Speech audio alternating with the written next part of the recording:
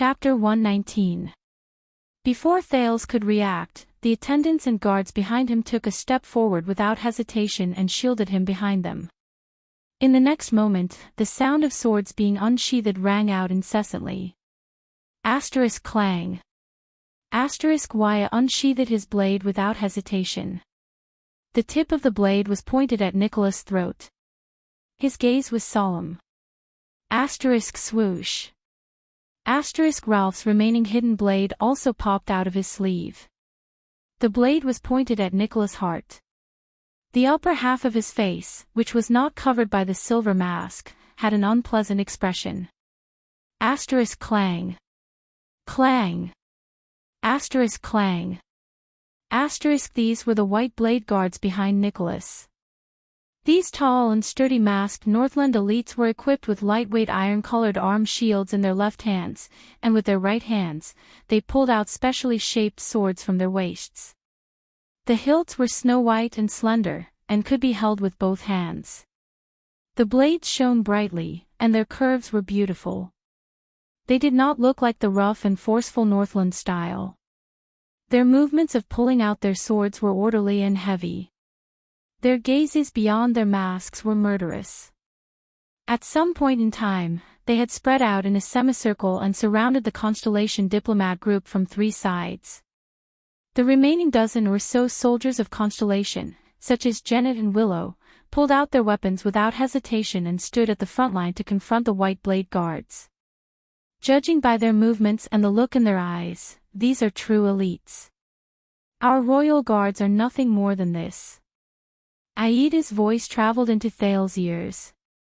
They are even more powerful than the Black Sand region's army. Even if they were to go up against the vampire's Sacred Blood army, they would probably not be inferior. Thales stared in disbelief at Nicholas, who had a cold smile on his face. What's going on? Tie me up and bring me to Dragon Cloud City. It was not that he did not anticipate what he might encounter in Escapades. In fact, it was very normal for King Nuvan, who had lost his beloved son, to be angry, ridiculed, and humiliated him. Even if the Jade Star royal family and the Walton family had the same interests when it came to avoiding a war between the two kingdoms and restraining Black Sand region's ambitions.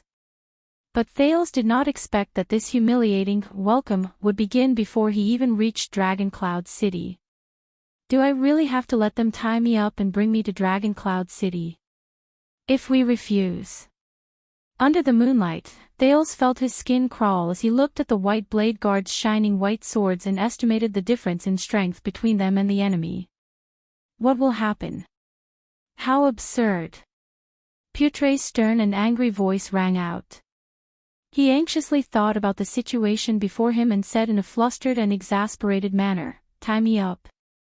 Never before had an envoy from one country been treated like this. This was an insult to King Nuvan VII's reputation and the honor of the Kingdom of Escapades. This will not bring any glory to your king. If he was King Nuvan's man, he would have to be mindful of Escapades' reputation and dignity as the common elected king, unless, around them, the extensions from Black Sand region watched everything in the field with puzzled expressions. The dozens of white blade guards and the dozen or so Constellation diplomat group faced off against each other with their weapons drawn. The corners of Nicholas' lips curled up to reveal an ominous, cold smile. This will indeed not bring any glory to His Majesty, but it can make him happy, that will be enough. Putre tightened his grip on the long sword in his hand. Thales could not help but frown. In the next moment, without any instructions or orders, the eyes of the masked soldiers of the white blade guards turned cold and they took a step forward together. Thud. Their heavy footsteps on the snow-covered ground were like a heavy hammer that struck the hearts of the Constellations. Willow Ken, who was watching the enemy tensely, shook his shoulders and was about to thrust his spears forward. Slap. A strong hand reached out from the side and grasped the young spearman's right hand tightly, stopping the tip of his spear from thrusting forward. Willow was shocked. He turned his head and found that it was the veteran, Janet. Steady yourself. Ignore their footsteps, pay attention to their shoulders, he said calmly. After the tragic and bloody battle with the Blood Clan in the Birch Tree Forest, the private soldiers suffered heavy casualties. The heavily injured leader, Cora, stayed in the fortress. The veteran Gened, who was once the Duke's personal guard, relied on his experience on the battlefield and the skills he gradually regained to become the leader of this small group of Jade Star private soldiers, veterans of the fortress, and recruits from the Northern Territory. However, in the face of the extremely tense atmosphere before him, the veteran could not help but break out in cold sweat. Is this King Nuvan's will and order? Thales tried his best to speak calmly. Oh, of course it is. Nicholas ignored the two halves of the blades that were pointed at his throat and heart. He said darkly, he just didn't say it out loud. A second later, Nicholas moved. He suddenly took a step forward and walked towards Thales. Thales was shocked. Waya and Ralph gritted their teeth and brought out the weapons in their hands in an attempt to force Nicholas to retreat. But in the next moment, a cold glare flashed on Nicholas' face, and his body moved. In the blink of an eye, the pale-faced Star Killer instantly moved sideways and into the gap between the two swords. Asterisk clang. Asterisk Ya's single-edged sword, which was aimed at his throat, struck the white hilt that extended from behind Nicholas' shoulder. Sparks flew. Asterisk clang. Asterisk Nicholas' right hand flicked his finger nimbly and hit Ralph's hidden blade, which was aimed at his heart.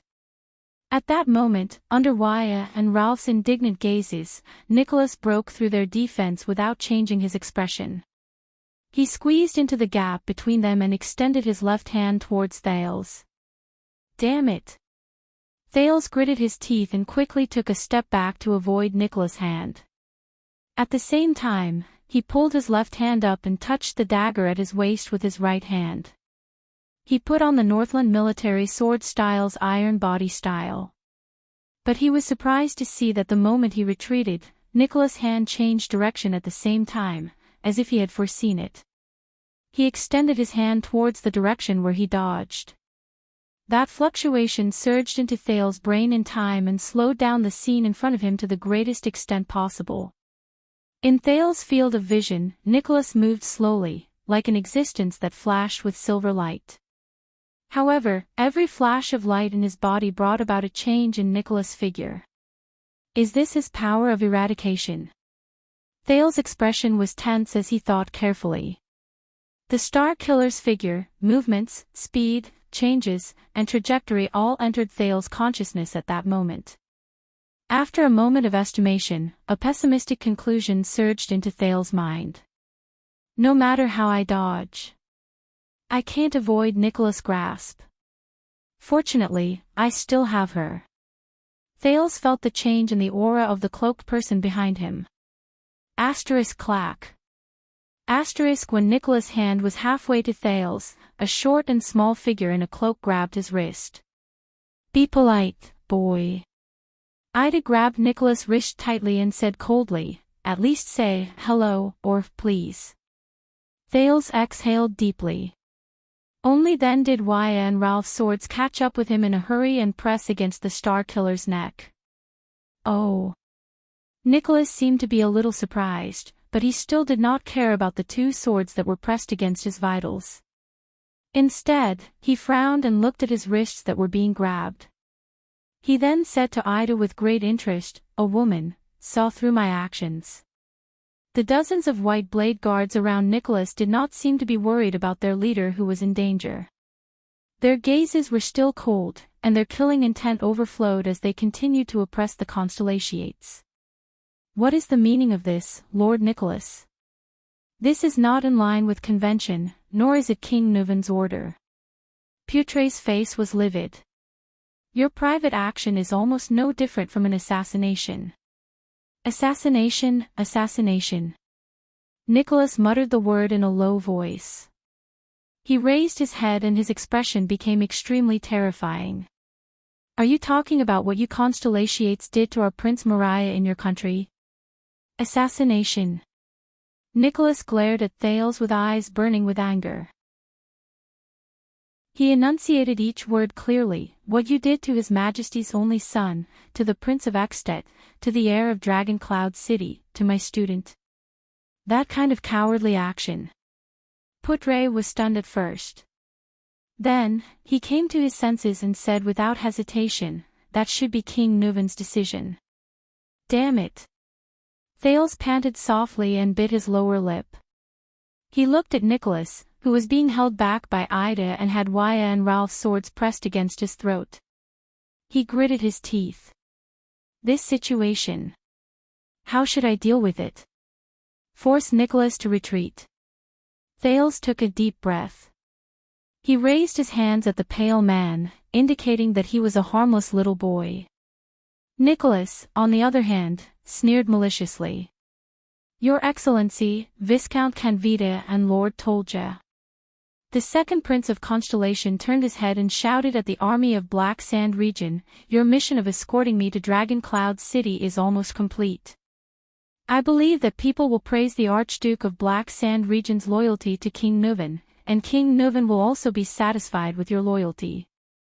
At the same time, I am also very grateful for your escort. You can leave now. Thales' voice faded away. Putre raised his eyebrows, while Nicholas was slightly stunned. Viscount Canvita, who was watching everything with a frown in the distance, sighed deeply. However, in the end, Canvita only nodded at Tolja, who was frowning deeply, and strode forward. This child. What is he saying? Your mission of escorting me to Dragon Cloud City is almost complete. Before I reach Dragon Cloud City, Black Sand region is in charge of my safety, but I have yet to reach Dragon Cloud City. I believe that people will praise the Archduke of Black Sand region's loyalty to King Nuven. Everyone will know that King Nuven kidnapped the Prince of Constellation from the army of Black Sand region as if no one else was around. And King Nuven will also be satisfied with your loyalty. No matter how obedient you are, the relationship between King Nuven and the Archduke of Black Sand region will not get any better. Dragon Cloud City will still view Black Sand region as a thorn in its side. At the same time, I am also very grateful for your escort. A chance to win the friendship of the Prince of Constellation is right before your eyes. You can leave now. Hurry up and help us out. Lord Nicholas. While Viscount Canvita spoke, he re-evaluated whether Putre had taught the second prince these words. This is, after all, the camp of Black Sand region's army. The Archduke has given us the mission to protect Prince Thales' safety, and your actions now are undoubtedly very unwise. Nicholas flung Aida's hand away, still ignoring the blade on his neck. He said coldly to Canvita, I thought that you are also Extensions. Of course we are Extensions, but we are also Northlanders. And Northlanders cherish their reputation, just like how snow eagles cherish their wings. Canvita walked in front of Nicholas and looked at the two parties who were at each other's throats. His gaze paused for a moment on Thales and Putre. Your Grace. I believe that King Nuven did not give you the order to kidnap the prince and bring him to Dragon Cloud City. Behind him, under Tolja's signal, the soldiers of Black Sand region slowly surrounded them. Nicholas fixed his gaze on Canvita. Then, he flashed a faint, cold smile. What if I say no? The man's face turned even paler. What will you do? The Viscount of Black Sand region. Will you let your army get rid of us, His Majesty's personal guards? Is that so, warriors of Black Sand region? Nicholas swept his gaze across the surroundings. He glanced at the elite regular army that the Archduke of Black Sand region had specially allocated and smiled softly. Thales' heart sank. This is bad. Looks like even 2,000 soldiers of Black Sand region can't intimidate Nicholas and his White Blade guards. There are less than 50 of you. Tolja walked out from behind Canvita. Staring at the white weapon behind Nicholas, his expression was solemn. Even with the severing soul's blade, you can only hold on for a few more minutes. You're not a Raka merch, and you don't have his motionless bow. Canvita fixed his gaze on Nicholas' face. Of course, we definitely don't want to be enemies with the famous White Blade Guards. Especially when we fought together 12 years ago. The face-changing game of good guys and bad guys is no longer popular, Nicholas said nonchalantly. I've said it before, His Majesty will get even with Lampard. Before that, you won't want to provoke his personal guard captain. Thales thought of something. White Blade Guards. He remembered what Putre had told him about Caslin's identity. Caslin retired 20 years ago, so, Thales said slowly, attracting everyone's attention, we just passed by Caslin's Hero Tavern a few days ago. Thales noticed that the moment he finished speaking, Nicholas' expression suddenly changed. Even the eyes of the White Blade Guards around them, who were confronting them, sparkled. Caslin, looks like that old man means something to them. Thales nodded in his heart. Caslin treated me to a glass of rye wine, the limited edition kind, Thales continued to say calmly. He's a wise and open-minded old man. But I don't think you know him, Lord Nicholas. A complicated expression appeared in Nicholas' eyes. Because. Thales sighed. The White Blade Guards led by someone like him must be different from you. Nicholas stared at him without saying a word. In the next moment, Thales first gritted his teeth, as though he had made up his mind. Then, under everyone's shocked gazes, the second prince shouted, Constellations, put down your weapons. Waya and Ralph looked at Thales in shock. Even Ida let out a surprised gasp under the cloak. The Constellations looked at the White Blade Guards around them, who were glaring at them fiercely. They looked at each other in bewilderment, not daring to believe the prince's order. Only Putre looked pensive. Kenvita and Tolja frowned at the same time. Nicholas stared at him with an indecipherable expression. This is an order from your second prince, the heir to the throne of Constellation. Thales repeated with a firm expression. Putre was the first to sheath his sword and take a step back. Then, Genid sheathed his sword without hesitation. Waya glanced at the prince in disbelief. Under the latter's unquestionable gaze, he gritted his teeth and withdrew his sword from Nicholas' neck. Then, it was Ralph, then the fifth, the sixth, until all the Constellations sheathed their weapons. Under everyone's watchful eyes, Thales took a step forward, past Waya and Ralph's protection, and arrived in front of Nicholas. You should have done this a long time ago. Nicholas lowered his head and looked at him expressionlessly. The earlier you submitted, the less pain you would have suffered. Enough, Your Excellency, Thales interrupted him coldly. I don't know why you insist on bringing me back to Dragon Cloud City with you tied up. Whether it's a new grudge or an old one, whether it's Prince Mariah or Prince Horus, Thales suppressed the trembling in his voice. But before I complete my first mission, I will only answer to King Nuven. Nicholas stared at the second Prince of Constellation in astonishment. This will be a conversation between the future King of Constellation and the current King of Extet. Thales took a deep breath. But before that, you want to humiliate me, who is about to talk to King Nuven. There is no doubt that your actions are tarnishing King Nuven's honor. Does a father who has lost his only son no longer need to care about his own honor? Ask yourselves, White Blade Guards, Northlanders. Thales turned to the White Blade Guards around him. His personal guards, the White Blade Guards, the Dragon's Imperial Guards. Humiliatingly tying up a 7-year-old child and bringing him to Dragon Cloud City. Let everyone know the magnanimity of Extet's common-elected king, Riker the hero's successor, and the ruler of the Northlanders, King Nuven VII. The gazes of the White Blade Guards became unfocused beyond the veil covering their faces. Caslin told me that whether it is the history of the Empire or the symbol of the dragon, these are not important. What is important is whether the Northlanders can still persevere and live their lives well. Thales turned around and spread his arms. He raised his head and stared at Nicholas with a steady gaze. Over the past few days, we have eaten the Northlanders' food and drank their wine. According to Northland's customs, we are now King Nuven's guests. We are guests in the land under his rule. Now, we are finally about to reach his doorstep. Let us constellations, the so-called descendants of the Empire. Let us see the magnanimity and glory of the Northlanders, and whether it is worth it for us to take this dangerous journey.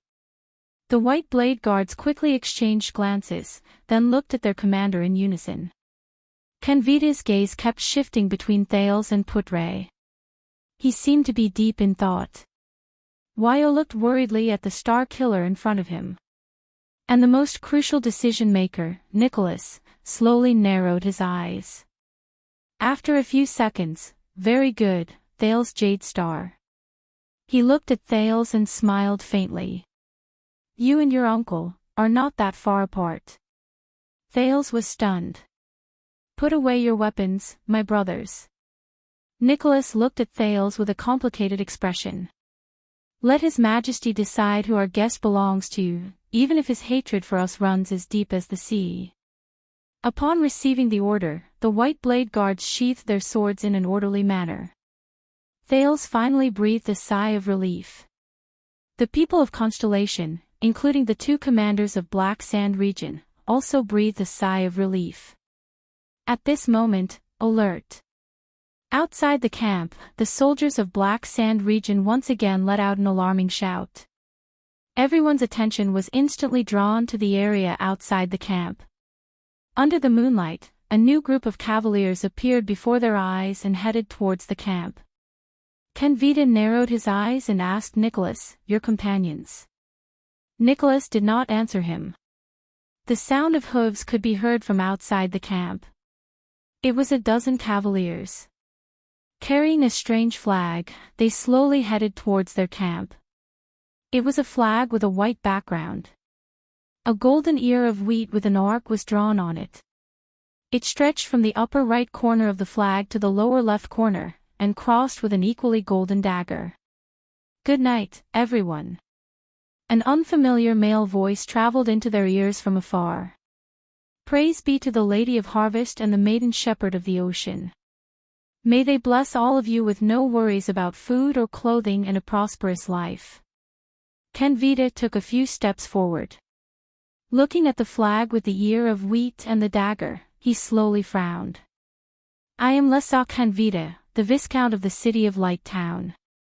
This is the military camp of the Archduke of Black Sand region, Viscount Canvita said loudly.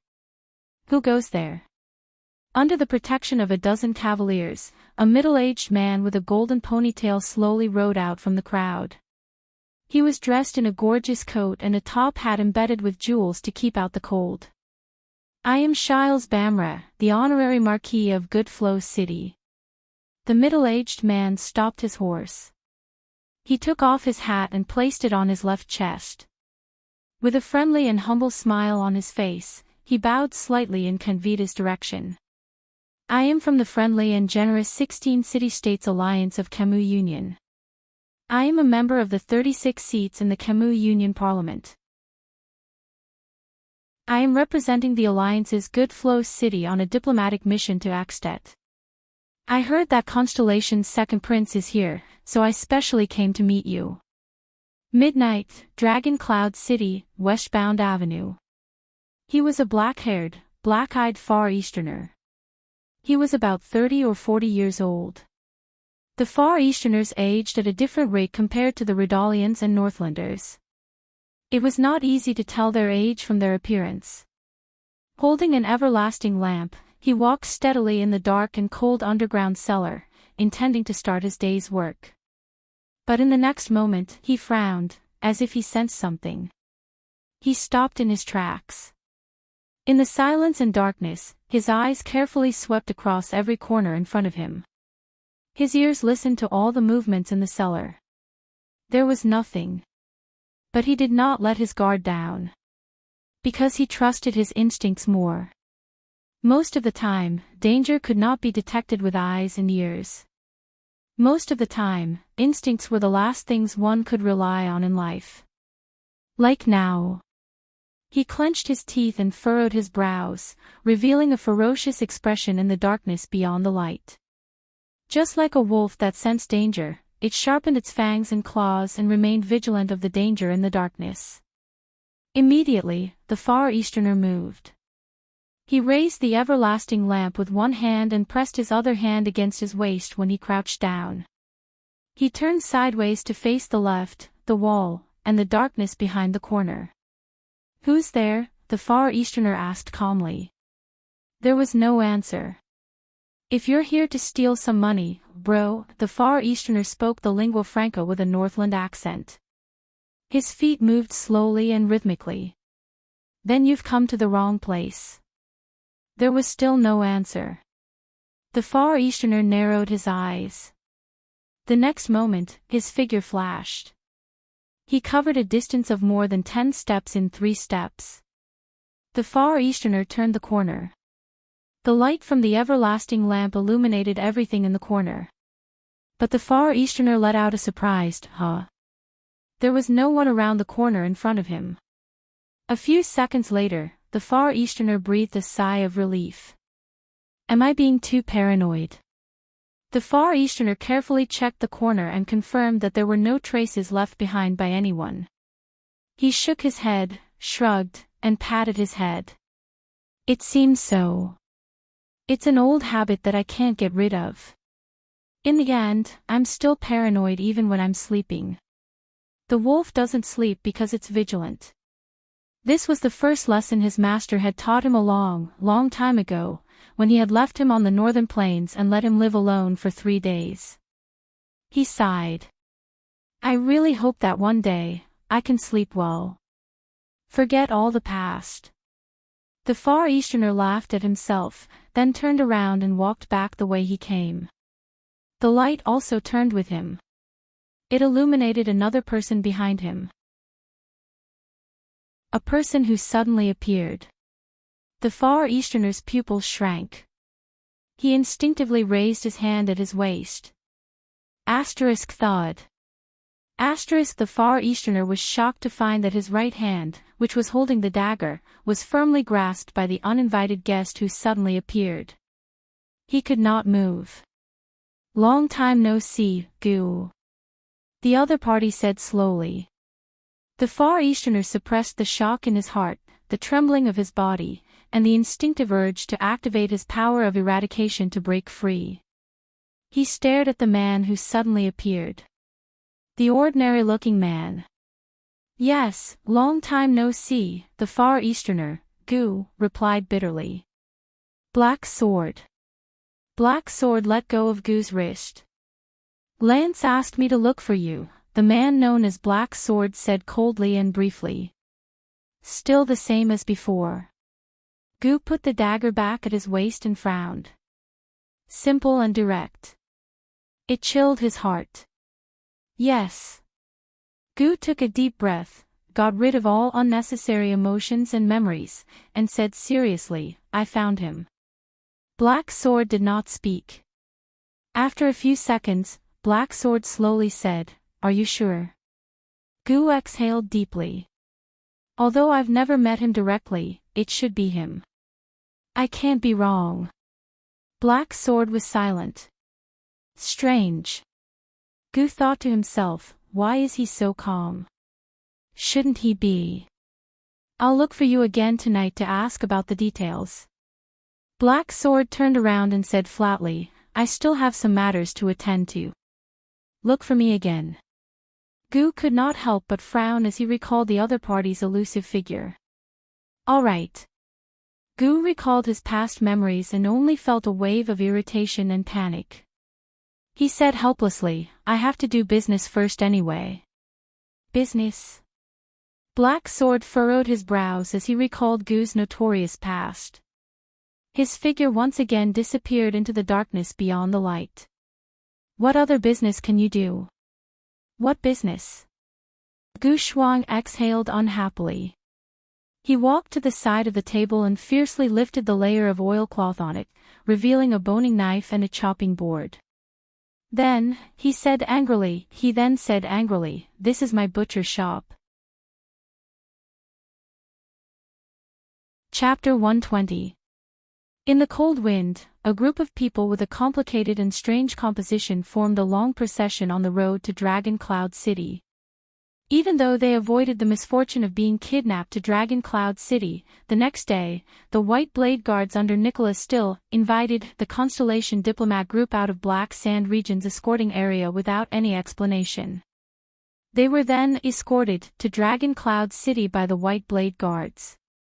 The army of Black Sand Region followed slowly and orderly on both sides and behind them. Kenvita and Tolja still dutifully sent out scouts to ensure the safety of the surrounding roads. As for the White Blade Guards, these masked elite soldiers were cold, taciturn, rude, and unreasonable. There were a few times when they almost got into a fight with Constellation's soldiers because of pushing and shoving. The middle-aged Marquis with a blonde ponytail rode elegantly on his horse. With a kind smile, he said to the second Prince of Constellation, "The continuation of the Jade Star family's royal bloodline, and Constellation's successor, is of great significance to the entire Western Peninsula. What I mean is, the replacement of the ruling royal family may bring chaos to Constellation that will be difficult to pacify for many years. This is something that the entire Western Peninsula, including us, the Camions, do not want to see. Thank you very much for your concern, Marquis Shiles of Goodflow City." Thales, who sat stiffly on his horse, nodded at the guest from Camus Union with an equally stiff smile on his face. This uninvited guest seemed to be a little too familiar with him. Just like the people in front of Eternal Star City's western city gate who were dressed neatly, respectful, and attentive to serve as the local guides for first-time visitors to Eternal Star City. There were many such lads or tomboys in the Black Street Brotherhood. They usually worked well with the child beggars and hired thugs. When they saw suitable goods, they would act decisively. The best outcome for those guests was to be swindled out of their money, or have their wallets stolen. The worst outcome was to be robbed in a dark alley. Of course, the worst outcome was, none of you want to know. "Be careful, boy." A languid voice came from beside Thales. "The Camions approached you for no reason. They must have ulterior motives. If it's not for money, then it's for. Achoo." As Ida spoke under the cloak, she held on to Thales' mount and sneezed loudly. She rubbed her nose pitifully. "Ida, are you all right?" Thales asked worriedly. "Ever since we entered Northland, you have been sick. Don't worry. This temperature is nothing." The elf fiercely waved her hand 45 degrees to the left, not caring about the rudeness of this action. "Back in the day, I carried a broadsword on my shoulder and roamed the wild boundless mountain. I carried a human head in my hand and battled the Grand Banquet Lord. Achoo! Hey!" Thales sighed. "I'll add another bonfire for you tonight." This lady who hides her beauty under a cloak must have misunderstood something. Marquis Shiles laughed without a care. "Although the Camus Union is famous for its trade and commerce, we are not short-sighted people who deliberately flatter others for the sake of immediate benefits. We strive for long-term benefits and a win-win situation that is mutually beneficial. Only then can we continue doing business. So, if there is anything I'm plotting, then I'm definitely plotting your friendship, Your Highness." Ida snorted. "Camions are all liars. None of them are good. This is especially true in Goodflow City." On the other side of the horse, Ralph scratched his head awkwardly. On the horse, Marquis Shiles smiled without saying a word. "What you said might be too biased." He held the reins of Thales' horse tightly to prevent it from going berserk. "Hey, I must have been cast with the enemy of horses halo," the second prince's crazy ramblings. Wyas shook his head and said, "There are some Camions in the Tower of Eradication as well. Even though most of them come from poor backgrounds in Camus Union, when it comes to their abilities and personalities, I think they are about the same as us and Extet's apprentices. Thank you for speaking up for justice." Marquis Shiles smiled and said, "Attendant Casso. That's because you haven't, achoo, seen the worst among them. Ida sneezed again and put her hands on her hips in annoyance. I guarantee that you will have a deep impression of them. So, have you met such a Camion before? Ida, Thales asked curiously. Yes, Ida spat fiercely. Evil liars, pompous fellows. A glib talker, an opportunist. Achoo! The elf wiped her snot and curled up. Thales shrugged. Looks like I was deceived by the Camions. And I was deceived quite badly. He cast his gaze on the person in front of him again. Marquis Shiles Bamra, who came from Good Flow City in the west of the peninsula and belonged to the Camus Union. I heard that Camus Union is a kingdom of merchants, Your Grace, Thales asked slowly. I wonder if this is true. Of course. Many people understand it this way, and I can't say that this kind of description is completely wrong. When he heard the prince's question, Shiles seemed to have been suddenly motivated. He spoke cheerfully, but everything is dictated by history, Your Highness. History. History. I heard that Camus Union was formed by a few city-states after the Battle of Eradication. Thales' interest in research and exploration had also been piqued. A kingdom that relied on the start of commerce. So this forged your tradition and foundation. To be precise, we are not a kingdom, at least not a traditional kingdom. Marquis Shiles looked at Thales' expression and smiled slowly. After the Battle of Eradication, the 4 cities in the west of the Western Peninsula formed an alliance. They helped each other in the chaotic world and managed to protect themselves. Among them was Good Flow City, which was located southwest of Escapades and northwest of the Great Desert. This was the origin of Camus Union. We lacked resources and heritage, and were sandwiched between a few great powers. Camus Union could only seek survival in the form of commerce. We used a free environment and a relaxed tax policy to support our merchants to go out and work hard. We also acted as the transporters of goods and resources for the various great powers. We struggled to survive as a middleman. From this perspective, we are indeed a kingdom of merchants. However, Marquis Shiles changed the topic. Even though these cities belong to Camus Union, they operate independently and govern themselves. Other than the Union public law, each city has its own laws and regulations, their own ruling families, their own customs, and of course, each has its own characteristics. For example, this time, I am representing Good Flow City in the Union as an envoy to Escapades. In this regard, we are not like a kingdom, but more like a group of merchants helping each other. But you are called an alliance, right? Thales could not hold back his interest and asked, you should at least look like an alliance, right? For example, a supreme authority that each city obeys. Of course. Shiles chuckled. The so-called Camus Union Supreme Joint Parliament is in charge of allocating resources within the Union and coordinating the relationship between the city-states. At least in name. Many people also think so, but reality is always stranger than what they imagine, much stranger. Shiles shook his head and sneered in a self-deprecating manner.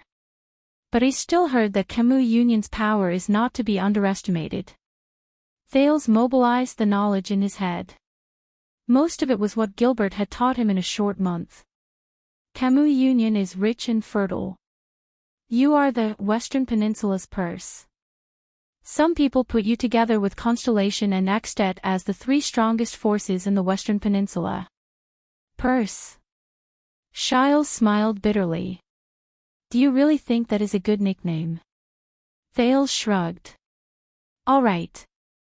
This is indeed not a good nickname, just like how no one would be happy to be called a fat sheep. We have spent a lot of energy just to protect ourselves between countries over the past few hundred years. And a power that is not to be underestimated?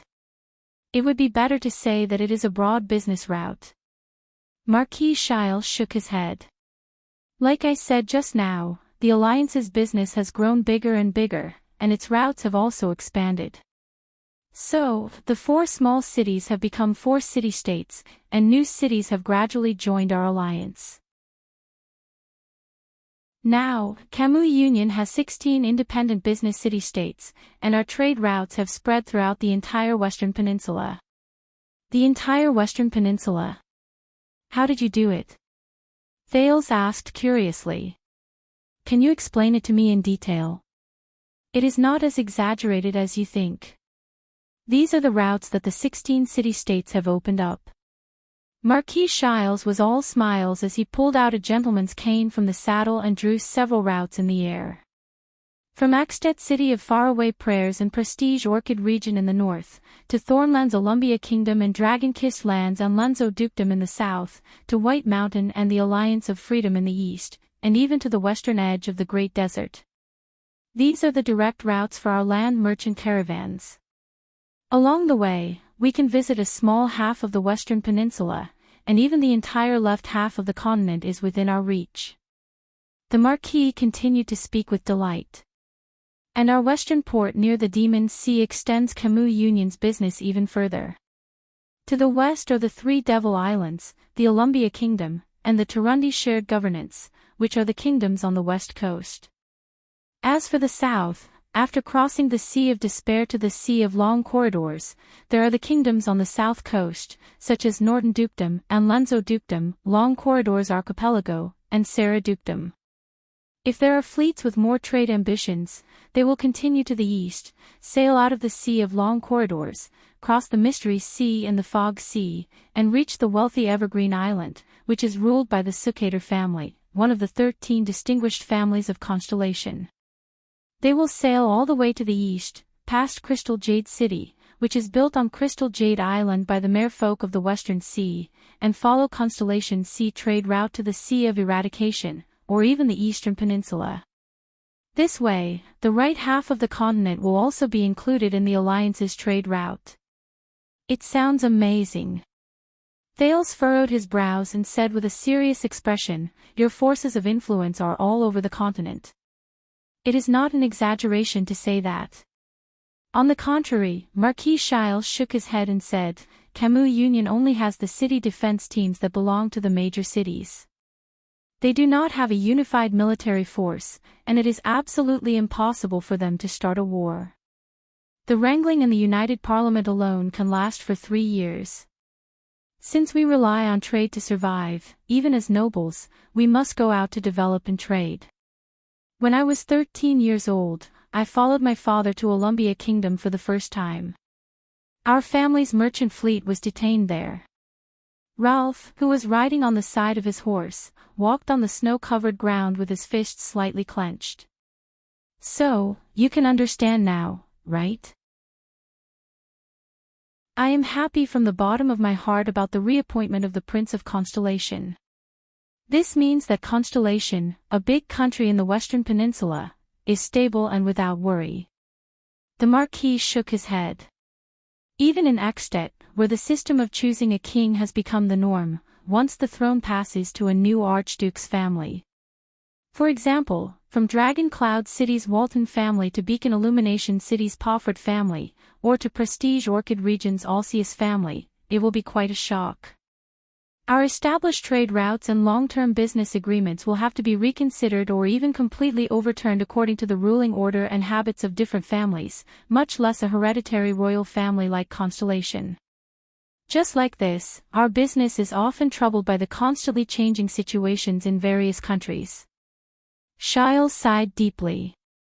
If there is a place where the nobles live a harder life than the commoners, remember to vote for Camus Union. Serves them right. Idas snorted coldly. Wanting to earn money and be comfortable at the same time, how can there be such a good thing? What you said is really wise, madam. Marquis Shiles sighed and stuffed the gentleman's cane back into the saddle. So, you see, at the age of 38, I still have to go out and work hard. So, it is also reasonable for you to come to me. Thales let out a hollow laugh. Is this to develop your future business network in Constellation? It is for the sake of friendship. Shiles winked in amusement. Of course, if you have any, and I mean any, needs that are outside the boundaries of your kingdom, please be sure to let me know. Marquis Shiles laughed out loud. As a marquis of a small city, I have no other forte, but I do have some connections in various countries. Wait, Marquis. Thales frowned. Duke's son, male merit. But I seem to have never heard of such a title as Marquis in this world. Chapter 121. In the cold wind, a group of people with a complicated and strange composition walked in a long line on the road to Dragon Cloud City. The Anti-Theft Chapter. I went out for a meal and changed it back quickly. Thank you for reading the pirated version. Under old Caslin's regretful gaze, Thales heaved a sigh of relief after he tried his best to refuse the cup of rye wine. They rested for 15 minutes. Viscount Canvita turned his head and nodded at the fire. Knight, Tolja. Get ready. Tolja ordered his soldiers. We're ready to depart. We must reach Prestige Orchid region before tomorrow night. Upon hearing their superior's words, Eksted's officers and soldiers stood up in unison. They left behind their wine money and walked out of the tavern. The people from Constellation looked at Thales. Thales glanced at Putre, shrugged and jumped off the bar counter. But just as he waved at old Caslin and was about to leave, Brat, wait. Caslin left the bar counter and walked towards Thales. Thales only then realized that this old man was extremely tall. He was almost 7 feet tall. He had to raise his neck to an angle that he could barely look up at him. Fortunately, Caslin squatted down in front of him. You want to apologize to King Nuvin, don't you? Old Caslin said slowly, and I also heard that it is to repay Prince Mariah for his misfortune in Constellation. Yes. Thales exhaled. Let's see if King Nuvin will be interested in my head. Caslin's gaze on him changed slightly. When I was your age, the old man sighed, I only knew how to follow my brother and chase sparrows. Thales smiled faintly. But before Thales could speak, Caslin continued, damn those messy political schemes of the nobles. They never show mercy, don't they? I don't care if you are 7 or 17. God knows how Prince Mariah died. It's a pity, he was a good lad. This. Thales revealed a surprised expression. Thank you for your understanding. Sir Caslin. Caslin stared at him fixedly. Then, with an awkward expression, Thales pointed outside the door. Listen, old Caslin said flatly. I once served under Nuvin. To a certain extent, I'm quite familiar with him. This tavern owner knew King Nuvin. He turned to look at Canvita, who was not too far away. Why did they bring him here? Was it really for a break? Caslin sighed softly. He was a good king when he was young, a typical burly Walton man. I still remember Nuvin Walton standing at the 38th century ground, swinging his flail at the attacking orcs. At that time, he was generous, tolerant, and just. He could stand in front of an orc's axe for a nobody. Every warrior thought it was an honor to die for him. Oh. Thales' eyes brightened.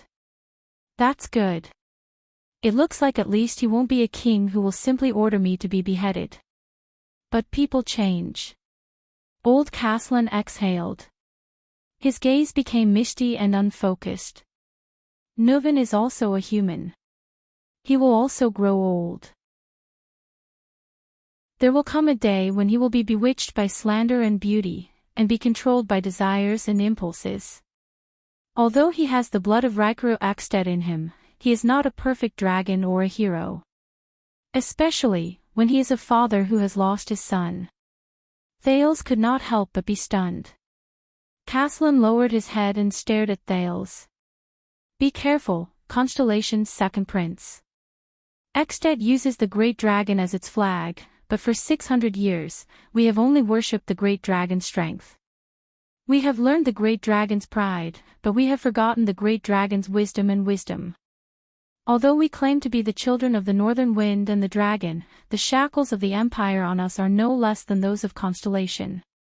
What do you mean? Thales widened his eyes. Do you mean that Extet's domestic situation may be worse than we think? Child, take care. Castellan only shook his head and gently placed his hand on Thales' shoulder. Since you paid but did not drink, consider this a bit of advice from me. Thales could only spread his hands. Thank you for your advice. Unfortunately, it was useless. What will come will come. No matter what, he had to face Nuvan VII. By the way. Castellan hesitated for a while and suddenly exhaled. He smiled and said, if you run into any irreversible crisis in Extet, when even King Nuvan can't save you, even King Nuvan can't save me. Thales was puzzled. What does that mean? There is a butcher's shop on Dragon Cloud City's westbound street. Its signboard is a dagger. Castellan snorted. Under Thales' furrowed brows, he said in a low voice, the boss is a Far Easterner with the surname Gu. He owed me a favor in the past. He is an extremely daring fellow and often does things that violate the law. If you want to ask him for help, just say, $6.50. Under Thales' astonished gaze, the old Castellan slapped him hard on the shoulder again. The second prince staggered again.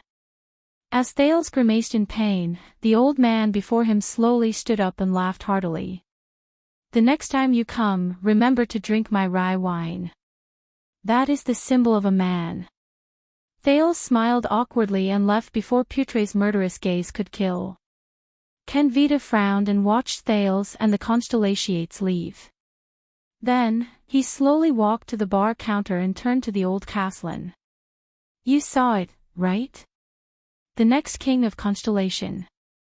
Kenvita's gaze was cold. You saw how different he is. He has matured and changed. What were we doing when we were 7? What was King Nuvan doing when he was 7? The old Castellan stared at the door of the tavern and said slowly, this child's gaze is indeed different from the others. He could not see respect or nervousness in the child's eyes. They were only full of interest and curiosity. There was also an enigmatic confidence and determination, as if they had never wavered. This was not the gaze of a frightened child who was thousands of miles away from home. This is the next opponent that Extet will face. I am almost certain that when he grows up, he will definitely become Extet's greatest enemy. Kenvita curled up the corners of his mouth and knocked on the bar counter. Unfortunately, the Archduke cannot attack him directly. When did we Northlanders become cowards who would scheme against and fear even a 7-year-old child? Castellan said disdainfully in a low voice, maintaining a country amidst conspiracies and fear. This is something that only a shaky empire would do. Of course, Archduke Lampard strategist said softly, for this, we need a better king, not an old, muddle-headed person who does not enjoy his position and does not act like a hot-blooded person who is still wet behind the ears. Castellan grabbed 2 wine glasses and placed them in the kitchen's window. So, Chapman Lampard is really a good candidate. I believe that you still love Extet and the Dragon's Kingdom deeply. Kenvita fixed his gaze on him. Even if King Nuvan chased you out of the White Blade Guards. Hey! The old man seemed to be particularly dissatisfied with this sentence. Nuvan did not chase me away. I left on my own. Kenvita did not speak. He only stared at the old man. Really? After a few seconds, he slowly said, so you still don't agree? Ha! Castellan shook his head mockingly. I'm just a tavern owner. What can I agree to? Castellan the Ground Shaker, as the former leader of the White Blade Guards, your name is still spread among them. Your story is still being sung about in the 38th century grounds, Kenvita said slowly, as long as you say the word, why? You want me to use my influence and connections to convince my old subordinates to stand on Chapman's side? Castellan snorted in disdain. I believe that you will make the best choice for Extet. Canvita's expression was indifferent, but his gaze was sharp. He stared straight at the old man, Caslin. Caslin Lampard, after all, you are the Archduke's uncle. Caslin raised his head abruptly. And the most famous commander of the White Blade Guard since Extet was founded, Canvita said flatly. In the upcoming storm, you are destined to be unable to remain unscathed. Of course, it might not just be convincing my old subordinates. Canvita silently thought, after all, the White Blade Guards are the king's personal guards. They are responsible for the safety of the common elected king of Extet. Do you know what this reminds me of? Caslin interrupted his thoughts. Canvita politely curled the corners of his lips into a smile. The old man stared at him coldly. Quisso Lampard was asked by the Empire to convince his fellow countrymen to cooperate with the Empire, pay taxes obediently, and stop resisting. If I say no, will that brat Chapman exile me to Reformation Tower as well? Canvita furrowed his brows. Go back and tell my nephew, Caslin said slowly but resolutely, go to hell with Lampard. Go to hell with Rumba. Canvita sighed and shook his head as expected. Then, you should at least be able to help me with the second favor. Caslin snorted coldly. All of you are always concerned about benefits, aren't you? Canvita narrowed his eyes. This time, it has something to do with that prince. Caslin put away a few cups again and ignored the Viscount. Someone in Extet wants to assassinate that prince. Whether it's to frame the Archduke or to mess up the situation, Canvita said with a dark expression. They even used the officer spy lurking in our mystic gun unit. You know that I hate these dirty politics the most. Caslin raised his head and said rudely, I don't want to know anything. What happens next concerns you. Canvita interrupted him in a deep voice. The Archduke sent a letter yesterday saying that we found clues about the officer spy in the black market, but it was intercepted halfway. What does it have to do with me? Caslin said rudely. The people who intercepted the clues used the Tower of Eradication's sword style. They used an unusual power of eradication. Canvita said in a low voice, as if he was talking about a secret. And they were definitely not from the Tower of Eradication. Caslin was stunned. Go on. The old man became solemn. What is the power of eradication? I know you will care about it. Canvita said sharply, it's the kind of power of eradication you mentioned a long time ago, the frenzied and out-of-control power of eradication. I remember that you are still working for the Tower of Eradication. It's just to return a favor to Shao. A nostalgic look appeared in Caslin's eyes. After all, it's been so many years since I graduated, but he immediately looked at Canvita seriously. What else? The super-class swordsman of eradication under us, Croche. Do you remember her? She's the daughter of your comrade, that strong little girl. She was heavily injured in their hands and almost lost her life. She was the only one who escaped. Caslin clenched his fists. The clues we pursued have been cut off. The only clue we have left is that strange power of eradication. Canvita said sincerely, we need your help, even if it's for the Tower of Eradication, not for Lampard. The person who is as famous as Grey Sword Guard, Shao, the pride of the Tower of Eradication, the pride of the White Blade Guards, ground shaker Caslin Lampard. A few days later, in the lounge of the House of Legacy in the Tower of Eradication. We can be sure that the disaster swords do not have the complete inheritance of the Northland military sword style. One of the Supreme Class Scions, Zadie Tafner, sat on the table and said to his student, even if it's outdated, it's still a set of sword style meticulously researched by countless swordsmen and wizards, and the House of Legacy has the most complete security system. We can start from here. All right. Continue looking for books here, Zadie. The exhausted Cohen Caribbean leaned against the table and knocked on the table leg. He rubbed his reddened eyes. Anyway, I can't take it anymore.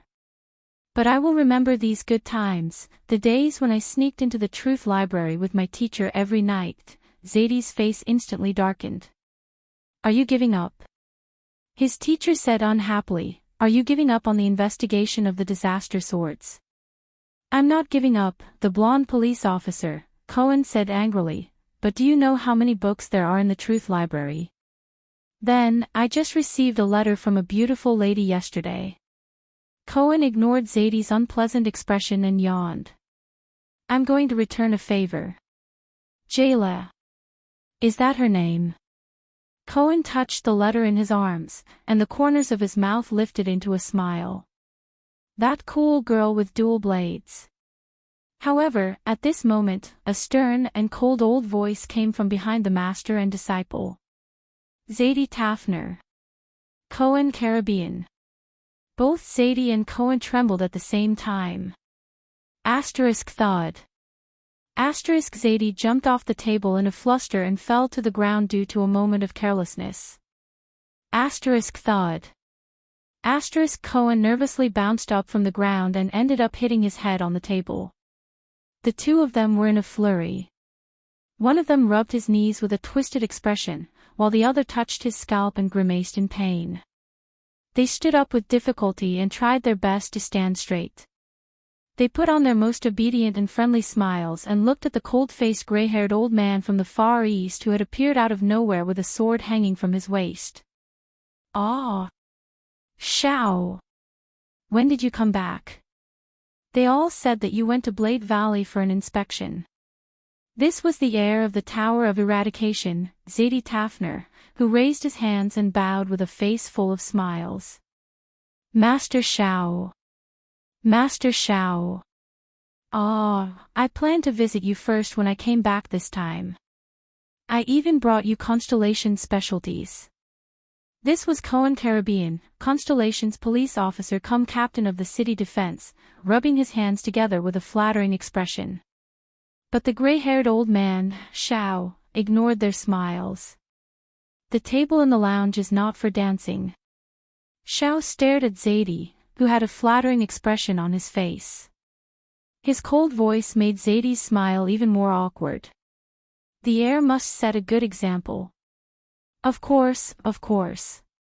Zadie Tafner nodded sincerely and humbly. Then, he turned to Cohen. His stern face scared the latter so much that he trembled. Since there are chairs, don't sit on the ground. Yes, yes, yes. Cohen listened to Shao's teaching seriously and seriously. The two of them smiled and nodded repeatedly. They were as respectful as they could be. What a joke! This was the master of the Tower of Eradication, the Grey Sword Guard.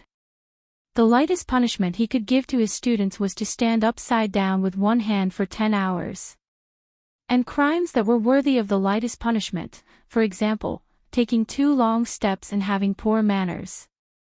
The Grey Sword Guard stared at them coldly. Zadie and Cohen stood straighter than the other. Fortunately, Shao only snorted in the end and said nothing. The two of them secretly breathed a sigh of relief. Until Shao said his next sentence. I heard, Shao said slowly, that you have sneaked into the truth library many times over the past few days. Zadie and Cohen froze on the spot at the same time. Listen to my explanation. Zadie smiled awkwardly. You were not around, right? Cohen found some clues about the disaster swords, so, this is for the Tower of Eradication, for the purgers. Cohen used the words he learned in the police station and patted his chest righteously.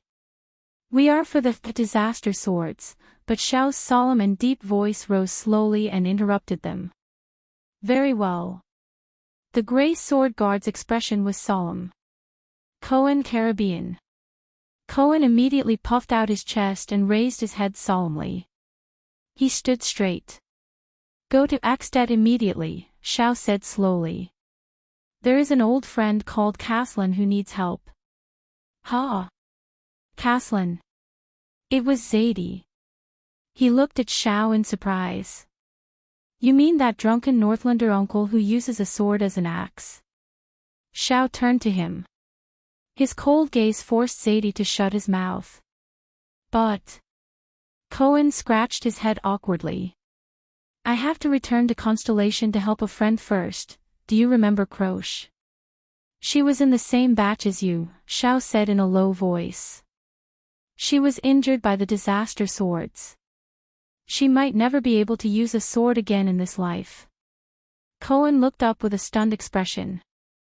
Croche, the image of a Northlander girl with a buzz cut holding a sword and gritting her teeth under the scorching sun appeared in his mind. And her white teeth. All right. The police officer turned around without hesitation and said firmly to the two scions, I will go and prepare immediately. How serious is the situation? Do I need to bring my family's private army? Bringing a Constellatiate noble's private army into Ekstedt, Zadie said in a low voice. Are you out of your mind? Cohen nodded in realization. You will not be the only one, Xiao said in a low voice. There is another person who will meet you on the way. She has just joined the Purgers. Cohen was instantly stunned. Broken Dragon Fortress, Northern Sluice Gate. Be careful on the way. Although Lampard has retreated and the war has not started, it is still Ekstedt. Sonia Cecire, the fortress flower, looked at Miranda Arund, who was ready to go. She chuckled and said, although I really want to suggest that you bring the Arund family's private army, this is the border between the two countries, Miranda said softly. It is impossible to cross the border with the army. Moreover, Arund, Miranda clenched the white eagle emblem on her cuff. The fortress flower looked at her subordinate and sighed. It is good to go out and hide. After all, those uncles and brothers from the Arund family are really annoying. Miranda bit her lip and did not say anything. This is not to hide, she said faintly. All right, all right, all right. Sonia helplessly held her subordinate's shoulders. This is for a friend, right? Miranda gently patted the white sword hilt at her waist and nodded. Croche. A girl who never gives up. We are studying under the same teacher, Duke Arund's daughter said coldly. When she is in trouble, I must be by her side. I do not have many things left in this world. I must cherish them. Miranda recalled the light and bright figure in white in her memory, as well as his always cheerful and optimistic tone. She could not help but curl up the corners of her lips. She turned around and stepped into the stirrup. Don't worry, commanding officer. I am not some helpless little tabby cat. Besides, I won't be fighting alone. Miranda Arund nodded at Sonia from her horse. An old friend will be coming with me. I will come back once the matter is settled. We are studying under the same teacher, Duke Arund's daughter said coldly. When she is in trouble, I must be by her side.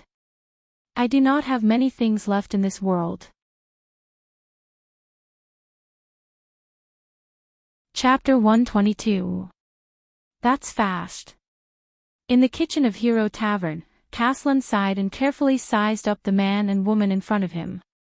So, you two are the most outstanding seedlings in the tower, the ones who came to help. Cohen Caribbean had already taken off his police officer uniform and put on a thick Northland leather robe, but his blonde hair was still dazzling. Miranda Arund, on the other hand, was wearing snow boots and a dark half-body armor. Her shoulder-length black hair was tied into a ponytail behind her head. She did not look like a young lady of the Arund family at all. After going through the strict training and trials of the Tower of Eradication, they knew how to disguise and hide themselves better. Survival in the wild was always a compulsory lesson for swordsmen and knights of eradication. But their disguises seemed to be ineffective in front of the old tavern man. I don't understand. The white-haired old man Caslin frowned. This is not a trial game. Xiao sent two nobles here. My young master and mistress. Cohen's expression froze. Did I give myself away? He lowered his head and looked at his attire. Stop looking. I'm talking about you, silly boy, Caslin said coldly to his junior, your posture and footsteps. Cohen turned to Miranda in shock. The latter frowned and looked back at Cohen. Even from 6 kilometers away, I can smell the scent of a battlefield officer from all over your body. Caslin shook his head. Look at your frightened face, like a rabbit ready to jump up and bite someone. You just came back from the front line of the Western Desert, right? Cohen looked at the old man in surprise. How is that possible? I'm just being on guard. According to Zadie's suggestion, he had already adjusted himself well, and the symptoms of battlefield withdrawal were almost non-existent. Unless... Cohen looked at the old man solemnly. He was once one of my kind. An animal that lives on the battlefield. And a very terrifying kind. Cohen recalled the cold gazes of some of the Suicide Squad members in the desert, and he could not help but feel a chill in his heart. Cohen looked at the old man in front of him and gave Miranda a look. Unfortunately, his former colleague ignored him. Left with no choice, Cohen could only smile and say, Mr. Caslin, Master Shao gave us the task of tracking down the disaster swords, but his words were rudely cut off by Caslin. Caslin ignored Cohen and continued to size Miranda up. He said stiffly, as for you, little girl, you're dressed like a professional mercenary. You should be able to move about freely in a place like Columbia. Caslin ignored Cohen and continued to size Miranda up. He said stiffly, but you should know that there aren't many mercenaries in Northland. The people here are fierce and aggressive. There are many things that the men in the family can handle with a sword. Mercenaries don't have any business here. Your attire will stand out. Miranda's expression changed. And your temperament. Only a fool wouldn't recognize you as a noble, Miss Arund. But forget it. Caslin sighed. At least you're much stronger than many young nobles, Miss Arund. Hearing this, Miranda opened her mouth in shock. How could this be, my identity? How could he tell?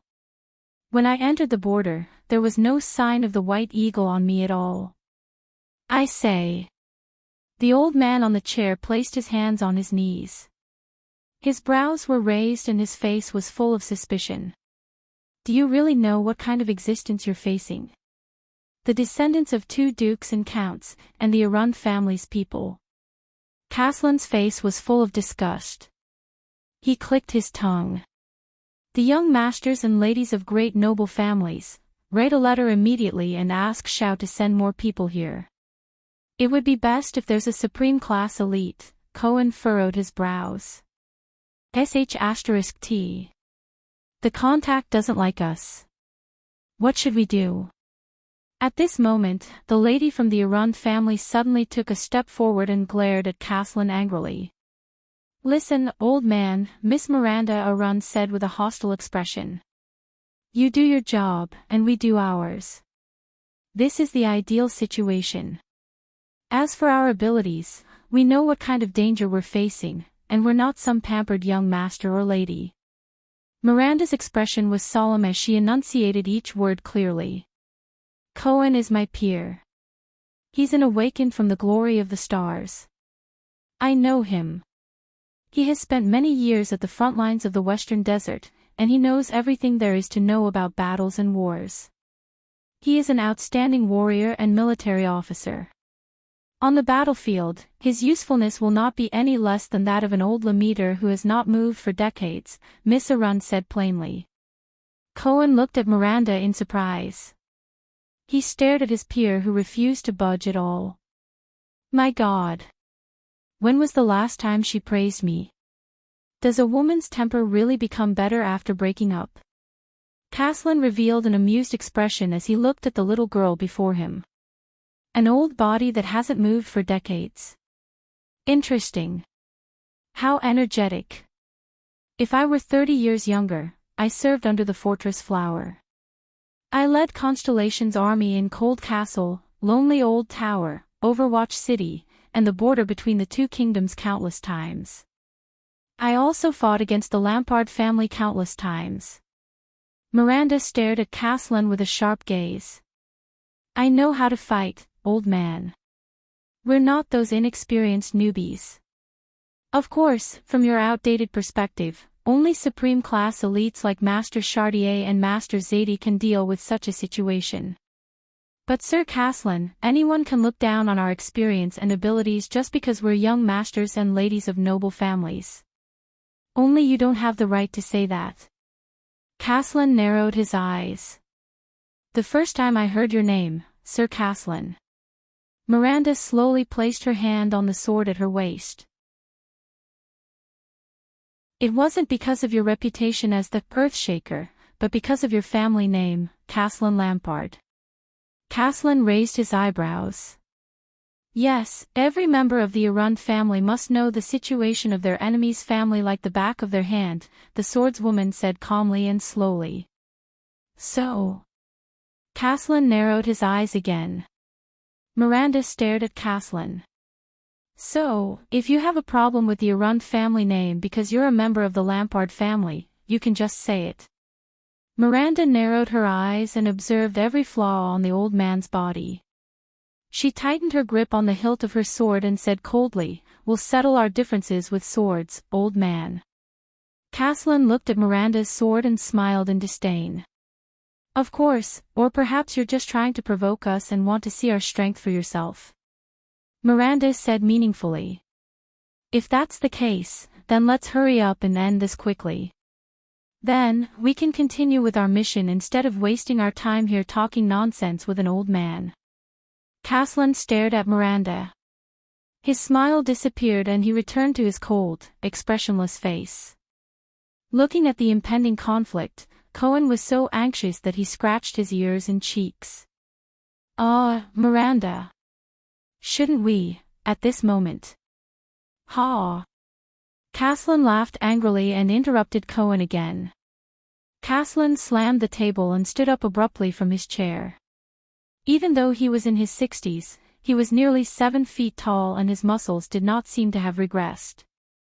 He still looked very oppressive. But Miranda's sharp gaze did not waver. She only bent her body slightly and adjusted the angle of her attack. Interesting, young lady. Caslin suddenly laughed. You look like a little female leopard when you're angry. All right, that's the end of the test. Miranda clenched her teeth. And it? This old man, young Croche, was right. Caslin's gaze was sharp. He revealed his yellowish teeth and said slowly, Miranda's observation skills are outstanding. She's resolute and decisive when she encounters problems. She doesn't procrastinate, but she's a little too arrogant. Miranda was stunned. Croche, aw. Cohen pounded his palms excitedly. So, uncle, you know Croche. What did she say about me?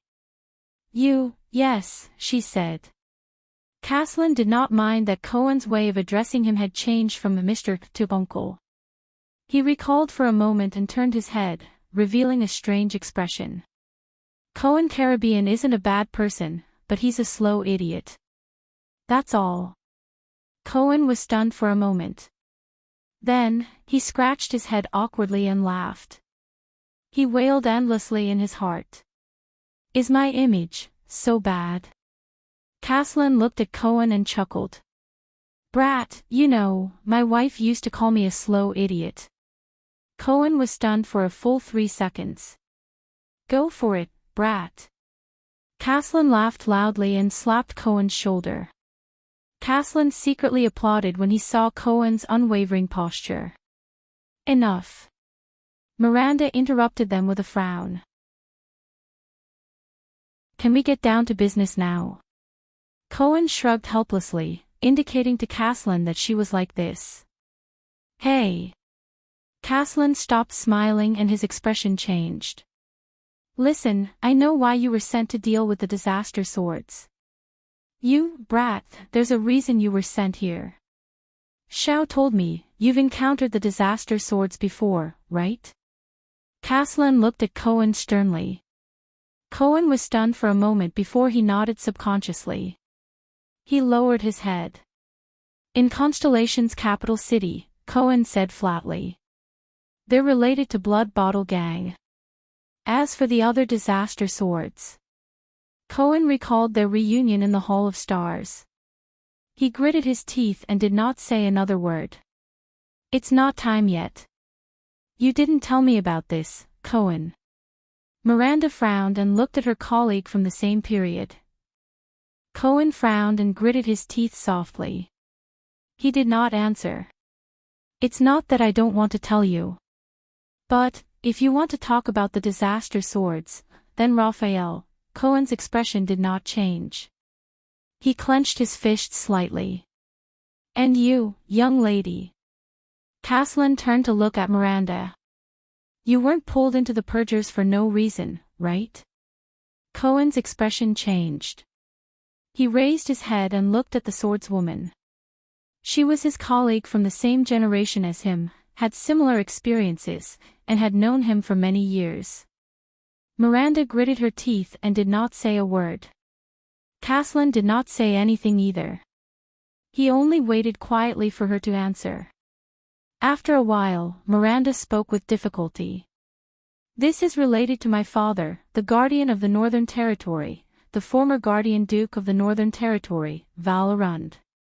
When she said this, the young lady of the Arund family paused. Cohen looked at her worriedly. That Duke who committed treason. But in Caslin's eyes, even though the well-dressed young girl's voice was shaky, she still gritted her teeth and enunciated each word slowly. In the past 4 to 5 years, I found out that he was in contact with some strange swordsmen from the north, and their power of eradication is very strange. Miranda raised her head and said with a solemn expression, I told Chartier about this. Cohen looked surprised.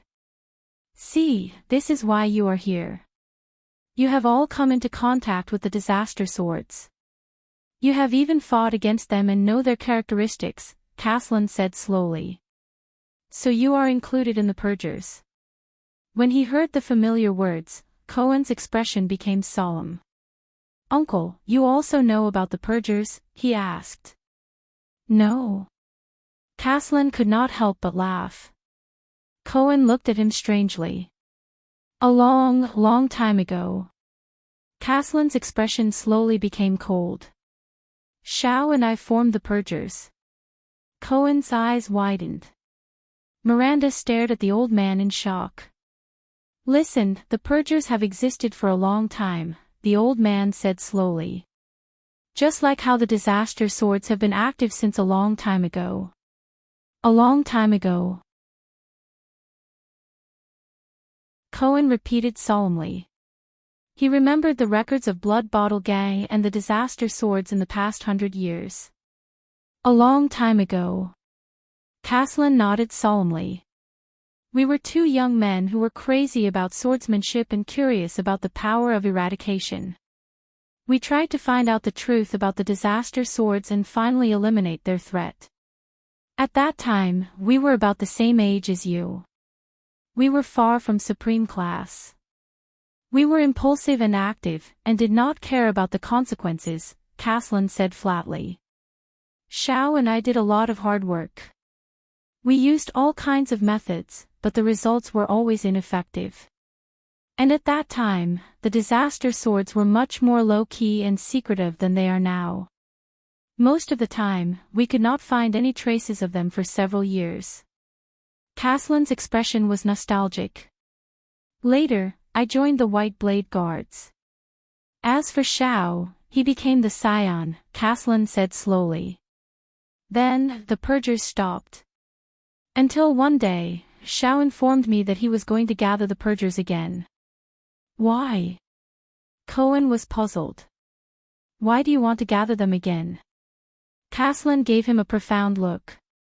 Because 12 years ago, they, the disaster swords, started their activities again. There was an oppressive solemnity in Caslin's words.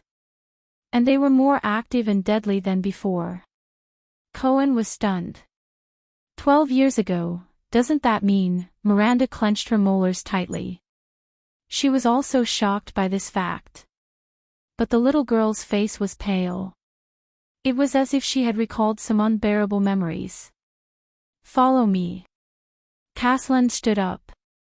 I will bring you to Croche and the clues about the disaster swords.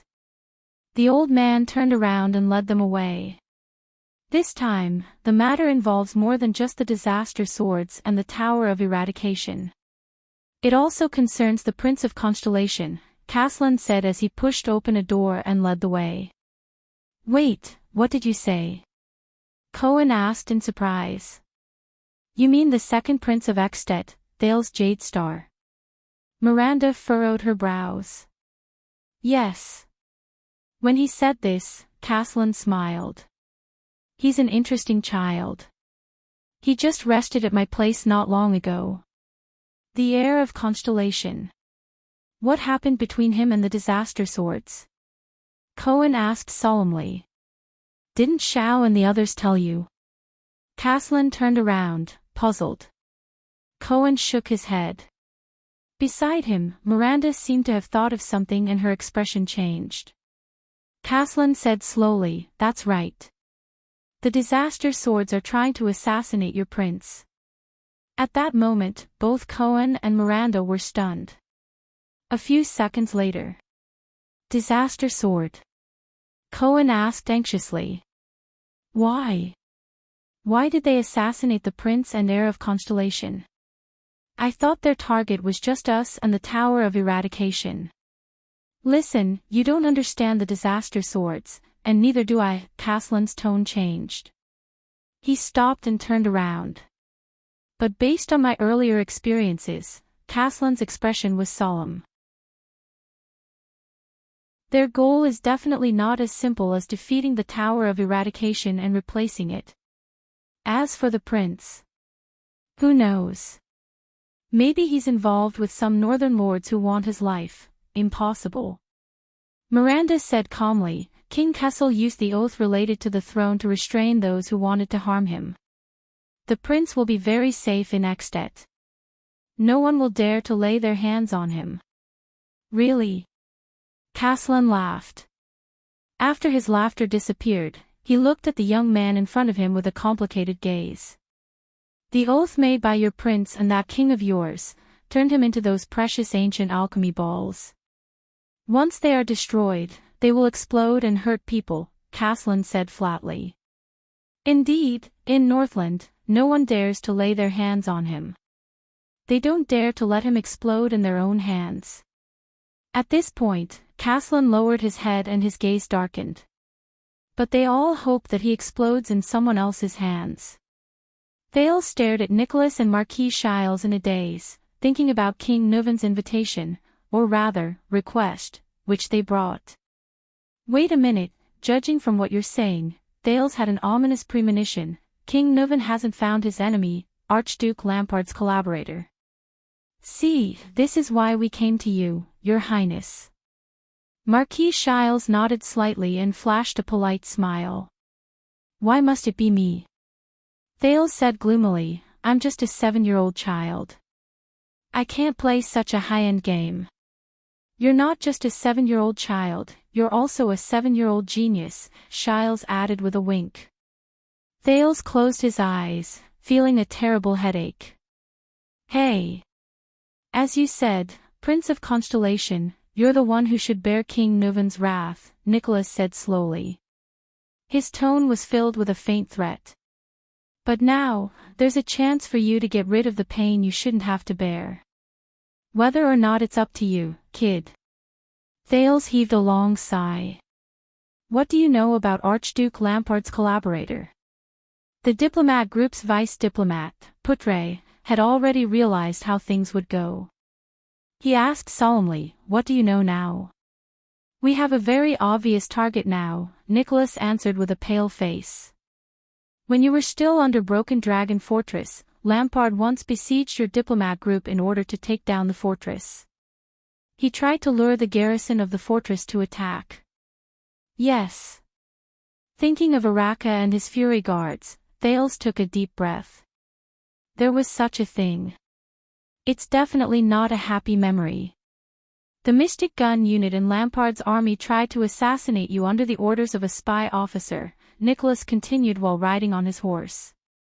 And based on the information we in the secret room have, we're almost certain that the mastermind behind that spy officer is our target.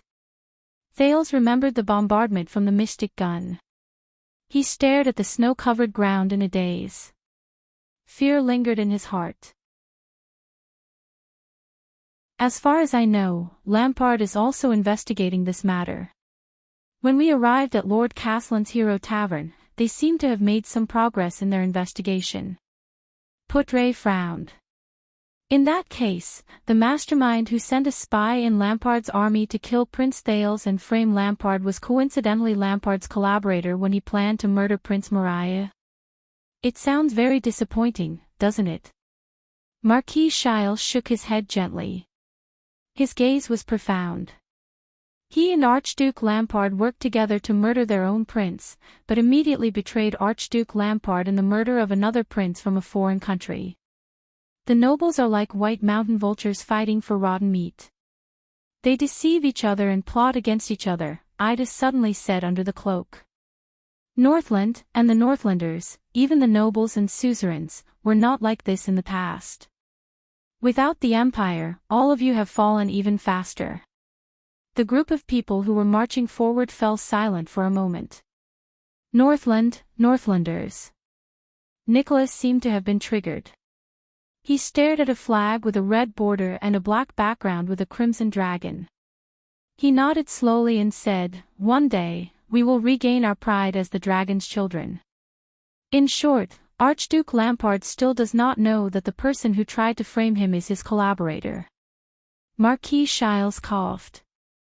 And we confirm this from the progress of Lampard's investigation. Thales raised his head.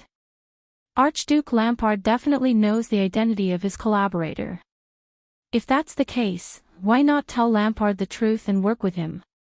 Don't forget that Lampard is also His Majesty's enemy. Conspiring with him to take revenge on another enemy. I don't think the ruler of Black Sand region will obediently cooperate with us. Marquis Shiles sighed. Besides, the Northlanders' character, TSK. We won't work with scum like Chapman Lampard who killed his own family.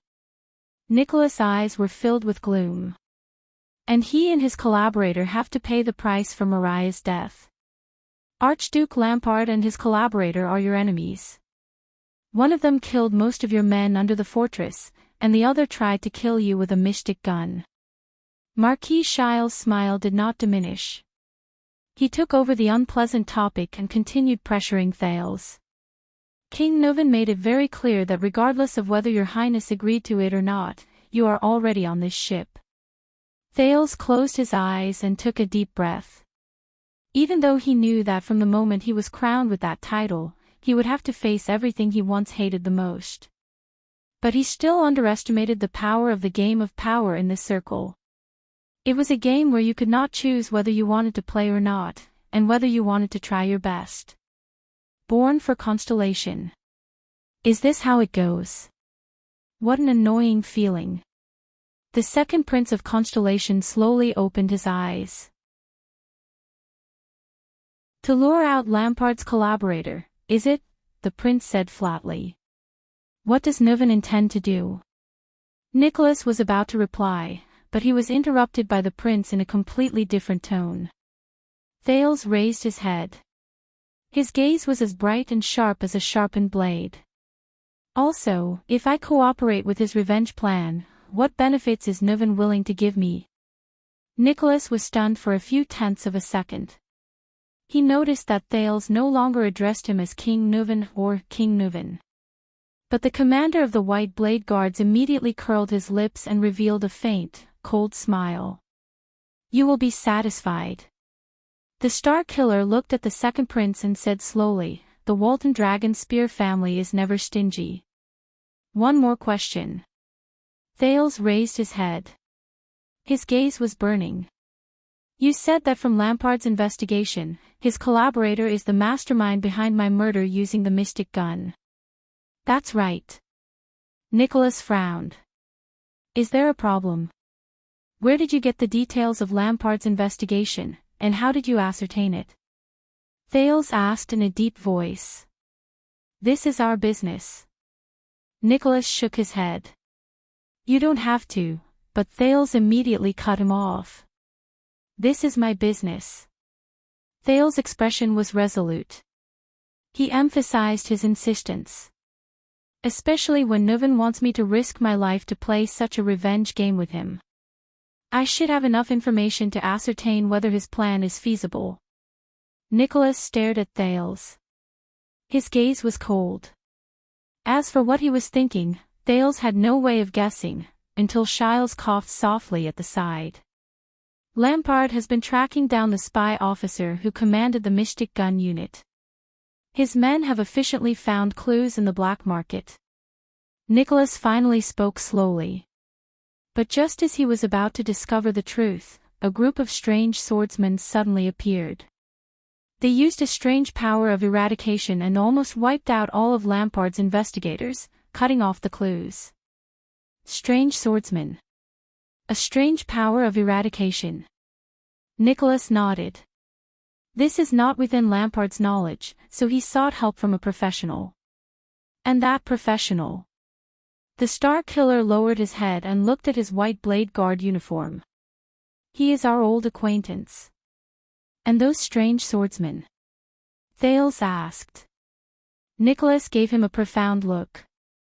A few days ago, the people King Nuven sent to Constellation to collect the prince's body and investigate the assassination of the diplomat group sent back a message the day before yesterday. Nicholas revealed the crux of the information in detail. The prince's last bodyguard used the Walton family's secret method to leave behind an important clue. Among the assassins who attacked Prince Mariah, there were also a few strange swordsmen. Their power of eradication was very strange. Thales figured it out. Are you saying that the swordsman who assassinated Prince Mariah and the swordsman who cut off Lampard's investigation are the same group of people? Nicholas nodded slightly. Who are they? According to the information, they are a group of traitors from the Tower of Eradication. They are like flies that seek personal gain, people who hide their heads and show their tails. Nicholas looked at each person. The Tower of Eradication has a very special name for them. The Star Killer's expression was profound. He slowly said, Disaster Swords. Thales' thoughts were interrupted for a moment by this name. Disaster, Sword of Eradication. Ah! Waya, who was listening, suddenly exclaimed softly as he remembered something. Speaking of which, when I was in the Tower of Eradication, I seemed to have inadvertently heard a few Scions talking about this name. Waya felt everyone looking at him, and he said a little nervously, but that has always been a legend. Disaster Swords. It is said that they are a group of traitors who want to replace the Tower of Eradication. Thales furrowed his brows. Let's find some time to talk, Waya, the second prince said, about the power of eradication and the Tower of Eradication. Waya nodded. No matter what, this group of so-called disaster swords participated in the assassination of Mariah and the betrayal of Lampard at the same time. They must have a close relationship with Lampard's collaborator, that's why they listened to his orders and let him do whatever he wanted. Nicholas stared at the snowfield in the distance and frowned. We also connected these two incidents and caught them. I understand. Thales nodded solemnly and said, when will Nuven's plan begin? Prestige Orchid Snowfield is right in front of us. Once we pass through it, we will reach Dragon Cloud City, Nicholas said slowly as he cast his gaze at the snowfield in the distance, which was almost in line with the horizon. The 5 archdukes should have arrived in Dragon Cloud City. The first obstacle you have to face is to meet them in King Nuven. Be prepared, Your Highness.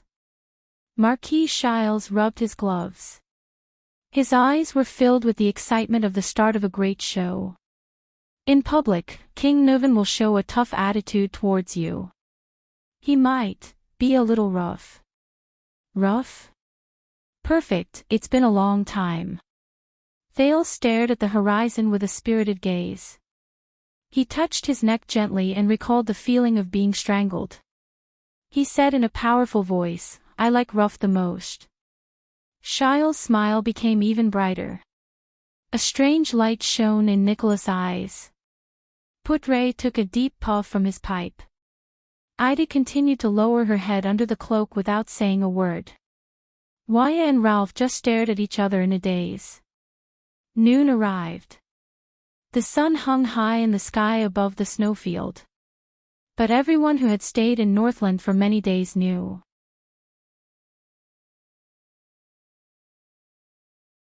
Chapter 123.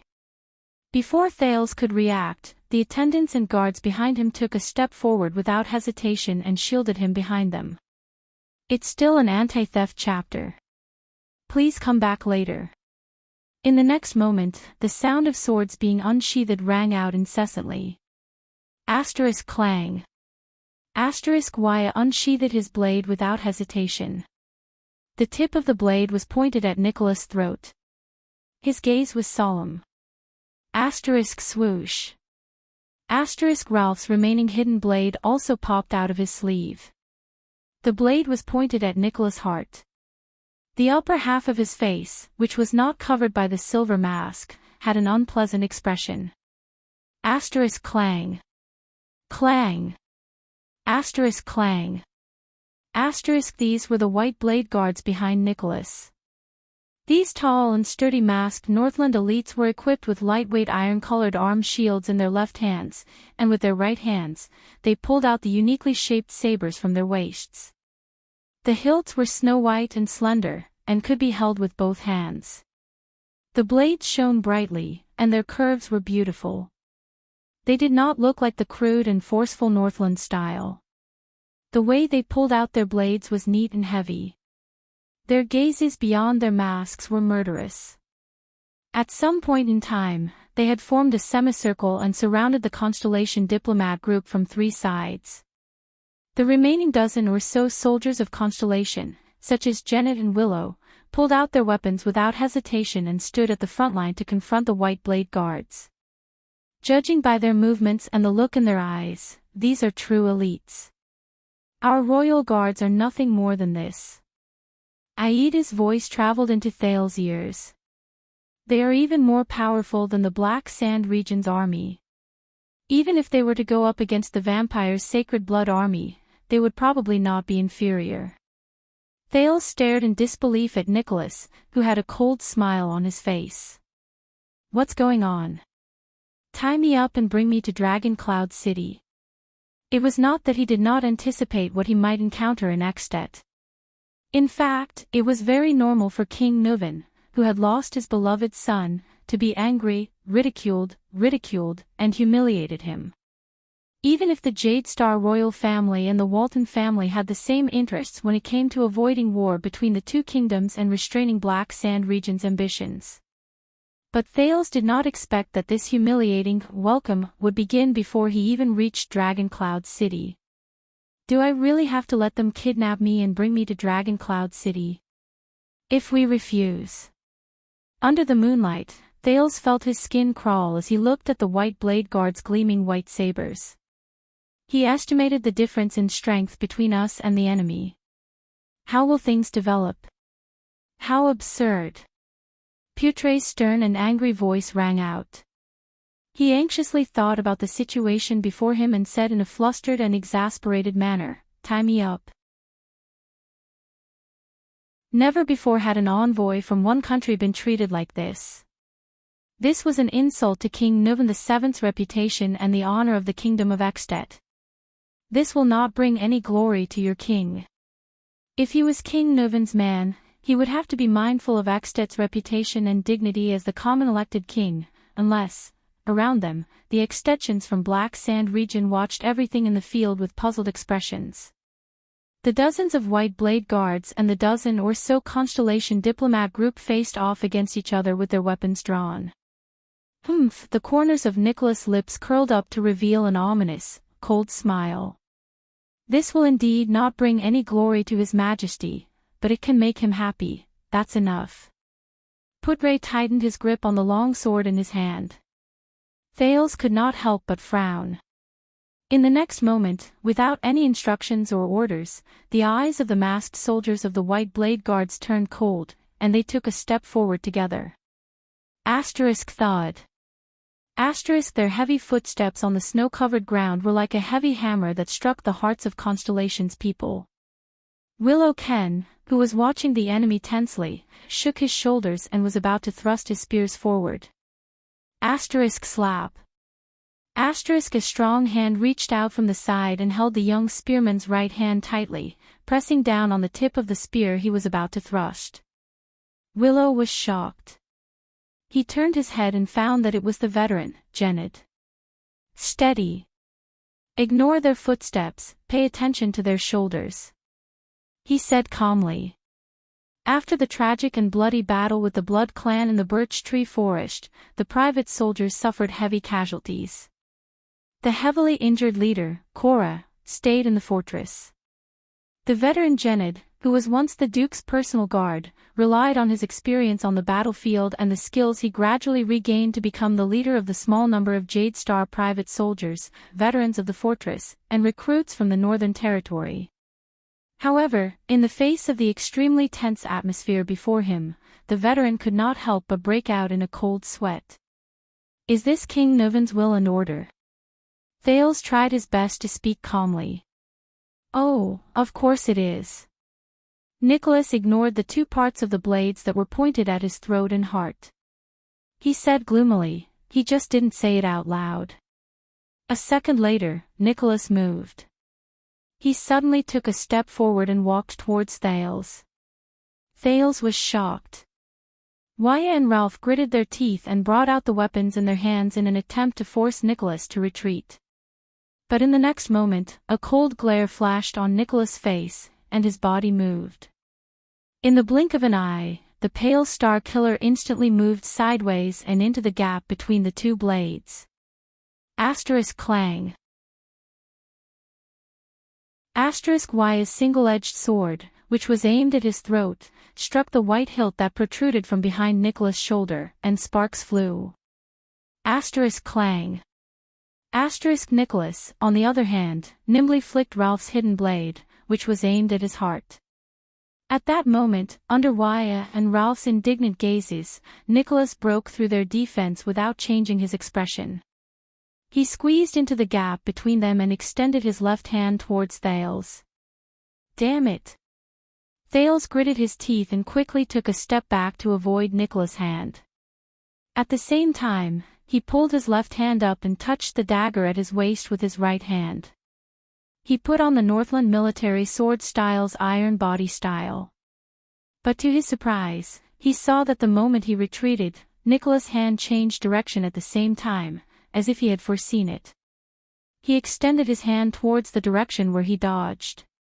That fluctuation surged into Thales' brain in time and slowed down the scene in front of him to the greatest extent possible. In Thales' field of vision, Nicholas moved slowly, like an existence that flashed with silver light. However, every time the light flashed in his body, Nicholas' figure would change. Is this his power of eradication? Thales' expression was tense as he thought carefully. The Star Killer's figure, movements, speed, changes, and trajectory all entered Thales' consciousness at that moment. After a moment of estimation, a pessimistic conclusion surged into Thales' mind. No matter how I dodge, I can't avoid Nicholas' grasp. Fortunately, I still have her. Thales felt the change in the aura of the cloaked person behind him. Clack. Nicholas' hand was only halfway through its outstretched motion when a short and small figure in a cloak grabbed its wrist. Be polite, boy. Ida grabbed Nicholas' wrist tightly and said coldly, at least say hello, or please. Thales exhaled deeply. Only then did Waya and Ralph's swords catch up with him in a hurry and press against the Star Killer's neck. Oh. Nicholas seemed a little surprised, but he still did not care about the two swords that were pressed against his vitals. Instead, he frowned as he stared at his wrists that were being grabbed. He then said to Ida with great interest, "A woman saw through my actions." The dozens of white blade guards around Nicholas did not seem to be worried about their leader, who was in danger. Their gazes were still cold and full of killing intent as they continued to oppress the Constellations. What is the meaning of this, Lord Nicholas? This is not in line with convention, nor is it King Nuven's order. Putre's face was livid. This private act of yours is almost no different from an assassination. Assassination, assassination. Nicholas muttered the word in a low voice. He raised his head and his expression became extremely terrifying. Are you talking about what you Constellations did to our Prince Mariah in your country? Assassination. Nicholas' eyes were filled with rage as he glared at Thales. He enunciated each word clearly, what you did to His Majesty's only son, to the Prince of Extet, to the heir of Dragoncloud City, to my student. That cowardly act. Putre was stunned at first, then he reacted and said without hesitation, that should be decided by King Nuven. Damn it. Thales panted softly and bit his lower lip. He looked at Nicholas, who was held back by Ida and had Waya and Ralph's swords pressed against his throat. He gritted his teeth. This situation. How should I deal with it? Force Nicholas to retreat. Thales took a deep breath. He raised his hands at the pale man, indicating that he was a harmless little boy. Nicholas, on the other hand, sneered maliciously at him. Viscount Canvita and Lord Tolja. The second Prince of Constellation turned his head and shouted at the army of Black Sand region, your mission of escorting me to Dragoncloud City is almost complete. I believe that the people will praise the Archduke of Black Sand region's loyalty to King Nuven, and King Nuven will also be satisfied with your loyalty. At the same time, I am also very grateful for your escort. You can leave now. Thales' voice faded away. Putre raised his eyebrows, while Nicholas was slightly stunned. Viscount Canvita, who was watching everything with a frown, sighed deeply. However, in the end, Canvita only nodded at Tolja, who was frowning deeply, and strode forward. This child. What is he talking about? Your mission of escorting me to Dragoncloud City is almost complete. Before I reach Dragoncloud City, Black Sand region is in charge of my safety, but I have not reached Dragoncloud City yet. I believe that the people will praise the Archduke of Black Sand region's loyalty to King Nuven. Everyone will know that King Nuven kidnapped the Prince of Constellation from the army of Black Sand region as if no one else was around. And King Nuven will also be satisfied with your loyalty. No matter how obedient you are, the relationship between King Nuven and the Archduke of Black Sand region will not get any better. Dragoncloud City will still see Black Sand region as a thorn in its side. At the same time, I am also very grateful for your escort. A chance to win the friendship of the Prince of Constellation is right before your eyes. You can leave now. Hurry up and help us out. Lord Nicholas. While Viscount Canvita spoke, he re-evaluated whether Putre had taught the second prince these words. This is, after all, the camp of Black Sand region's army. The Archduke has given us the mission to protect Prince Thales' safety, and your current actions are undoubtedly very unwise. Nicholas flung Aida's hand away. Still ignoring the blade on his neck, he coldly said to Canvita, I thought that you are extensions as well. Of course we are extensions, but we are also Northlanders. And Northlanders cherish their reputation, just like how snow eagles cherish their wings. Canvita walked in front of Nicholas and looked at the two parties who were at daggers drawn. His gaze paused for a moment on Thales and Putre. Your Grace. I believe that King Nuven did not give you the order to kidnap the prince and bring him to Dragoncloud City. Behind him, under Tolja's signal, the soldiers of Black Sand region slowly surrounded them. Nicholas fixed his gaze on Canvita. Then, he revealed a faint, cold smile. What if I say no?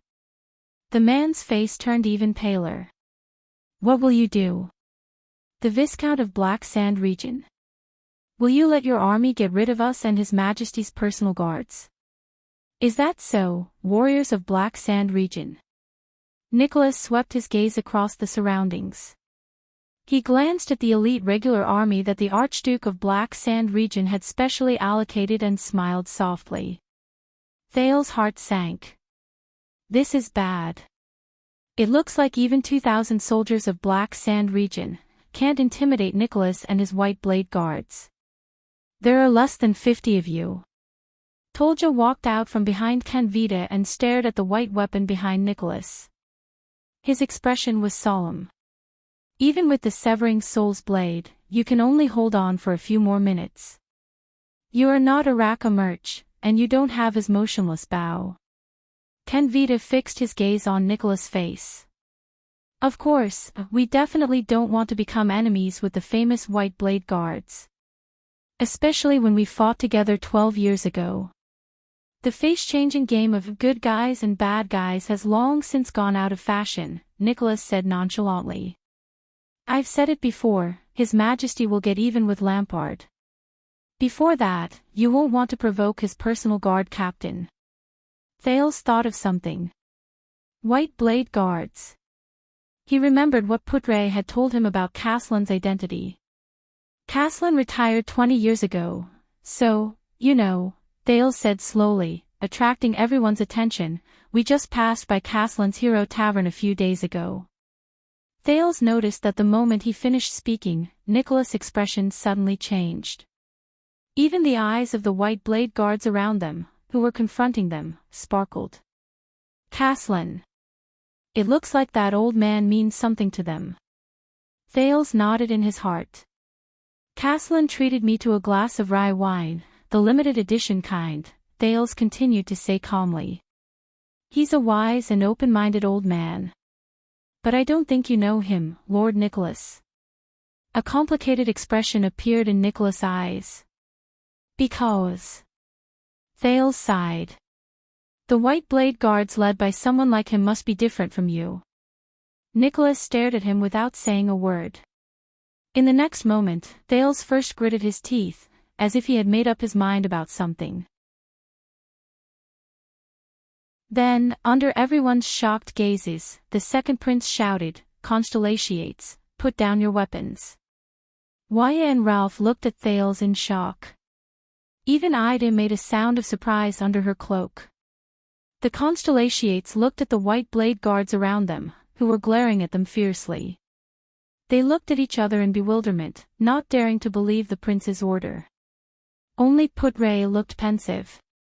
Canvita and Tolja frowned at the same time. Nicholas stared at him with an indecipherable expression. This is an order from your second prince, the heir to the throne of Constellation. Thales repeated with a firm expression. Putre was the first to sheath his sword and take a step back. Then, Genid sheathed his sword without hesitation. Waya glanced at the prince in disbelief. Under the latter's unquestionable gaze, he gritted his teeth and withdrew his sword from Nicholas' neck. Then, it was Ralph, then the fifth, the sixth, until all the Constellations sheathed their weapons.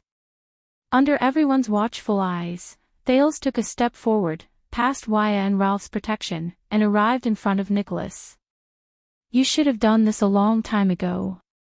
Nicholas lowered his head and looked at him expressionlessly. The earlier you submitted, the less painful it would have been. Enough, Your Excellency, Thales interrupted him coldly. I don't know why you insist on bringing me back to Dragon Cloud City with you tied up. Be it new hatred or old hatred, Prince Mariah or Prince Horus, Thales suppressed the trembling in his voice. But before I complete my first mission, I will only answer to King Nuven. Nicholas stared at the second prince of Constellation in astonishment. This will be a conversation between the future king of Constellation and the current king of Extet. Thales took a deep breath. But before that, you want to humiliate me, who is about to talk to King Nuven.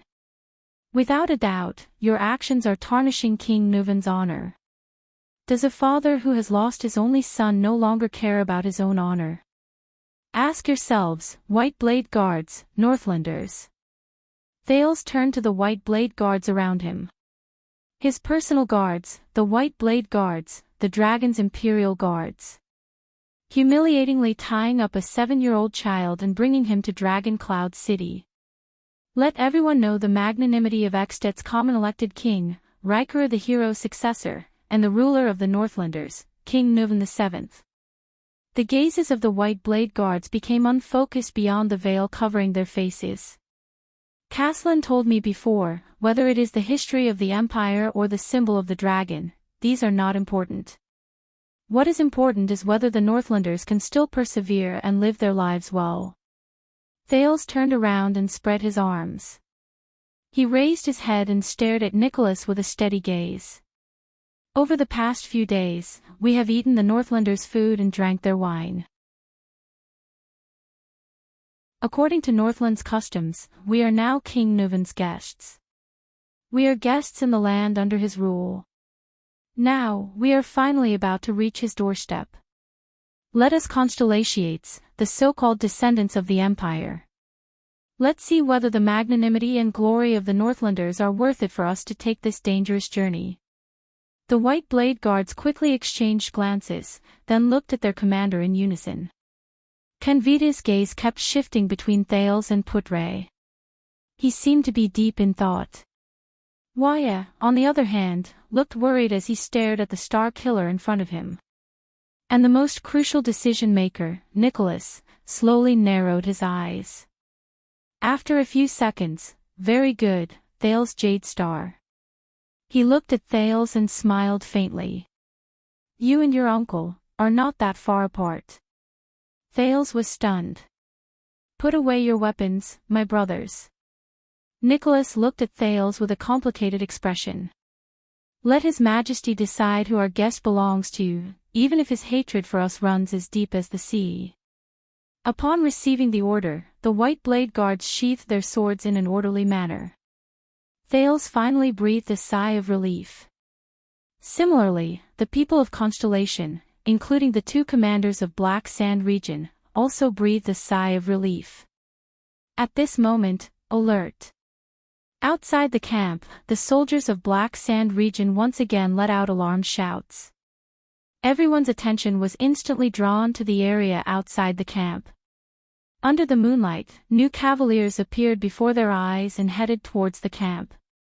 Kanvita narrowed his eyes and asked Nicholas, your companions. Nicholas did not answer him. The sound of hooves could be heard from outside the camp. It was a dozen cavaliers. Carrying a strange flag, they slowly headed towards their camp. It was a flag with a white background. A golden ear of wheat with an arc was drawn on it.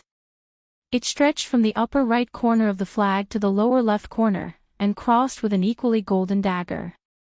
Good night, everyone. An unfamiliar male voice traveled into their ears from afar. Praise the Lady of Harvest and the Maiden of the Ocean. May they bless all of you with no worries about food or clothing and a prosperous life.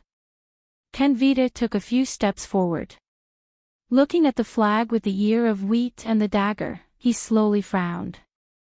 I am Lesak Kanvita, the Viscount of the City of Light Town. This is the military camp of the Archduke of Black Sand region, Viscount Kanvita said loudly. Who goes there? Under the protection of a dozen cavaliers, a middle-aged man with a golden ponytail slowly rode out from the crowd. He was dressed in a gorgeous coat and a top hat embedded with jewels to keep out the cold. I am Shiles Bamra, the honorary Marquis of Goodflow City. The middle-aged man stopped his horse. He took off his hat and placed it on his left chest. With a friendly and humble smile on his face, he bowed slightly in Kanvita's direction. I am from the friendly and generous 16 City-States Union of Camus Union. I am a member of the 36 seats in the Camus Joint Parliament. I am representing Goodflow City in the Union as a diplomatic envoy to Ekstet. I heard that the second Prince of Constellation is here, so I specially came to meet him. I am representing Goodflow City in the Union as a diplomatic envoy to Ekstet. I heard that the second Prince of Constellation is here, so I specially came to meet him.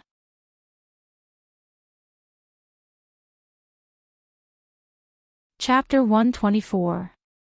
That was 300 years ago, the vice diplomat said flatly.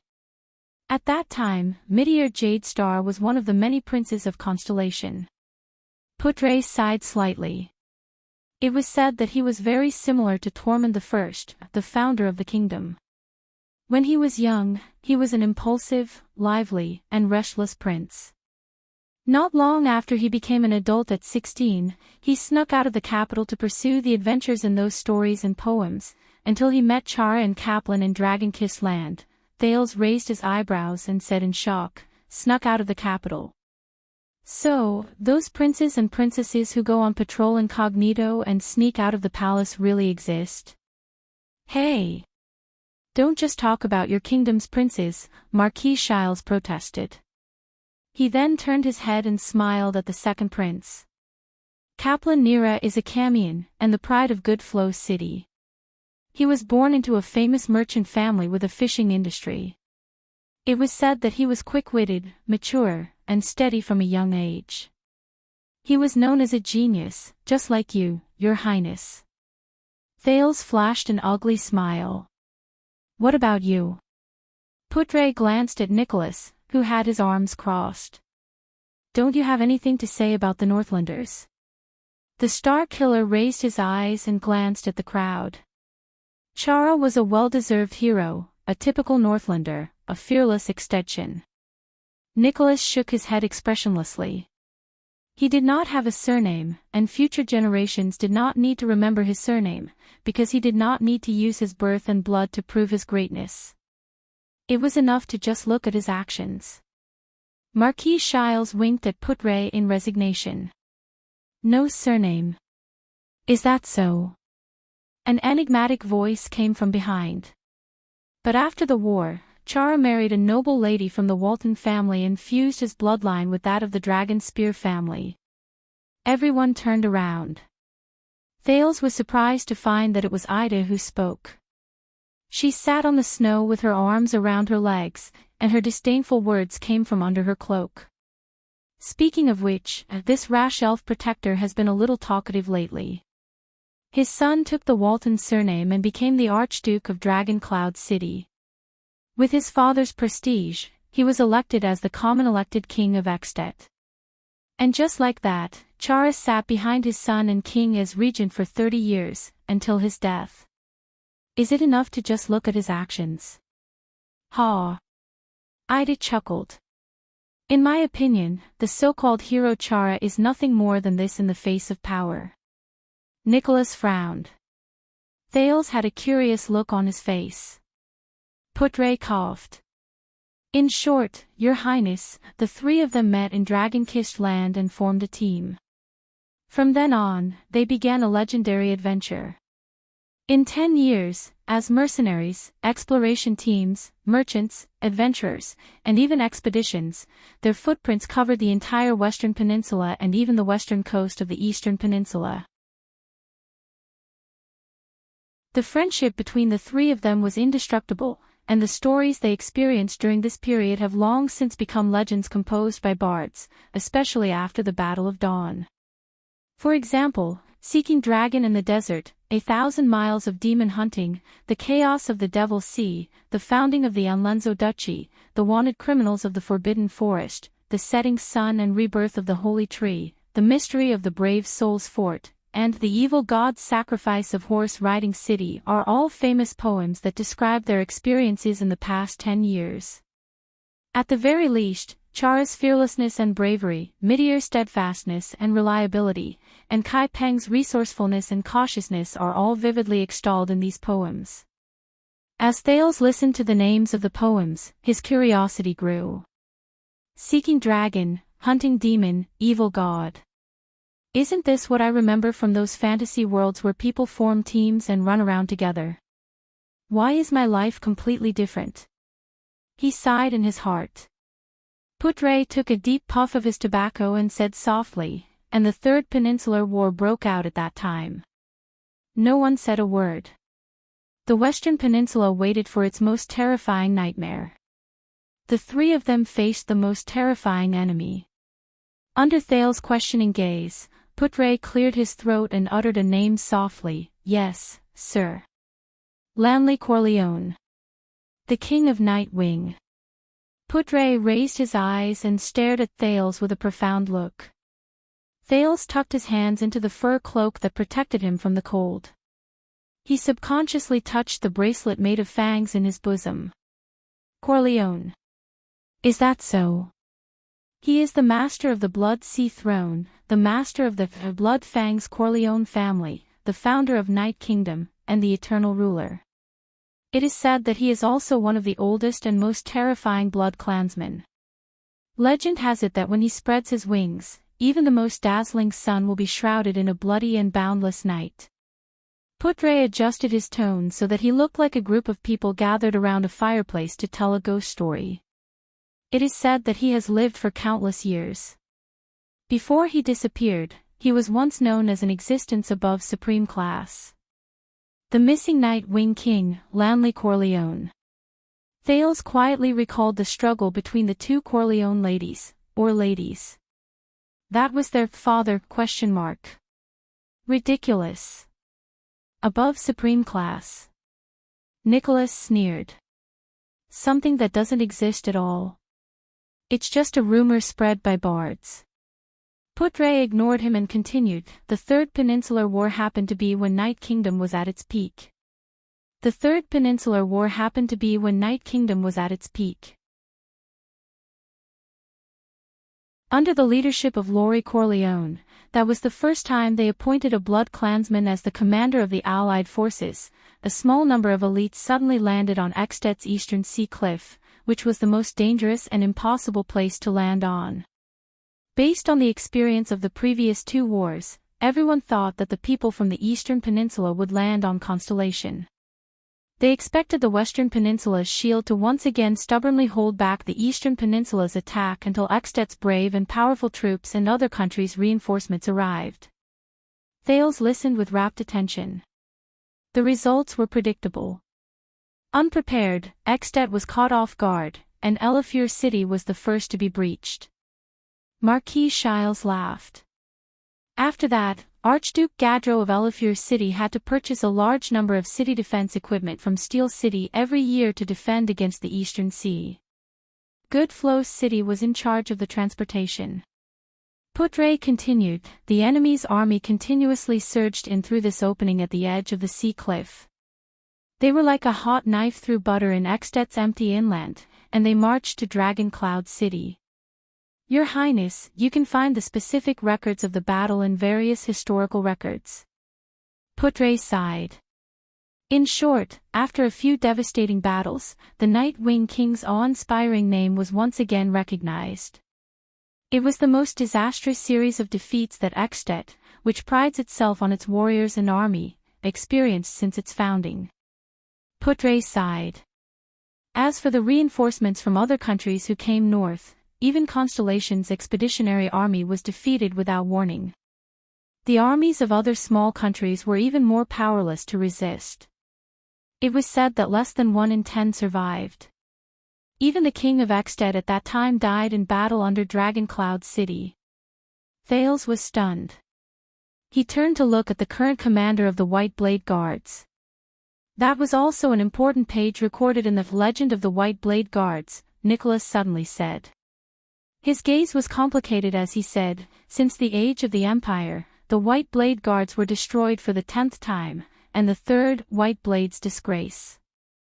The king died under our heavy protection. Since the age of the Empire. Thales thought to himself, the White Blade Guards have such a long history. Even before Extet was founded. Putre shook his head. No one could resist the Nightwing King's invincible army, as well as his strange, ever-changing, and unpredictable military tactics. The entire Western Peninsula, this is what was recorded in the Supreme History Book, was unable to gather even a single expeditionary army capable of fighting against the Eastern Peninsula within a short period of time. Just like that, the Nightwing King's army swept across Northland and was almost invincible. Dragon Cloud City fell into a hopeless defense, Putre said faintly. After the king's death, Extet was in chaos. Only a few archdukes were still persisting in resisting. At this time, the Eastern Peninsula also sent a letter to request for peace talks regarding the current situation. Faced with heavy casualties and a huge price to pay, Constellation and other small countries had already begun to consider the Eastern Peninsula's proposal. At this time, 3 people stood at the forefront of history and saved the Western Peninsula from imminent danger. Thales inhaled softly. The 3 heroes of dawn. Putre nodded. Chara, Meteor, and Kaplan gathered the remaining troops. Their battle inspired Constellation and the other countries. The Star Killer cut him off. "Stop boasting about yourself," Nicholas mocked. He crossed his arms and raised his eyes. Chara. Chara, the hero. He was the only one who stood up first. Chara carried a black flag and returned to the battlefield in Exted alone. He called for and gathered the Extetians who were determined to resist. They fought against the Eastern Peninsula in the mountains, in the countryside, in the pine forests, in every inch of land, and on every piece of territory, without caring about bloodshed or sacrifices. Thales spoke with a deep voice. He was alone and helpless. He was outnumbered, and he even suffered defeats in the beginning. But Chara never gave up.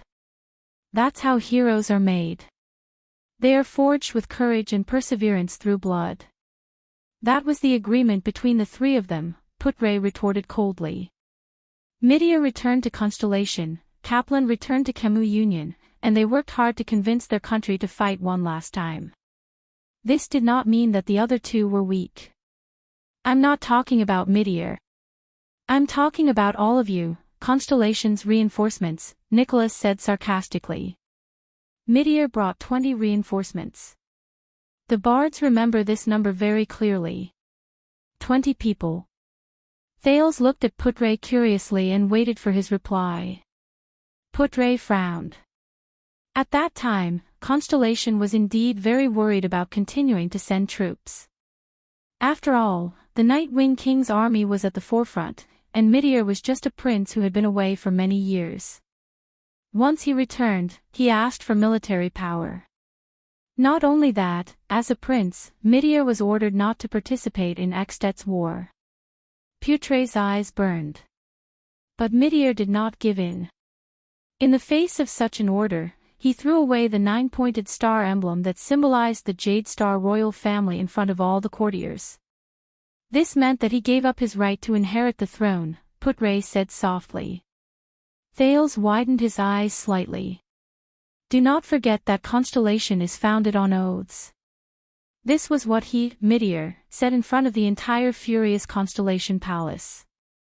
The Oath Keeper. So that's how it is. Just like that, the Oath Keeper walked out of Renaissance Palace alone. He brought along 20 brave warriors who were still willing to follow him and headed north to Extet to help Chara, who was fighting alone. This is why we only admire the Oath Keeper. Nicholas chuckled. When all of Constellation became cowards, he was one of the few Empire people with guts. Even the Camians are stronger than all of you. Putre did not speak. Regarding this question, I have to say that the Prophet Kai Ping actually. Shiles coughed softly and interrupted. This is also the reason why we Camians admire him. From proposing the proposal to gathering a consensus and passing the resolution, Kai Ping Nira was the only person in history who managed to convince the Supreme United Parliament of Camus Union to send troops within 86 days. At that time, the 14 cities unanimously agreed to hand over all their troops, supplies, money, and the last of their assets to Kai Ping, a young man in his 30s, so that he could lead them to the battlefield in Extet. If you have some understanding of the efficiency of the United Parliament's discussions, and know a thing or two about the greed and stinginess of the councillors. Marquis Shiles sighed. God knows how Kai Ping did it. That's your history. Putre narrowed his eyes. It's not ours. In the end, it was still Constellation's reinforcements who saved the battlefield, wasn't it? Thales raised his head and looked at the 3 of them. But Kai Peng's action of leading troops to provide reinforcements was obviously very effective. Camus Union's status in the international arena rose by quite a lot. Shiles spread his hands. Just like that, the three of them reunited on the battlefield and fought against the Eastern Peninsula's army. The three of them learned their previous lesson, and the war this time lasted for more than a year.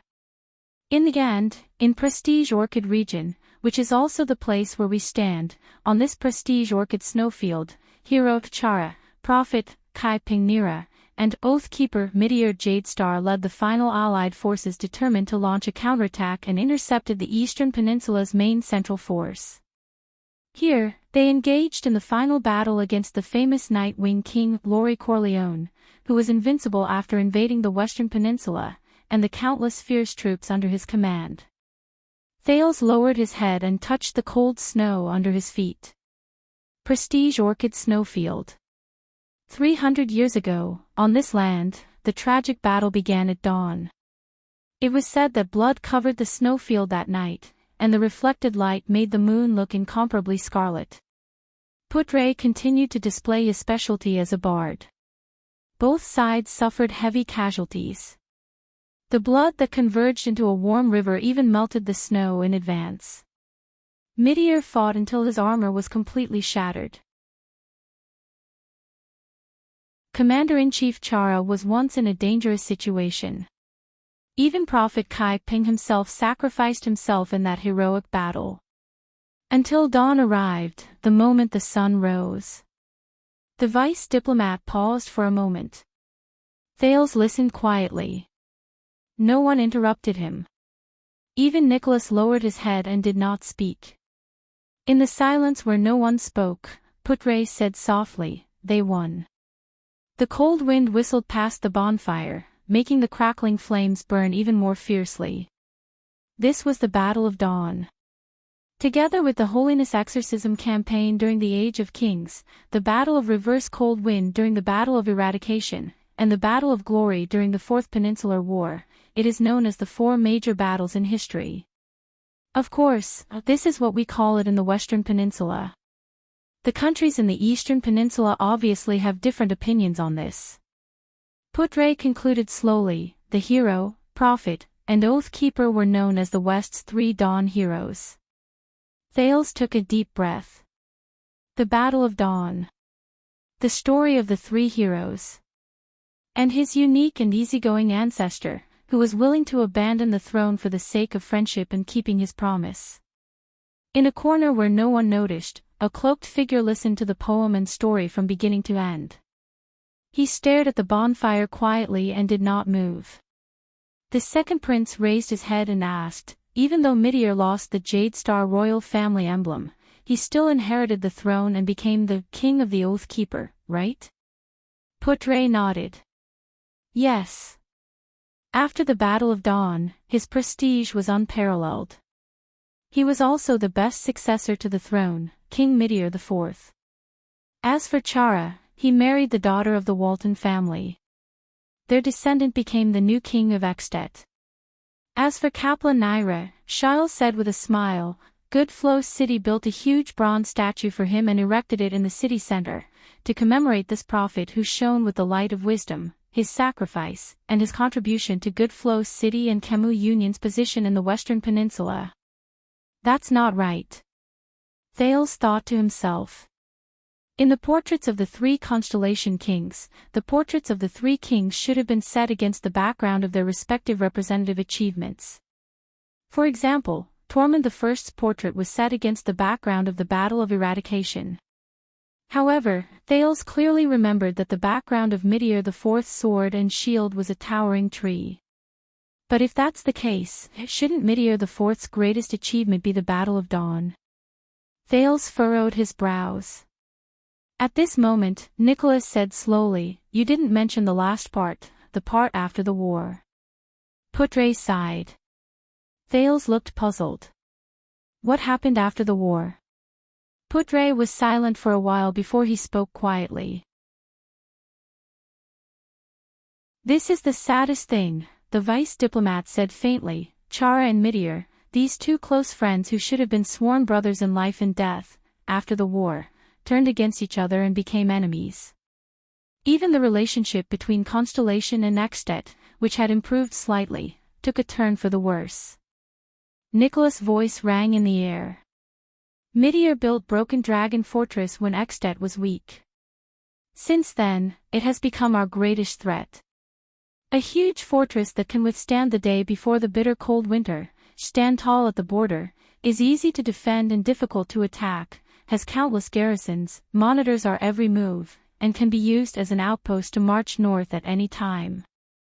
Nicholas stared straight at Thales and said, if it wasn't because the Battle of Dawn had just ended and Chara, who had severely injured the Nightwing King, was too famous, I have no doubt that Constellation would have directly attacked Extet at that time. Young Prince, why do you think we care so much about that stupid fortress of yours? Thales was completely stunned. Broken Dragon Fortress, the meritorious fortress that guards Constellation's northern territory, the Iron Curtain city wall, and the fortress that stops the Great Dragon from advancing south, so this is how the Extensions view it? The bridgehead for Constellation's northern invasion. Anne. He lowered his head. Chara and Meteor? A pair of comrades who have been through danger for 10 years and entrusted their lives to me, turned against each other. Why? Thales clenched his teeth and raised his head to ask, why did Chara and Meteor turn against each other? Putre sighed and shook his head. I don't know. You don't know. Nicholas said with a displeased expression, I do know a theory, that is just an unconfirmed rumor. Putre said in disdain. At least it is a theory. Nicholas interrupted him rudely. Marquis Shiles watched the two men argue with great interest. The Star Killer's voice drowned out the vice diplomat of Constellation. There is nothing to hide. Nicholas ignored Putre's expression and sneered faintly. The two most outstanding people in the Battle of Dawn broke up because of a woman. What? Thales opened his mouth in surprise. A woman. Putre exhaled. His expression was unhappy. If you insist on saying this, then you are belittling the friendship between the hero and the Oath Keeper. You are tarnishing their former glory and shared legend, and you have also insulted Queen Ixora's honor. You have also offended Constellation's Jade Star family and Sacred Tree Kingdom's Fallen Leaf family. Queen Ixora. Thales heard an unfamiliar name. Anne. Sacred Tree Kingdom, Fallen Leaf family. So what? Nicholas said coldly without giving Putre any face. Everyone knows. When Chara insisted on fighting independently in Northland, Constellation's Oath Keeper, Meteor Jade Star, snatched Chara's lover. And even married her as his queen after that. Thales was stunned. Under Putre's unhappy gaze, the Star Killer shook his head and said, an elf queen. Elf, queen. The person Chara loved, Meteor the Fourth's queen. The second prince's heart pounded against his chest. Another gust of cold wind blew past. Thales suddenly noticed that Ida, who was behind him, had disappeared at some point.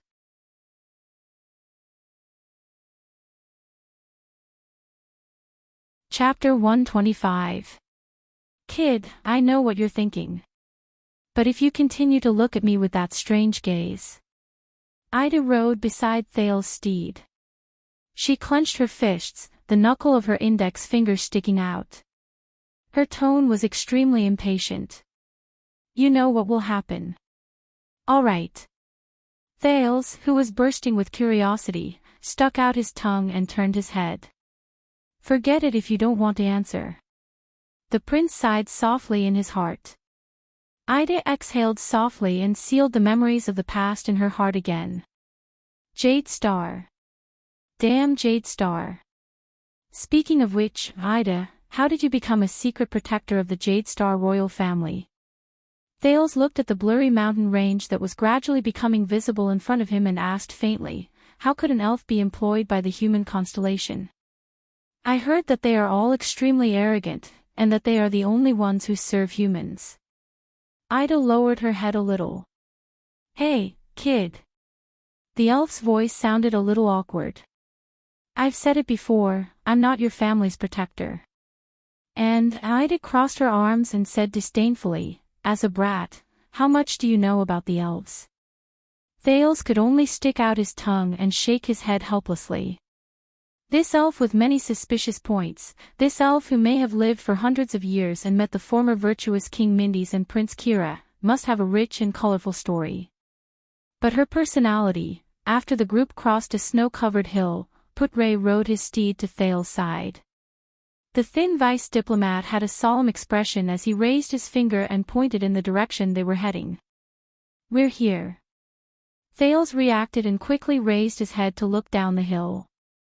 In his blurry vision filled with snow, a silver-black giant appeared in front of the mountains. No, it's not a giant. Its silhouette in the snow appeared hazily in the distance. It was a majestic city built against the mountains. A red and black flag could be vaguely seen fluttering above the city. Its grayish-black walls were dotted with silver-white snow. The highest point of the city was at the peak of the mountains. From afar, it looked like a giant leaning against a snowy mountain, surrounded by many villages and small towns, standing tall on the northern land. Thales gestured for Wyatt to stop his restless steed. He took a deep breath of the cold wind unique to the north and quietly looked at the majestic and powerful city in the distance. A little excitement surged in his heart. This is the great dragon of the north, the capital of Extet. Unknowingly, they had already crossed the prestige orchid snowfield and entered a new territory. It's the first time you've seen such a grand sight, right? Nicholas rode to their side. The corners of his lips curled up, and his face was filled with nostalgia and reverence. A huge city with mountains on its back. It's the biggest, most majestic, most beautiful city in Northland. It's also the city with the longest history. The Holy Land in the Northlanders' hearts. Dragon Cloud City. At this moment, an untimely snort came from the side. It was originally not called Dragon Cloud City. Nicholas cast his gaze at the guest from Constellation who interrupted him. It was established during the age of ancient kings, and it was one of the human settlements in the north. During the era of the ancient empire, it was the central provincial capital of the original Northland province of the empire. Putre continued Nicholas' words expressionlessly. That fortress built against the mountain was originally known as Arund Castle. It was the residence of the Arund family, who ruled Northland under the Emperor's orders for generations. After the Empire collapsed, this place sank into 300 years of chaos and alternation of power. Until one day, Rikerud and Tormund's armies met nearby and won the first victory in the Battle of Eradication. It was Rikerud who led the army and rushed to the aid of Tormund, who was in imminent danger. Nicholas shook his head nonchalantly and used his own understanding to correct the Constellation's words. That's why that battle was called Reverse Cold Wind. It was said that in an empty space near here, Rikerud's troops marched at lightning speed, as if they had descended from the sky, and defeated the enemy from the rear. Thales pursed his lips in resignation. All right, it's another small difference of opinion between extensions and Constellations, Northlanders, and the Empire. Besides, even though we're both Northlanders, Nicholas seems to be more stubborn than Canvita.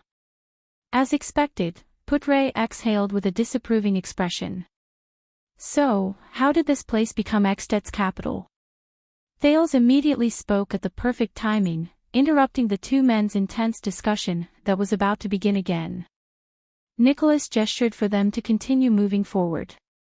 The commander of the White Blade Guard started to act like a real receptionist while he rode on his horse. This piece of land with Dragon Cloud City as its center belongs to the Walton family, the family from which Nuvan VII was born. It is also Extet's richest and most famous ruling family.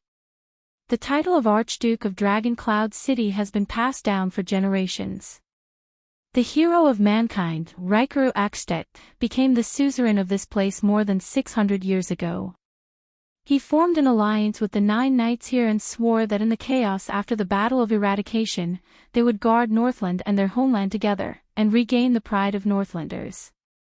From then on, the proud Northlanders called the new kingdom Extet, and the Extet Alliance was born. The following year, the 9 knights, who had expanded the territory with an irresistible force, returned to this place. Together, they elected Rykaru Extet as the king whom the Northlanders trusted wholeheartedly and swore to follow until death. The 9 knights then divided their forces and guarded Dragon Cloud City.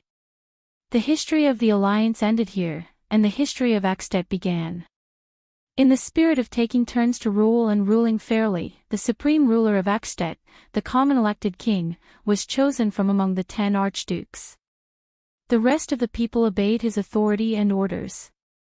This was Rykaru's oath to rule together in the past. It shows that his prestige and influence continue to this day.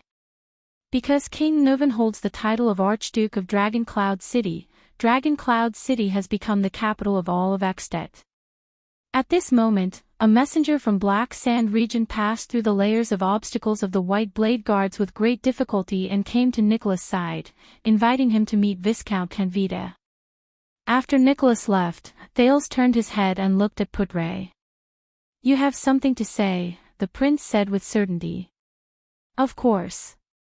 The vice diplomat shook his head in disdain. "Don't believe our hot-blooded Northlander friend. His nonsense about taking turns to rule and ruling fairly can only be used to deceive the Northlanders. In fact, in Northland, or anywhere else in the world, it has always been power that speaks, and strength that rules." "Oh."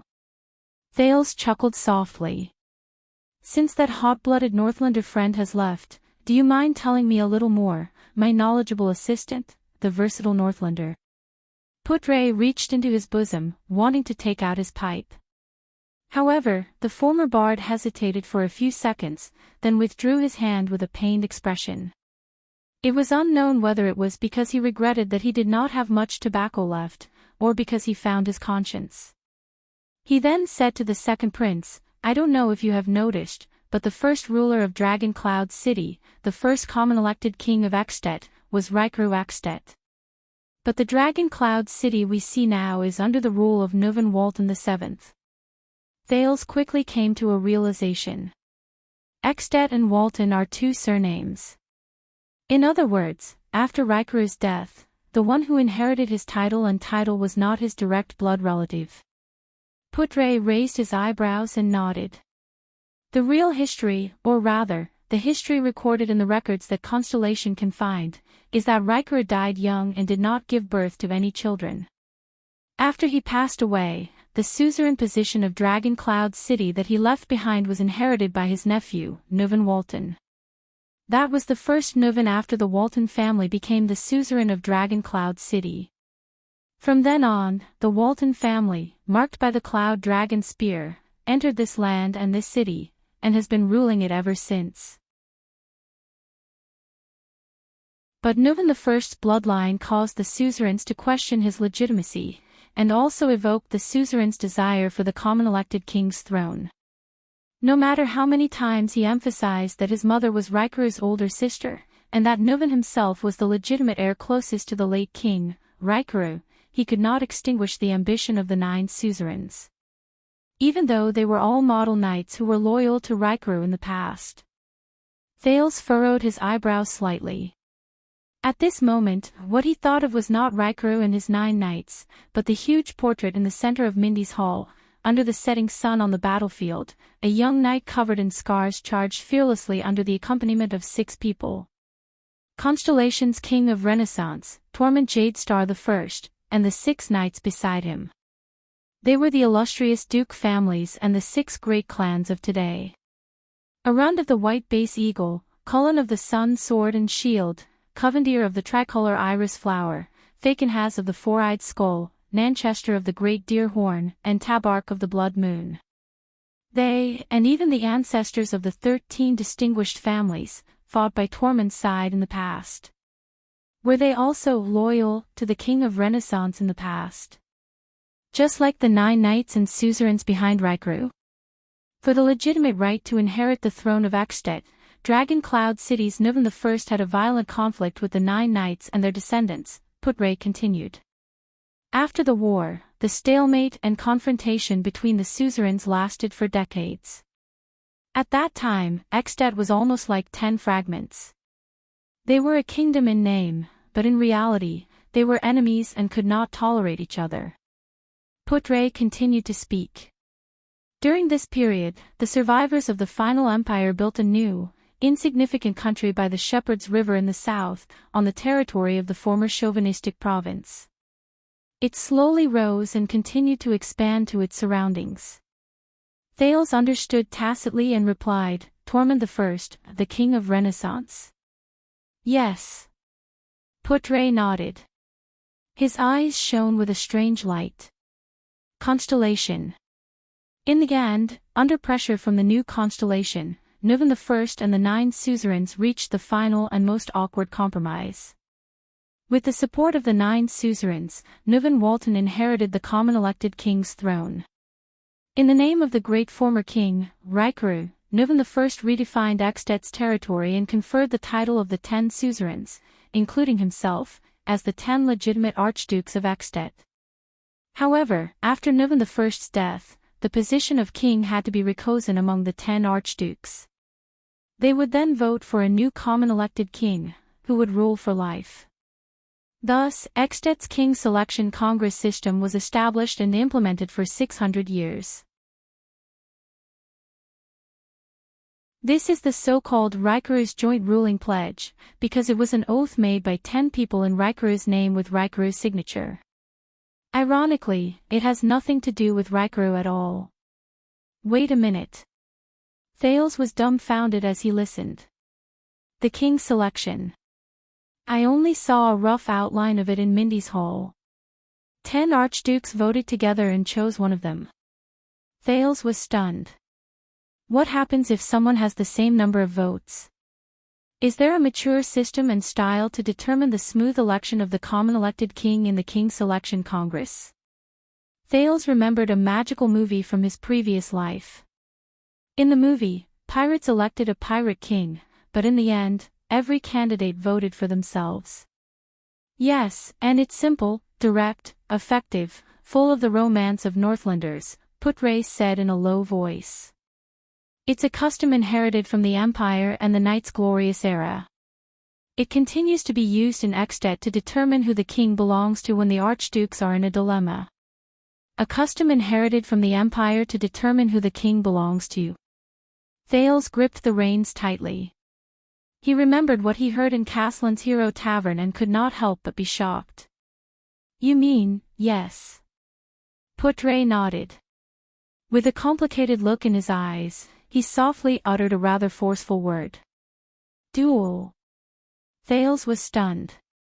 When the Sacred King Selection Congress is unable to make the final decision, the king candidates with the same number of votes, regardless of age or status, must prove themselves in the duel. They must prove that they have the bravery worthy of being the common elected king, the boldness to lead the Northlanders, the fearlessness to face life and death in the duel, and the final victory in the duel. When he heard this, Thales suddenly thought of the Archduke of Black Sand region, Chapman Lampard's flickering face in the firelight, and the old, worn sword on his table. They are Northlanders, after all. Thales suddenly realized that even though he had set foot in Ekstedt's territory in the north, his understanding of them was still at a rudimentary stage. The Northland, a country known for its toughness and blood, was much more complicated and peculiar than he had imagined. And he was about to face them. Continue. Thales frowned solemnly. Before I meet them, I want to understand the Archdukes of Ekstedt. For example, their relationship with the common elected king. Putre only paused for a moment before he nodded and continued, the Archdukes of Ekstedt have absolute autonomy in their own territories. They only have the obligation to obey the common elected king and send troops during times of war, but they do not have to pay taxes to the common elected king. Territorial affairs are purely up to themselves. As for whether to accept and implement the king's orders throughout the territory, it is entirely up to the archdukes themselves. Isn't the power of the Archduke of Eckstedt a little too much? Thales was surprised. He inhaled slightly as he walked. Can it be said that it is a miracle that Eckstedt has not been divided until now? Yes, this is why they are called archdukes and not dukes, as they were during the age of the empire. Putre sighed. To a certain extent, Eckstedt, which was born from compromise, is even more divided than Constellation. Putre sighed. They have much more autonomy in their own territories than the Dukes of Constellation. At least, no matter how stingy and unwilling Duke Cullen is, he must allocate a sum of money from Eastern Sea Hill every year to pay a sufficient amount of taxes to Eternal Star City and His Majesty. The appointment and dismissal of Constellation's important officials and the demotion and demotion of nobles must comply with the Holy Constellation Covenant. They must even be reviewed by the Supreme King's warrant. Therefore, if the dukes want to interfere with the kingdom's politics, the fastest way is to interfere with the Central Department of Eternal Star City, or use the influence of their territories to infiltrate the local officials of the kingdom. Thales shook his head. Then what is the meaning of the common elected king's existence? If he cannot even restrain the archdukes under him, why does he still want to become the common elected king? Putre thought for a moment and answered him seriously, for the sake of high prestige, the suzerain's obedience, and the name of orthodoxy. Thales frowned again. This stuff is much more useful in Northland than in Constellation. No matter how uncultured a Northlander is, he would know that the common elected king's authority is inviolable, and Riker's oath is inviolable. Putre recalled his own knowledge and continued. In history, the archdukes of Eckstedt rebelled 3 times because they were dissatisfied with the common elected king, but each time, they failed. Because no matter how the archdukes who raised their flags against the common elected king tried to justify themselves, once they openly flouted Riker's oath, they would lose the hearts of their people. Even the most greedy Northlanders were unwilling to fight for them. Some archduchy families even withdrew from Eckstedt's ruling history because of this. Thales gazed at Dragon Cloud City in the distance. He slowly exhaled a breath of hot air between his cold hands and thought carefully. High prestige. The name of orthodoxy. The people's loyalty. Northland's traditional culture. It's too simple, Thales said faintly after a few seconds. Putre revealed a puzzled expression. I mean, attributing the power to maintain Eckstedt's stability and unity to Riker's prestige and the Northlanders' character and tradition, this attribution is too simple. Thales lowered his head and thought carefully. Human behavior and the structure of social power always affect each other. It is impossible to have a situation where one's behavior strengthens the structure while the social structure has no effect on human behavior. No matter how noble the Northlanders are, how they revere their ancestors, and how they revere their traditions, they cannot maintain such a state system. A power structure that is destined to split and collapse will only bring the same effect to the Northlanders. They are destined to be under different suzerains, different interests, and different institutional structures. As generations of people die and are born, and as society changes, they evolve behaviors and motivations that fit the structure of the times. Under Eckstedt's strange split system, it is very difficult for the Northlanders not to be enemies and kill each other. Right. Thales nodded secretly. This was the society he knew. But Eckstedt, do you have more ideas? Putre narrowed his eyes and thought about Thales' words carefully. He asked, why don't you tell me? The second prince pondered for a moment before he said, Constellation. Thales raised his head and said with certainty, Constellation. Putre's gaze flickered as he waited for the prince's answer. As you said just now, Constellation's expansion and strength should have contributed to Eckstedt's stability and unity to a certain extent. Thales patted the steed under his crotch, causing a commotion among the horses that had always been at odds with him. Wyatt controlled his steed in a flurry. Thales gave him an apologetic smile. Thales turned his head and continued, with such a behemoth in the south, it is impossible for any archduke or suzerain of Extet to face it alone. They must sit down, coordinate their own conflicts, and unite to face the enemy. This is a good perspective. Putre nodded approvingly. Indeed, Constellation's existence has largely restrained and diverted the conflict between the common elected king and the archdukes. Thales took a deep breath. On the other hand, isn't Extet's existence and threat an external cause for the convergence of Constellation's internal power? No, Thales looked at the city that was getting closer and clearer. He lowered his head slightly. The mutual influence between Constellation and Extet. Even such an analysis is not enough. This is not the main reason why Extet has been able to maintain its stability until now, nor is it the reason why the common elected king's power is so stable. What kind of power is it that keeps Extet, which is supposed to be in a state of disunity, going on until now, stable and powerful? Thales stared at the red and black flag in the distance and narrowed his eyes. They encountered the first sentry post of Dragon Cloud City in front of them. The White Blade Guards were negotiating with the other party. At this moment, Thales welcomed his escort for the past few days. This is the furthest we can send you, Your Highness. Viscount Canvita of Black Sand region was gathering his troops. He looked at Dragon Cloud City, which was close at hand, and sighed.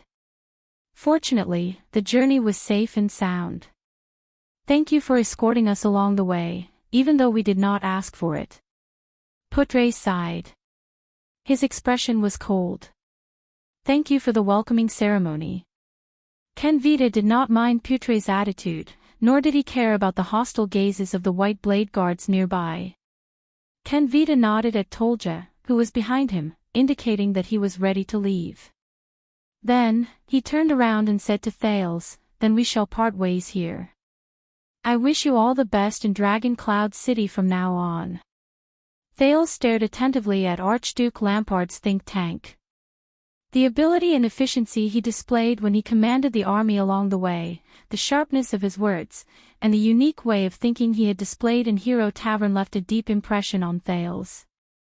A few seconds later, the second prince suddenly asked, why didn't the Archduke come? Viscount Canvita was stunned. King Nuvan sent invitations to all 9 archdukes of Extet, didn't he? But Lampard didn't come. Thales recalled his discussion with Putre and said quietly. You know, King Nuvan might want all of Extet to see how the common elected king handles the Prince of Constellation, starting with the friendly welcome from the White Blade Guards.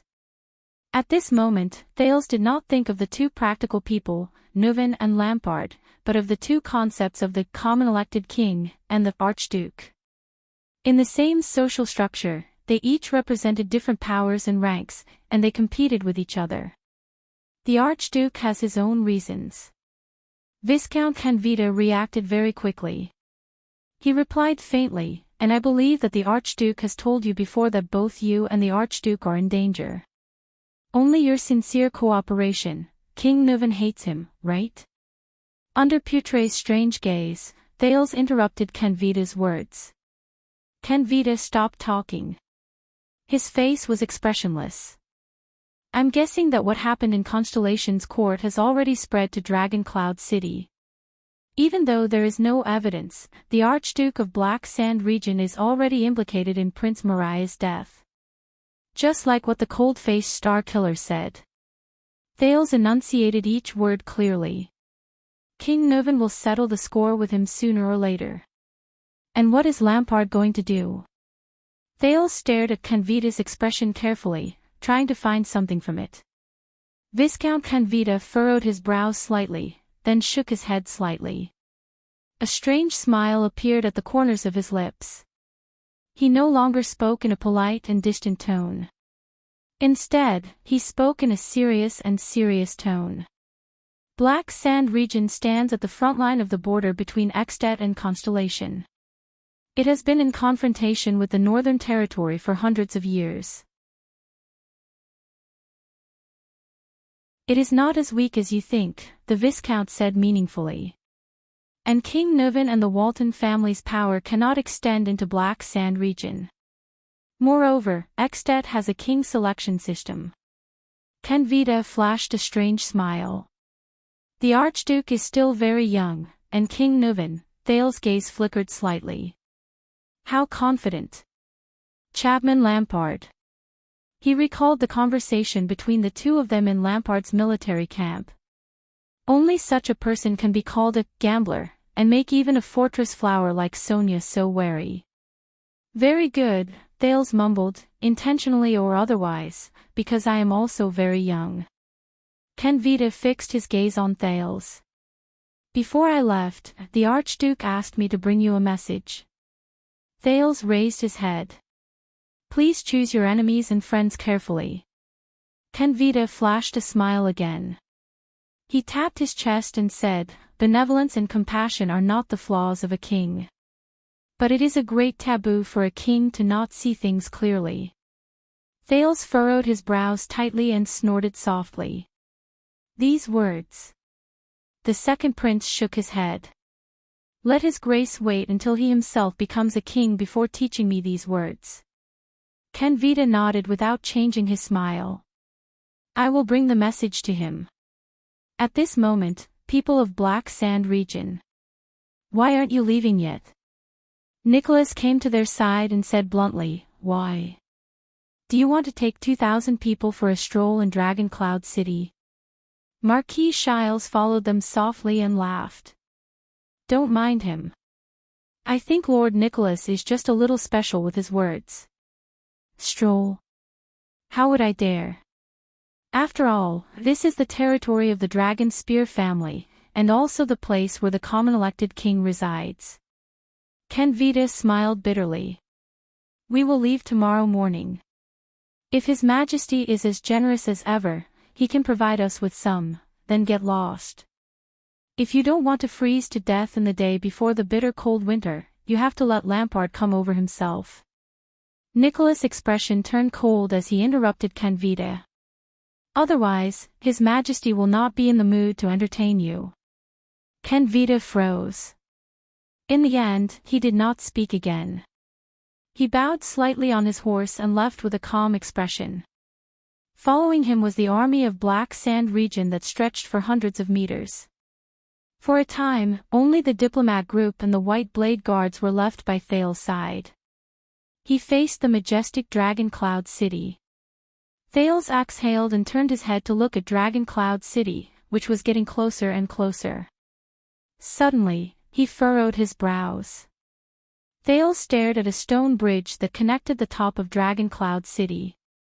The stone bridge was suspended in the air, and the other end led to a huge cliff. The cliff was flat and wide, but it was different from the other cliffs in Dragon Cloud City, which were full of buildings. Although the area of the cliff was not small, it was empty. He asked in puzzlement, that cliff. Why is it so flat and empty? And the big cave behind it, it seems to be man-made. Thales narrowed his eyes and looked into the distance. Shiles moved past a few people and arrived in front of Thales. That is the legendary Cliff of the Sky. The Marquis of Camus Union stared at the cliff, frowned and shook his head. Although I have been here many times, the story of that place. Sigh. I heard that it is the exclusive territory of their queen. Her Majesty the Queen. Thales was stunned as he observed the cliff. He subconsciously asked, what queen? What queen? Nicholas turned his head. His expression was strange, and he seemed to be slightly displeased. Are you kidding me? Thales shrugged. He wanted to exchange a glance with Putre, who was beside him, but the latter only remained silent with profound meaning. At this moment, the attendant, Waya, who had been silent for a long time, suddenly said, I have heard a little about this. I heard that it is the temporary imperial residence of the first queen. The first queen. Thales was even more puzzled. He exhaled and looked at Nicholas. using a desolate and empty cliff as a temporary imperial residence. Asceticism. Whose queen is it? Thales asked impatiently. I thought that the Prince of Constellation would at least have some knowledge, Nicholas said sarcastically. Of course it is the savior of the Battle of Eradication, the greatest hero in human history, and the founder of Extet. His Majesty Raikaru Extet is his queen. Thales was completely stunned. Raikaru's queen. Thales frowned slightly. He raised his head and looked at the cliff of the sky. Wait. The queen from 600 years ago. Yes. Nicholas nodded. His expression was solemn and respectful. The legendary first queen of Extet. In the Battle of Eradication, the most reliable existence behind King Raikaru. His comrade, his true love, and the eternal queen when he was crowned king. She is also the most noble and perfect symbol in the hearts of the Northlanders for 600 years. Nicholas revealed a reverent expression. Although the white blade guards had their faces covered, Thales could still feel their emotions. They were exactly the same as Nicholas. The leader of the white blade guard said faintly, even though she left quietly after King Raikaru passed away and disappeared without a trace, her legend and myth will forever be enshrined in the hearts of every Extension. Nicholas said softly, the legend of the crimson-winged blue flames battlefield in the Battle of Eradication. The Queen of the Sky, Her Majesty Chlorosis. Thales furrowed his brows. Why the sky?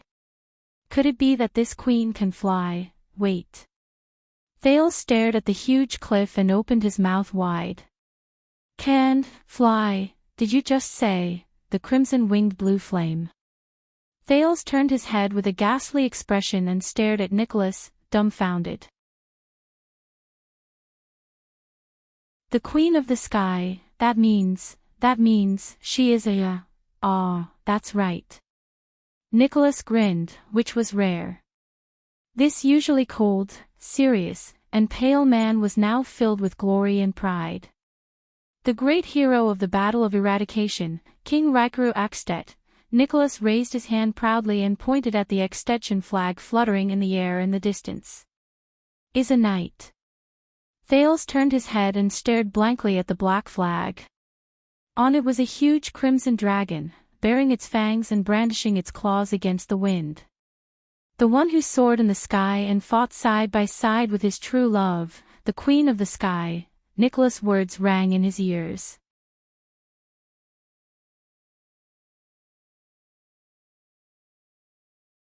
Chapter 126. Outside Dragon Cloud City, in a small house in a village. It's been 5 years, Cohen, and my dear Miranda. Did Tower send you here? In the dim room, the short-haired girl on the wooden bed, Croche Merc flashed them a complicated but peaceful smile. It's the best comfort to see you now. Thank you, Uncle Caslin. The short-haired girl expressionlessly thanked Caslin, who was beside her. Miranda furrowed her brows tightly.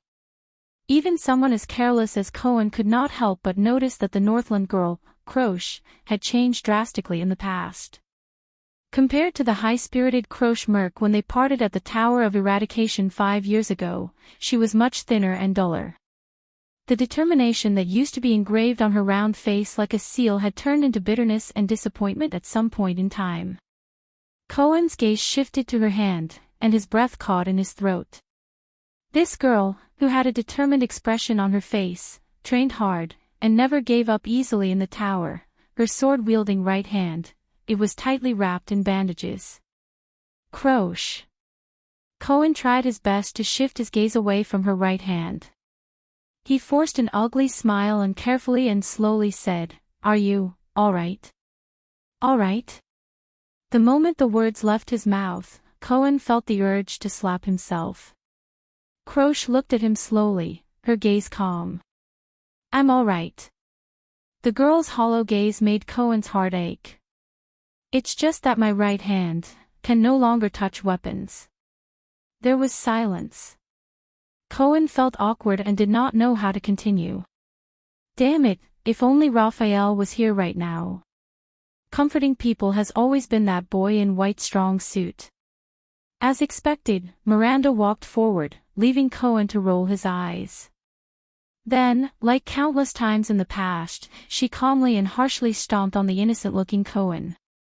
Kiss, just as Cohen was grimacing in pain, Miranda sat on the edge of Croce's bed. Her expression did not change as she said decisively, "Who did it?" Any consolation at this moment would be futile. Miranda thought to herself, I might as well get straight to the point so that she won't think about those pointless things. Beside her, Caslin coughed. The former leader of the White Blade Guards did not say much in front of Croce. He had seen this kind of situation in too many retired soldiers. Caslin sighed deeply in his heart. And they, the soldiers, would never know how lucky they were to be able to retire after being injured. Croce snapped out of her daze and flashed an ugly smile. I think all of you should know some of the causes and consequences. Croce's tone had calmed down. She did not sound like a swordsman who had just lost hope in using a sword. A military officer named Hardy was lurking in Black Sand Region's army and almost assassinated your prince with a mystic gun under the fortress. Cohen nodded. I saw that scene on Broken Dragon Fortress, but I didn't see it clearly.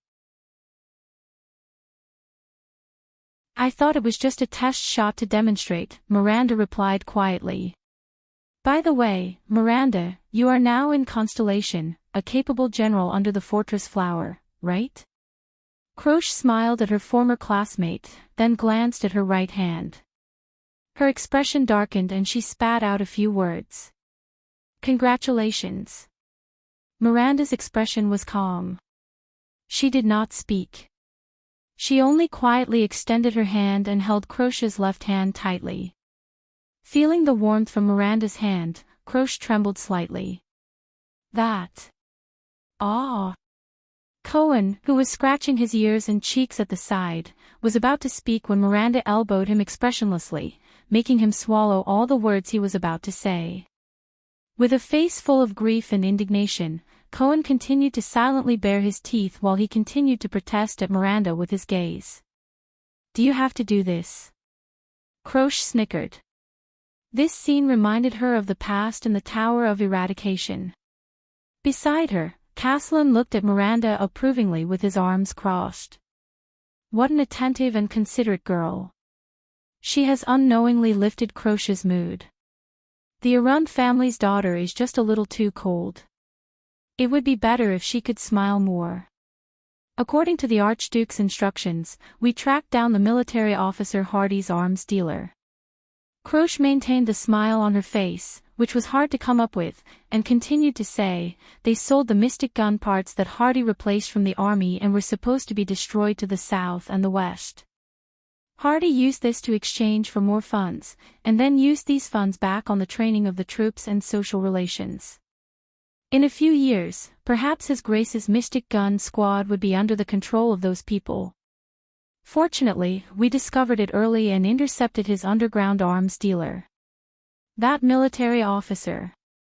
What did you find out about him? Miranda asked softly. Not much, Croce said flatly. Hardy came from a small village further north. It's the territory of Archduke Letko of Defense City. He was a person who personally experienced the war between Extet and Constellation 11 or 12 years ago. He survived the tragic attack and defense of Broken Dragon Fortress, but he lost a hand and half of his face under the bombardment of the Mystic Gun. Miranda's face paled. It's the war from 12 years ago again. Cohen sighed and walked forward. Carefully avoiding Miranda's unarmed attacks, he asked slowly, the Archduke of Defense City, one of the two archdukes in the north of Extet. The Letko family. So, Archduke Letko was the mastermind behind the conspiracy to murder the Prince of Constellation with the help of the Mystic Gun. Croce shook her head. It's not that simple. Hardy came to Black Sand Region after the war and has been living there ever since. He hasn't come into contact with anyone related to Defense City, so we can't be sure that it's him. But there's one thing that makes us very suspicious. We interrogated Hardy's arms dealer and found out that Hardy mentioned once that he had a daughter named Lucy. Cohen's eyes lit up. You found his daughter. Is there something wrong with her? Not only is there something wrong with her. Croce pursed her lips tightly and shook her head. But there's no such person. There's no such person. Cohen asked, puzzled. Hardy has been single for more than 40 years. This is what we confirmed from his neighbors. He doesn't even have a wife or a lover, let alone a child, Croce said faintly. We followed the name Lucy, and found that he had mentioned her name to more than one person. From the arms market in Black Sand region to the transport team in Prestige Orchid region, when we followed the trail to Dragon Cloud City, we were intercepted. The short-haired girl raised her head, her expression frightening. A group of unfamiliar swordsmen appeared. Miranda frowned.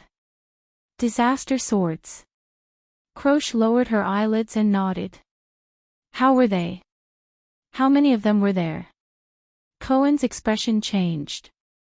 Ignoring Miranda's displeased expression, he rushed forward and asked anxiously, what kind of power of eradication did they use? How did you recognize them as disaster swords? Caslin, who was listening quietly, frowned. There were many of them. Their heads and faces were covered, and it was dark, so we couldn't see their figures and faces clearly. But their power of eradication is just like what Teacher Chartier described, Croce said flatly. It's cold, ruthless, and its power of eradication is turbulent and never stops. I'm the only one who escaped. Cohen was stunned. But he immediately reacted. Is there any more information? When and where did they appear? For example, how did they draw their swords? I've told Uncle Caslin about the details of their appearance. But Croce only gritted her teeth and shook her head with a bitter gaze. Go and complete your mission, whether it's for the Tower of Eradication or your Prince of Constellation. Cohen wanted to ask again, but Miranda grabbed his arm and shook her head. I'm tired, Croce said slowly. She slowly turned over and faced the wall. I want to rest for a while. Cohen and Miranda looked at each other, then at Croce. Finally, under Caslin's gaze, they bade farewell and left. Cohen. Before leaving, Croce suddenly called out to Constellation's guard. Cohen turned his head back in shock. She turned her head and raised her eyes. There was an indescribably complicated expression in her eyes. Be careful. Cohen was stunned for a moment. Then, he was pulled out of the room by Caslin. You saw what she looked like. To be honest, based on my observation, I don't think she's really injured to the point where she can no longer use her sword. It's the barrier in her heart that prevents her from continuing to use her sword, Caslin said flatly. What do you mean? Barrier in her heart? Miranda asked with a frown. Croce is the daughter of my old subordinate in the White Blade Guards. Following the two young men out of the house, Caslin looked at Dragon Cloud City in the distance and shook his head. You met her in the Tower of Eradication, so you should know that she's very ambitious. I guess it's also because you Constellations indoctrinated her, hey? Cohen protested. What do you mean by, we Constellations indoctrinated her? Croce has always been. Caslin ignored him and continued to speak to himself. She's always been strong since she was young. She always wanted to become a legendary female knight like, Heart of the Rain, Lorraine. Heart of the Rain, Lorraine. I heard that she was at the same time as Master Shao. Cohen asked curiously. The flag leader mercenary from the Hanbol Succession War in the Eastern Peninsula? Yes. Caslin seemed to have been reminded of the past. He paused for a moment as he reminisced. Then, he flashed a smile and said, there will always be some women that you will never dare to provoke. Immediately, the old Caslin sighed. After going through the training in the Tower of Eradication, Croce became even more ambitious. When she came back, she even recommended herself for the White Blade Guards assessment, wanting to join the White Blade Guards. Miranda raised her head, her eyes sparkling. But she didn't succeed. Caslin raised his eyebrows. The White Blade Guards rejected her. It was a huge blow to her. Miranda looked puzzled. Blow. As far as I know, the White Blade Guards have very high selection standards. What struck her was not the rejection. Caslin interrupted her and turned his head. It was the reason she was rejected. The reason she was rejected. Miranda stared at him. What is it? Caslin inhaled and did not answer. I know. Just as Miranda was about to say something, Cohen answered from the side. The police officer sighed. Because she's a woman, right? Caslin gave Miranda a profound look and nodded. That's right. Because she's a woman. Miranda subconsciously clenched her teeth. Although many people say that we Northlanders are very tough, and when we're fierce, even women and children can pick up weapons, Caslin sneered. But according to my wife, most Northlanders still believe that territories, politics, wars, and aristocratic inheritance are all men's matters. Women should stay at home and wait for their husbands to return. Just like that, Croce brought her sword and went to various suzerains, but she ran into walls everywhere. A woman who had gone through the complete training in the Tower of Eradication, a super-class swordsman, could not even get a position with a count. A few viscounts and barons were willing to take her in, on the condition that she would marry them after her term was up. Without a doubt, it was all because of her father's position in the White Blade Guards. Miranda gently tightened her grip on the hilt of the sword at her waist. Compared to my smooth-sailing life in Constellation, my father's care, and Sonia's care. Is this what Croce faced in Northland, and what happened to her in Ekstedt? According to her father, Croce even considered going to the southwest, to Bramble Land, Dragon-Kissed Basin, or even the Great Desert to become a mercenary. But in the end, she went to Black Sand region and used her father's name to work for my good-for-nothing nephew, a viscount named Canvita. She got a position in his territory. Caslin sighed. Caslin sighed and said, I suspect that this is one of the methods Chapman Lampard used to draw me to his side, but looking at Croce, and this time, Caslin shook his head. So you know why, little Arund girl. The old man raised his gaze and looked at Miranda. To be honest, your attire is too eye-catching in Northland. Miranda did not say a word. She only stared at the distant Dragon Cloud City. When I was at the Western Front Line, due to the occasional shortage of soldiers, there were some female soldiers there, Cohen said slowly. There were female mercenaries from the southwestern countries who joined the army due to various reasons such as being unable to survive. Most of them were female mercenaries, but they were usually not welcomed. Cohen's eyes sparkled as he said, born with less strength and weight than men, a special requirement for the style of armor on the upper body, and an absolute disadvantage in height. These are often fatal when facing orcs, because you have to jump to attack their vital points. Of course, there's also the monthly, you know. Their status in the military camp is very low. Sometimes, they often have to rely on. Cohen lowered his head and furrowed his brows. To please their superiors and colleagues. And once they fall into the hands of the enemy, especially the Baron Bone people, they often end up much worse than men.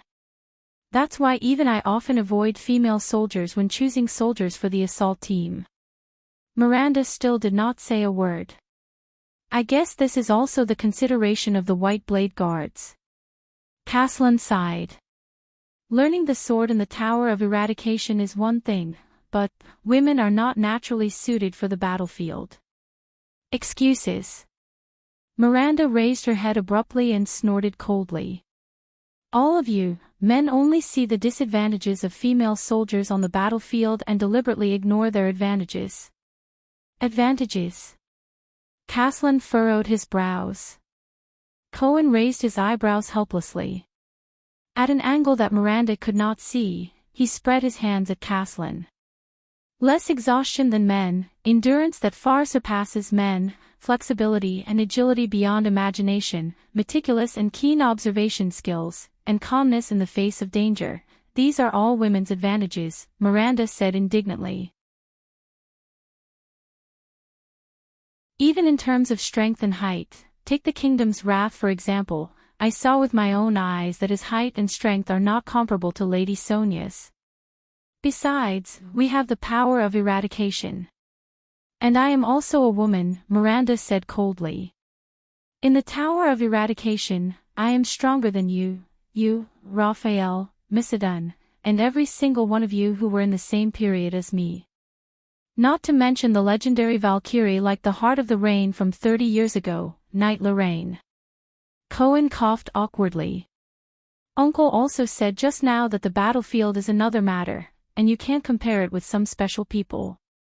The police officer spread his hands helplessly. Heart of the Rain is a special case among special cases. Lady Sonia is also a legendary figure under the Duke of Star Lake.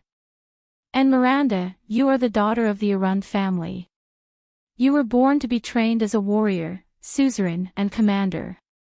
As soon as Cohen finished speaking, Miranda's murderous gaze shot straight at him and pierced through his heart. It also cut off the second half of his sentence in his throat. I think that Western Desert and Northland are more special. Caslin snorted. Western Desert is the front line of war and chaos all year round, and the Northlanders' views on women have existed since ancient times. I am also a Northlander. Miranda retorted with a cold expression. The old Caslin led them to the stable. Two people who looked like soldiers bowed to him. You are a Northlander of Constellation and an Arund. You people even allow women to inherit. As far as I remember, you even had a queen a few hundred years ago. And Northland, Caslin sighed and said, is still very far away from accepting a female knight, a female suzerain, or even a queen. It's still very far away. No, even in Constellation, female suzerains are still looked down upon. Miranda silently said in her heart, a few hundred years ago, the Queen of Constellation didn't end up well either. There will be a day. Miranda raised her head, her gaze firm. On that day, female warriors, female swordsmen, female suzerains, and even queens will no longer be the minority. We will prove to the world that men can do it. Women can do it too. Caslin shrugged and walked into the stable. Cohen stuck out his tongue. He thought of his two devilish sisters at home and sighed helplessly. Miranda. Why would Raphael like her? But when he thought of Raphael, his current position, and the power of eradication in his body, Cohen's heart sank again. The army of Black Sand Region is stationed in a village near Dragon Cloud City to escort the prince. They will bring Croche back. Caslin led two horses over and looked at the two young noble swordsmen. I'll leave the next task to you. You're not going. Cohen raised his eyebrows. My appearance is not a good idea. Caslin's expression darkened. It will alarm too many people. Fortunately, I still know some people in Dragon Cloud City, some old acquaintances. They can provide you with information, but when it comes to specific investigations and inquiries, identifying the disaster swords from the Sword of Eradication. Caslin handed the reins to the two men. No one is more experienced in this field than you and the seeds of the Tower of Eradication this time. Whether it is the innate insight of nobles, superclass combat power that adapts to the battlefield, or the ability to sense the disaster swords. You know some people in Dragon Cloud City. Cohen revealed a doubtful expression. Uncle, haven't you been running a tavern in Black Sand Region for 20 years? How about that? Caslin touched his white hair awkwardly. At least I lived in Dragon Cloud City for many years. Are the people still usable after 20 years? Cohen furrowed his eyebrows. I've been keeping in touch. Caslin looked around and chuckled. And for a long time, many of the old subordinates of the White Blade Guard stayed in Dragon Cloud City after they retired. When they were trying to make a living, I helped them out a little. Making a living. Help. Cohen's doubts grew stronger. When some of the retired soldiers were having a hard time, I would act as a middleman for them, and find them some work. Caslin coughed unnaturally. You know, there are always some jobs that require people who can fight to do. You can just say that you introduced them to the gang. Miranda had a contemptuous look on her face. It'll be easier for us to understand. Caslin coughed loudly and drowned out Miranda's words. For the past 10 years or so, the gang in Constellation, the Brotherhood or whatever it is, has been causing a lot of trouble. They even expanded their business here. Some of my old friends are always short of manpower and wanted me to introduce them to them, so... What? Cohen widened his eyes. After all this time, Uncle, you're actually the contact and introducer for the gang in Dragon Cloud City? Caslin's coughing grew louder. Under the doubtful gazes of the two young men, he raised his head in a righteous manner and patted their shoulders. Anyway, whether it's the mission of the Tower of Eradication, giving Croce an explanation, or the truth behind the assassination of the Prince of Constellation, I'll leave it to you. Miranda and Cohen revealed a contemptuous look, while the other clicked his tongue and shook his head. Remember, your mission is only to investigate, not to throw your lives away for an unverified piece of information. Before they left, Caslin became serious. But all of you have the ability to come into contact with the disaster swords, and even survive their attacks. As long as you don't run into a supreme-class swordsman. I believe in your abilities. The two of them looked at each other and nodded seriously. My people will help you, but if you make a big deal out of this, remember to hide yourself well. Although your prince is currently on a diplomatic mission to Axtet and the tension between the two countries has largely been reduced by his arrival, it is not a good thing for Constellations, especially the family members of Constellation nobles, to recklessly expose their identities here. Caslin narrowed his eyes. Also, what you need to pay attention to and worry about is not as simple as the swords on the surface. The disaster swords may be working with an extension suzerain, such as an archduke. No matter what, they deliberately worked with a suzerain and even assassinated the Prince of Constellation. I'm afraid their motives are not simple. I understand. Cohen inhaled and mounted his horse. We will find out their background and the truth, whether it's a plot to assassinate the prince or an intention to harm the Tower of Eradication. Miranda did not say much. She nodded slightly and rode away. Cohen followed closely behind her. Caslin watched the two of them leave, then looked at Dragon Cloud City in the distance. A hint of nostalgia flashed in his eyes.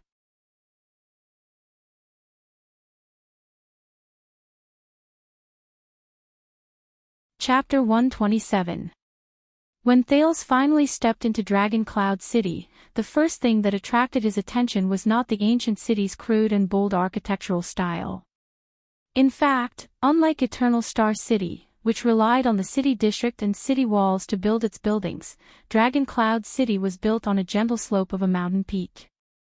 The layout of the city was based on the mountain's topography, stretching all the way up, appearing natural and smooth. Similar to his experience in Lampard's military camp, what left a deep impression on Thales was the extension citizens of Dragon Cloud City who fought to surround the city gate to watch the Prince of Constellation. The Prince of an Empire. A rough shout rose from the crowd, immediately triggering a noisy and chaotic response. According to Putre, this place should be filled with citizens who were busy preparing for the winter, preparing to enter the city for their last exchange, sale, and purchase goods. But he just happened to be here. Thales could only lower his head and sigh. It had been a long time since he was so popular. Although the citizens' emotions were much better than the soldiers, and the people of Dragon Cloud City did not hate Constellation as much as Black Sand Region, the news of the heir of Dragon Cloud City being assassinated in Constellation had obviously spread. This caused Thales and the others to suffer from another round of discussions, abuse, and even rubbish flying towards them. The extensions were much more passionate than the constellatiates. If that king has the guts, then don't send. An angry voice rose from the crowd. Thales could not see it clearly. Before he could hear the second half of the voice, he was hurriedly escorted away by his attendants. He could only vaguely hear the words "let that coward come himself," as well as countless responses of praise and rebuttal, rising from behind him. Maintain order. Separate the crowd. We need to get to Heroic Spirit Palace as soon as possible. Nicholas reprimanded his subordinates and soldiers without holding back. You know what to do with those who barge into the city without permission. Fortunately, the White Blade Guards and the soldiers of Dragon Cloud City separated the crowd, or else the Prince of Constellation would have fled into Dragon Cloud City pathetically. Although it was not much different now. Thales looked at Waya and Ralph, who looked as if they were facing a great enemy. He sighed helplessly on his horse. Their unhappy expressions make it seem as if I killed their prince. Put yourself in my shoes and think about it. If you died in Northland today, and Extet sent someone to Eternal Star City to apologize tomorrow, I think I would probably have a displeased expression on my face as well.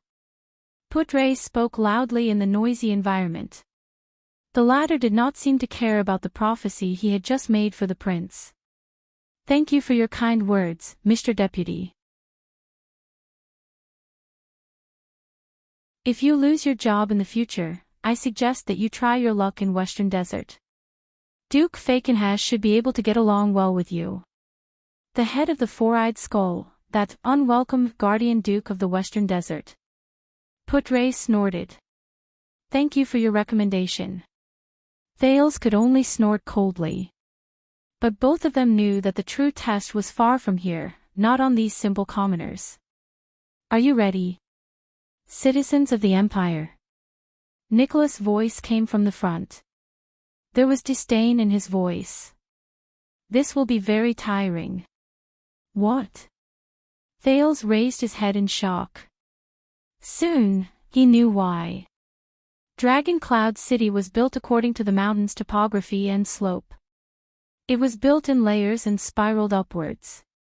They had to climb all the way in the city, passing through layers of barriers that were separated by thick inner-city gatehouses.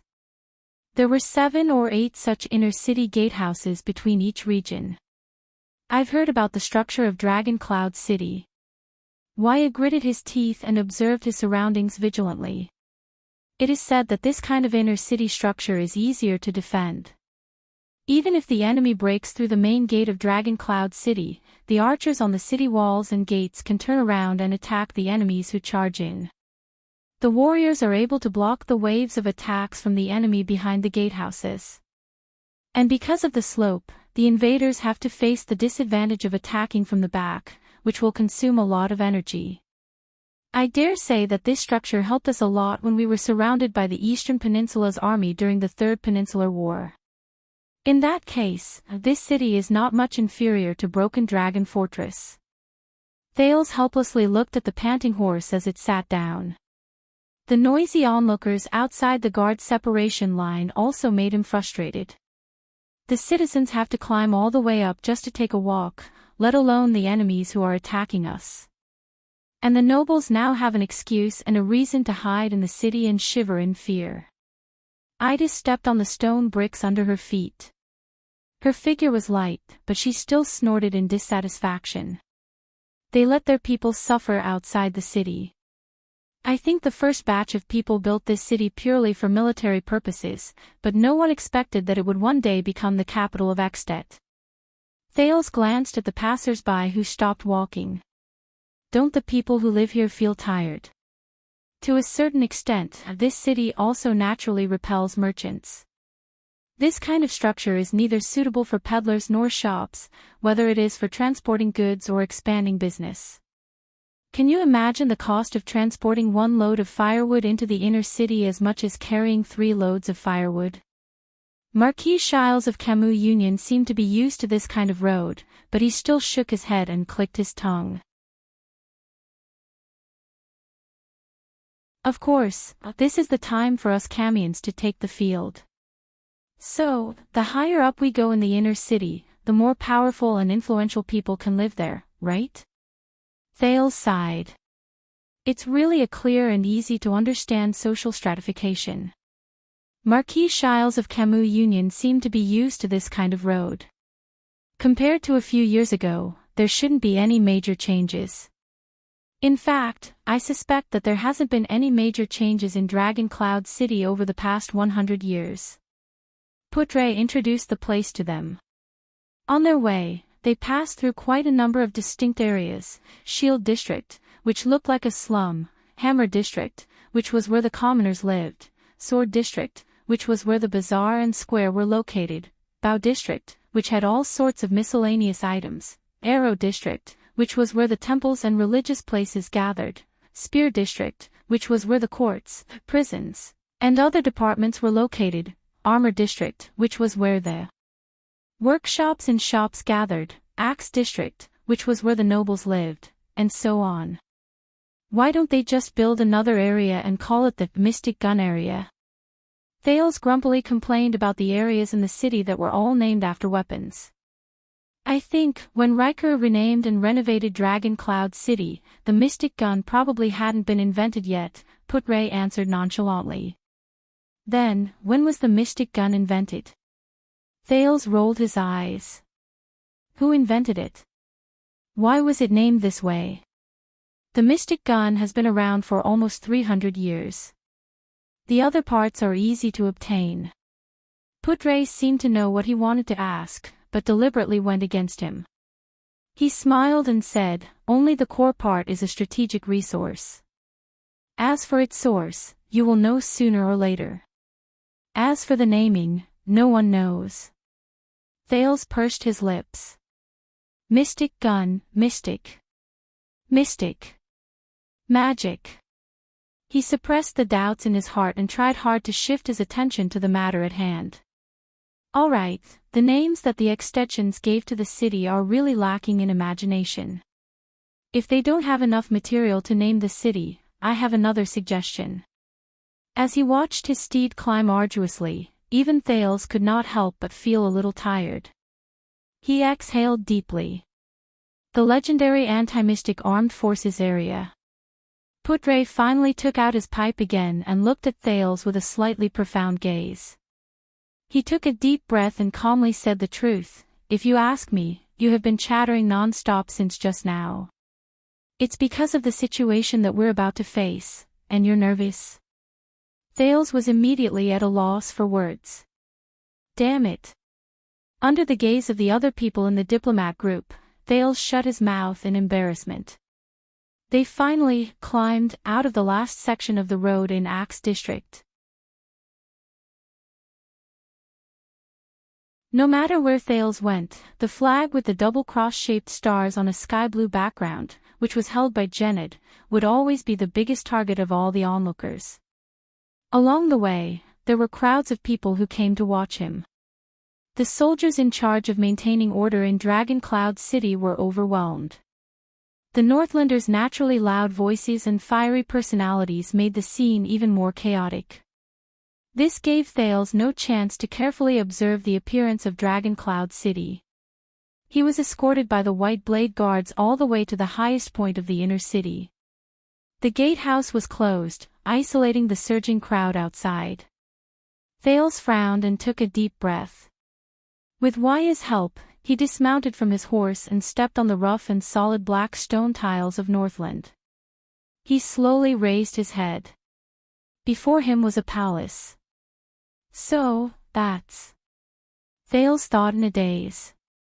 Allow me to bid you farewell here, my dear Prince Thales. Before he had the time to carefully observe the palace, Marquis Shiles of Camus Union came before him. He humbly lowered his head and said in a low voice, "You must be mentally prepared." According to the plan, the Marquis of Camus Union chuckled. King Nuvan might be a little rough to you. Rough. Thales smiled awkwardly. He then inhaled a deep breath of cold air and nodded. Rough? Of course. Thales secretly rolled his eyes in his heart. I've never been to this world. Has anyone ever been gentle to me? I almost thought that this was a torturing novel, all right. Marquis Shiles and Nicholas looked at each other. They then led Camus Union's men and left in another direction. Just as Thales was about to raise his head and take a good look at the palace that might be Axtet's royal palace, the palace gate slowly opened. A group of Northlanders, who were dressed rather elegantly and neatly but still fully armed, walked out of the palace gate in a single file. Thales could not help but feel his heart tighten. As expected, a loud and clear voice rang out from the group of people. In the name of the common elected king of Axtet, King Nuvan Walton VII, I am here under orders to welcome the foreign guests. A man with a crew cut, a tough appearance, and a cold expression pursed his lips and narrowed his eyes as he scrutinized Thales for a few seconds. His Majesty is looking forward to your arrival. The Prince of Constellation. Thales clenched his fists. Here it comes. Nicholas laughed heartily and went forward to hug the leader of the group. Have you completed your mission, my dear leader of the guards, my friend Nicholas? The man asked softly, seemingly with a profound meaning. Of course, Nicholas also said with a hidden meaning in his words, the Prince of Constellation we want is already here. Thales furrowed his brows and watched the exchange between the two. Then, the leader of the men with a crew cut came before Thales and bowed to him. Welcome to Axtet and its most brilliant pearl, Dragon Cloud City, Your Highness Thales from Constellation. Thales remembered Gilbert's teachings and Putre's advice on the way. He immediately smiled and returned the greeting. He looks like a bureaucrat, but his physique, Thales thought, is more like a warrior. Or should I say, almost all Northland men look like warriors. I am Lord Burn Merk. The Northland man with a crew cut was about 40 or 50 years old. He was dressed in a thick robe and had a serious expression on his face. Before I received my title, I was once a member of the White Blade Guards. Now, I am King Nuvan's administrator. I will be responsible for your reception in Dragon Cloud City. Thank you for your reception, Lord Merk. Thales nodded and confirmed his judgment in his heart. Allow me to introduce to you, as this is your first time here. Merk turned around with a straight face and raised his hand at the towering palace behind him. This is the residence of the suzerains in Northland since ancient times. From the shabby houses in the mountains during the era of kings, to the stone fortresses during the era of the Empire, to the majestic palaces today. For thousands of years, it has witnessed the history of Northland, the rise of Axtet, and the prosperity of the children of the North Wind and the Dragon. Merk said solemnly, that's right. Heroic Spirit Palace. Heroic Spirit Palace. The meaning of this name, is it really suitable for a living suzerain to live in? Thales was startled. He then slowly raised his head. It was a huge palace with a simple style but heavy colors. It had a grand layout and a rough design. It was built against the mountain. Even if he were to count the ground of the inner city where he was standing, it would still be 8 or 9 stories high. The building materials were quite unique as well. Huge wood, rough stones, animal skins, and metals were all present. Many parts of the palace were even crudely polished. It was a typical Northland style, vigorous, powerful, bold, and wild. In front of the huge palace gate stood 10 pillars that were more than 10 meters tall. They supported the lofty palace roof. The pillars were carved with the stories of Northland's past heroes. The style of the carvings was simple and bold. The path from the inner city to the palace gate was lined with 8 furnaces that were a few meters tall. Even in broad daylight, they were still burning fiercely. It was as if they were illuminating the small square in front of the palace gate all day long. The area around him was filled with tall, fierce-looking white blade guards and Dragon Cloud City guards. Unlike Constellation's guards, who were orderly and strictly distributed, their positions seemed to be scattered, and they patrolled without any pattern. But after Aida's reminder, Thales was stunned to realize that they were lax on the outside but tight on the inside, and they did not leave any blind spots. Compared to Constellation's Renaissance Palace, which had a rather creative design and looked like half a pyramid, the Palace of Dragon Cloud City looked more like a grand palace in a story, from the architectural style to the personnel inside. The flag with a red dragon on a black background fluttered high above. Below the national flag was another flag, a dragon spear that pierced out of the clouds. It was the emblem of the Walton clan, the Cloud Dragon Spear. Red and black, coupled with the color of snow that naturally fell from the sky. In Thales' impression, there was no other palace that resembled a place where heroic spirits returned to.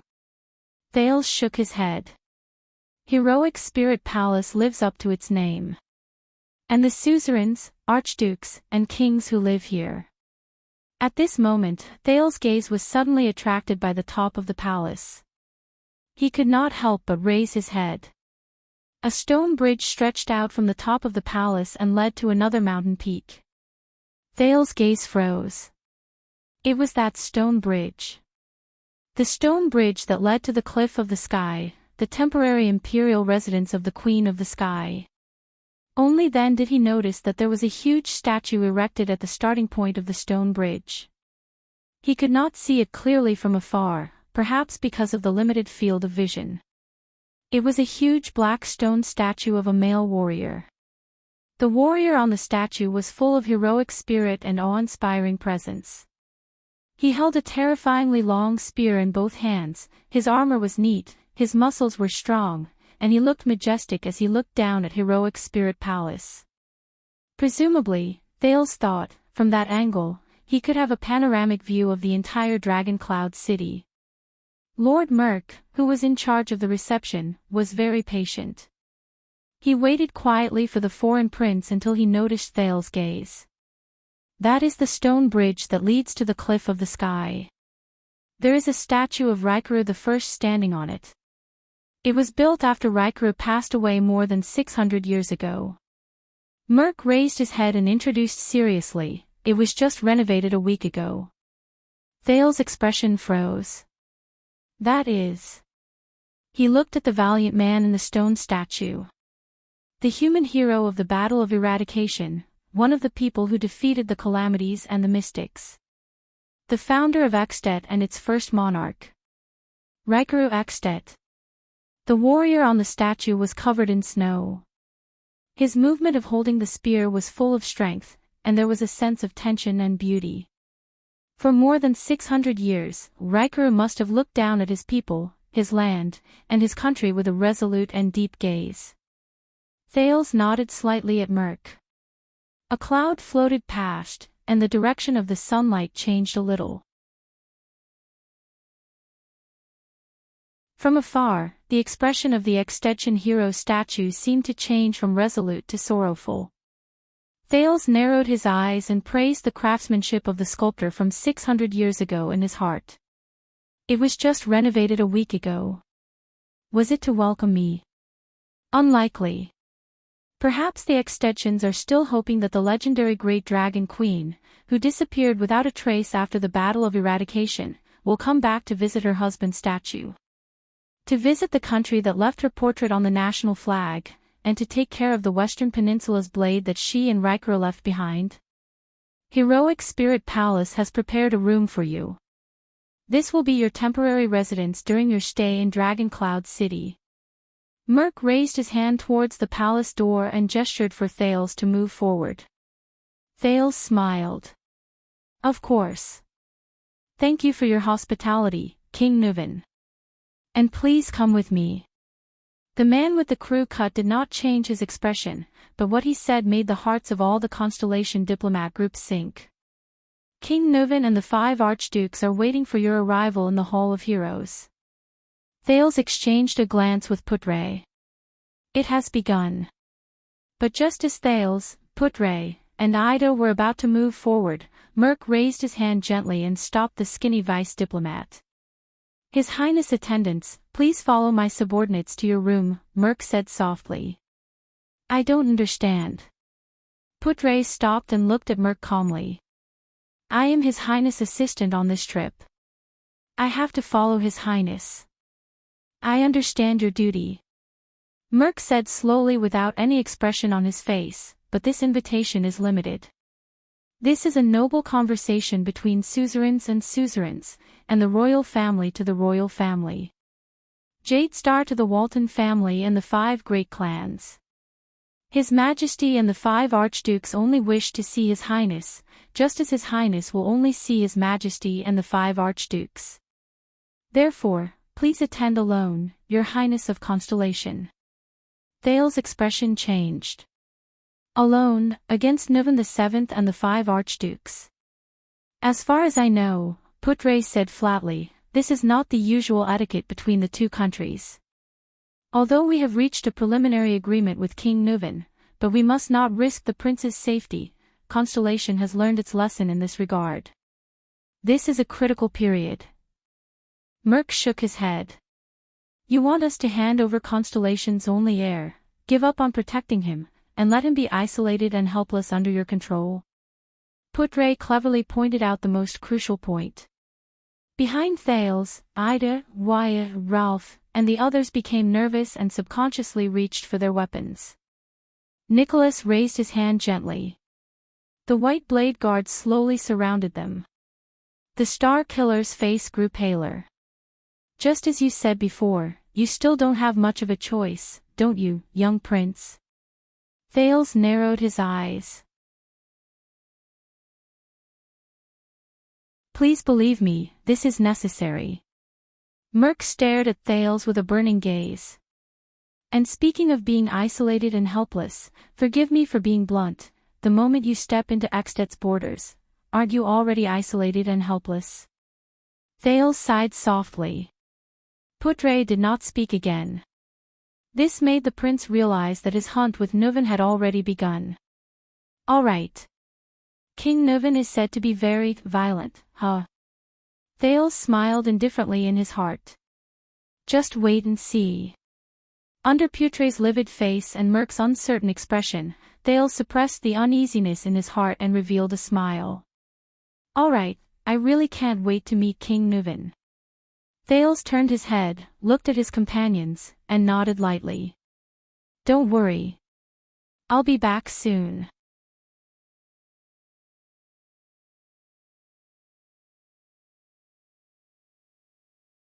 Chapter 128. You came just in time. Everyone went to see the Prince of Constellation. There's no one around, so you don't have to worry about being discovered. I like you, bro. Next to a house in Dragon Cloud City, a short, stocky man put his arm around Cohen Caribbean's shoulder and laughed. Even without Caslin's recommendation, I can tell that you're a good man. Only those who have served in the military have such a physique. Miranda walked behind them in silence, watching Cohen socialize with Caslin's friend. Cohen gave full play to his experience of mingling with soldiers at the front line at the borders for 3 years. He responded to them without any rudeness. You too. Big leather belt. Look at those muscles, you don't look like a retired soldier. Cohen responded with a hearty laugh. Speaking of which, how did you get this nickname? Caslin didn't tell me about it. About that, it's a story from when I was in the Glacier Sentinels. The man nicknamed Big Leather Belt's expression changed upon hearing that. His face was full of pride. When I was still a new recruit, I was ambushed at night during the autumn harvest. So you're an elite scout from the Glacier Sentinels. Cohen was surprised. No wonder. So, you fought with orcs a lot. More than that. Big Leather Belt laughed proudly. I served in the 38th Century Ground for 10 years. My brothers and I killed a total of 52 orcs. Cohen was in awe. Orcs. These ancient enemies who had been fighting against humans since the age of ignorance. They're not easy enemies to deal with. Back to Big Leatherbelt's background. It was my first battle. When I was on duty, 5 or 6 orcs sneaked into the sentry ground. Big Leatherbelt shook his head. We met one head-on. It was an ugly son of AB*TCH. It was about 8 feet tall, and its wrists were thicker than my thighs. That son of AB*TCH killed 3 of our brothers and suffered a lot of injuries. I was the last one, and even my weapon was broken, Big Leatherbelt said excitedly, thumping his chest from time to time. At that time, I thought that there was no other way, so I pulled out the Sentinel Standard Leatherbelt, jumped on its shoulder, and, as he spoke, Big Leatherbelt gritted his teeth and grabbed Cohen's neck with all his might. Just like this, tie a knot and strangle it. Cohen pulled his neck and coughed violently, feeling the excessive enthusiasm of the other party. I sat on his shoulder, my right hand desperately pulling on the leatherbelt, and my left hand holding the small broken shield. That son of AB*TCH raised his warhammer and hit me crazily, again and again. Under Miranda's strange gaze, Big Leatherbelt shook Cohen's neck with all his might, making him dizzy. Until it fell to the ground, and my shield was almost broken. Ah! Cohen recovered from his dizziness and raised his head in surprise. You didn't let go, did you? The more heavily injured an orc is, the more powerful its counterattack will be. That's right. Bro, I can tell that you're an expert. Big Leatherbelt slapped his thigh and yelled, "Don't let go." This is a lesson I learned later. At that time, I thought it was dead, so I loosened my belt. But that D*Ned beast bounced up as if it had come back to life, roaring and clutching my head tightly. Fortunately, His Majesty the King was inspecting the north at that time, and the White Blade Guards came as reinforcements. Caslin arrived in time and split the back of that son of AB*TCH's head with his axe. At that time, I almost fainted. But from that day onwards, they called me Big Leatherbelt. Ha! Cohen sighed, remembering his past at the front line of Western Desert. So, you fought with orcs before? Big Leatherbelt asked curiously with great interest. Yes, but not glacial orcs, but desert orcs. Cohen smiled. We used to be mercenaries there. The way to deal with orcs is to lower our bodies, lower our heads, circle around them, or attack from their crotch. Ah, that's how the people from the Empire in the south do it. They go around in circles with the orcs, Big Leatherbelt muttered. We can't do that in the north. In cold weather, our movements are stiffer than usual, and we're not flexible enough. So, in the north, the best way is to attack them head-on, end the battle quickly, and kill them in one blow. Cohen nodded approvingly. It's different in the desert. Orcs have a high resistance to heat, and they're not afraid of the high temperature of metal armor. They have everything from plate armor to chain armor. I've even seen orcs armed up to their crotch. That's when we have to use our agility to find a chance to hit their vitals. As they chatted enthusiastically about their experiences on the battlefield, Big Leatherbelt finally brought them into the house. Oh, look at you, a typical Northland girl. You're big, your breasts are big, and you're pretty. Big Leatherbelt invited them into the house. When he saw Miranda beside Cohen, his eyes lit up. Caslin introduced you here. Do you want to consider staying? We have a few good men here who are single, and there are even tough guys who retired from the White Blade Guards. Miranda's expression changed, and she looked at Cohen awkwardly. Cohen spread his hands, indicating that he was at his wit's end. However, Big Leatherbelt immediately frowned and shook his head. Forget it. They're not good enough for you. They're all bad people who want to make quick money, and don't want to work hard in their hometowns. I bet they can't take care of their families, so what right do they have to have a good wife like you? Big Leatherbelt sighed. They have high standards, but they can't even support themselves. Serves them right for being single on Singles Day. Miranda did not say a word. She just listened to Big Leatherbelt. A tall Northland girl like you, with a strong body and fair skin according to the standards of the upper class, must be a hot commodity in your hometown. Big Leatherbelt sat down and panted. I have 3 younger sisters, so I know that girls at your age are impulsive, passionate, and always look down on the young men around home. You want to go out and find a chance to meet the bravest, most heroic, and most meritorious warrior. Maybe then you'll have the chance to marry him. But believe me, the outside world may look exciting, but it's much more complicated and difficult to understand than back home. The men outside may look handsome in armor, but they're not as pure and loyal as the silly boys back home. Listen to me, you should go home, weave the thickest robe, forge the toughest dagger, and wear the most beautiful wreath. Use them to choose the most sincere one among the young men who flock to you, but don't be too eager to sweeten him. Keep him in suspense. Then wait for him to be conscripted and come back from the battlefield. That's the standard for a man to become a successful man. Then, see how he feels about you. If he hasn't changed, hang your wreath around his neck and bring him to meet your parents. Don't care about his family fortune or his background. The most important thing is that he's responsible and loves you sincerely, cares about you, loves you, and cares for you. It's best if he's a little afraid of you. These days, wealth and a noble background can't make up for the lack of sincerity.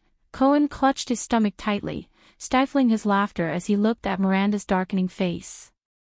I've always told my daughter that she'll eventually marry into a good family when she grows up, but it must be someone who truly loves her. I'm also looking forward to the day I can hand her over to a good young man. Big Leatherbelt's saliva was flying everywhere when he suddenly frowned. Cohen looked at Big Leatherbelt's darkened expression in surprise. The latter stood up abruptly and rushed out of the house. You guys. I thought you went to see the prince enter the city, but you're actually hiding here. Before the 2 people in the house could react, the next second, a few screams of boys and girls came from outside the house. Dad, stop right now. Kevin, he's just here to give me something. Uncle. Take your time. Ah. Big Leatherbelt bellowed furiously. Give him something. Don't think I don't know what you're thinking, you damn brat. Get lost.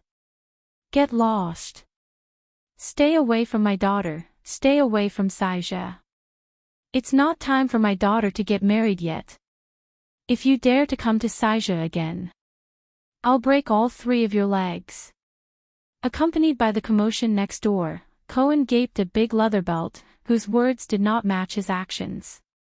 He exchanged a glance with Miranda, who was sitting opposite him.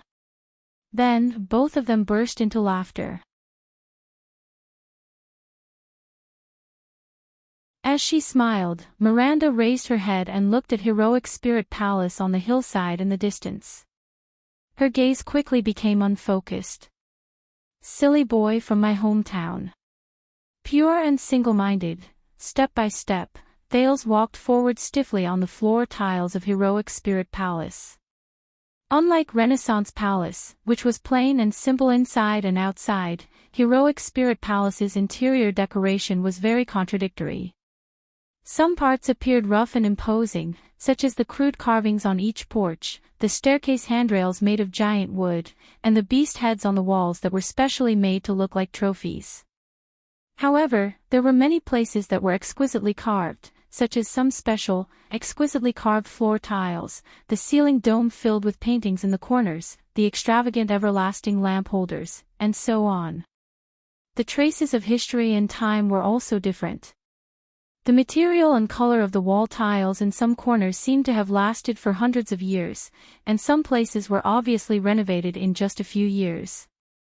If he had to say, the interior of Heroic Spirit Palace was like layers upon layers of murals. New engravings piled up on the marks of the past, and history and the present were intertwined. But Thales was not in the mood to appreciate these. He was trying his best to adjust his state of mind. He thought about the political identity of King Archduke, which was unique to Eckstedt, and was ready to deal with the upcoming challenge. Although Novan VII had already given him some pointers through Nicholas and Shiles, his experience had made Thales believe that the unknown was the main theme of life, and that accidents would always come suddenly. He had to be prepared. Under Merc's signal, the second prince of Constellation walked past the white blade guards, who were looking straight ahead. He passed through countless porches and slowly walked towards a stone hall that seemed to be oval. The lighting here did not seem to be good. It was dim, but there were 6 burning braziers on the 6 iron racks in the stone hall. They drove away the cold and brought some flickering illumination. Another brazier-like lampard. Do the suzerains of Eckstedt like braziers so much? Thales secretly ridiculed in his heart. He took a deep breath and stepped forward into the stone hole. Merc did not follow him. The door slammed shut behind him. From afar, Thales saw a simple and heavy dark brown square table in the middle of the stone hole. At the other end of the long table, directly facing Thales, sat a white-haired old man. He was about 60 to 70 years old, and he wore a thick red and black robe with a dark golden crown on his head. The crown looked very simple, and there was only a dark red gem embedded in front of his forehead. The old man placed his hands on the table but lowered his head without saying a word. Due to the distance and the light, Thales could not see his appearance clearly.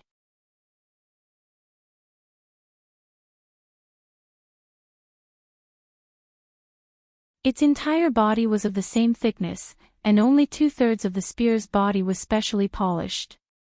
The body of the spear shone with a silver metallic luster, but the spearhead was black and shiny.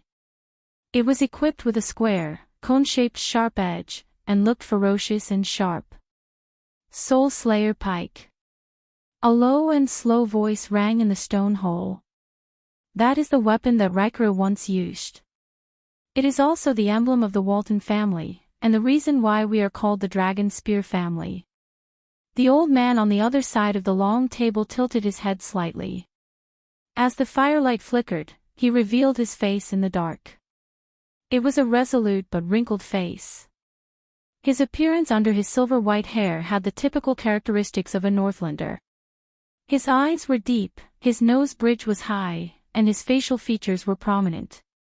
Only the curve at the corner of his mouth revealed a hint of coldness. It is said that only Constellation's judgment pike can compare to its sharpness and danger. Countless souls have died under the pike. Over the past few centuries, it has slaughtered and severely injured many famous enemies, including the sinister Morning Archduke, the vicious human slaughterer, Syra Dark Thunder, the powerful enemy of the wolves, the ferocious Nightwing King, and the bizarre Power Mystic. Thales frowned slightly. Thales suddenly remembered Caslin's evaluation of the old man in front of him. He was a good king when he was young, a typical burly Walton man. Thales met the old man's gaze. He noticed that the old man had a pair of green eyes. He did not know if it was a hereditary trait of the Walton family. Anyway, Thales did not inherit Kessel's sky-blue eyes. Thales was suddenly stunned. He remembered head ritual master Lycia and Queen Kia's evaluation of his gray eyes. It was a characteristic that originated from his mother. His thoughts returned to the present. But Thales felt a chill run down his spine. He could more or less sense that the old man's green eyes were projecting a different kind of emotion at that moment. It was vicissitudes and gloominess, sorrow and anguish, like a person who had been immersed in despair for many years. Dangerous and terrifying.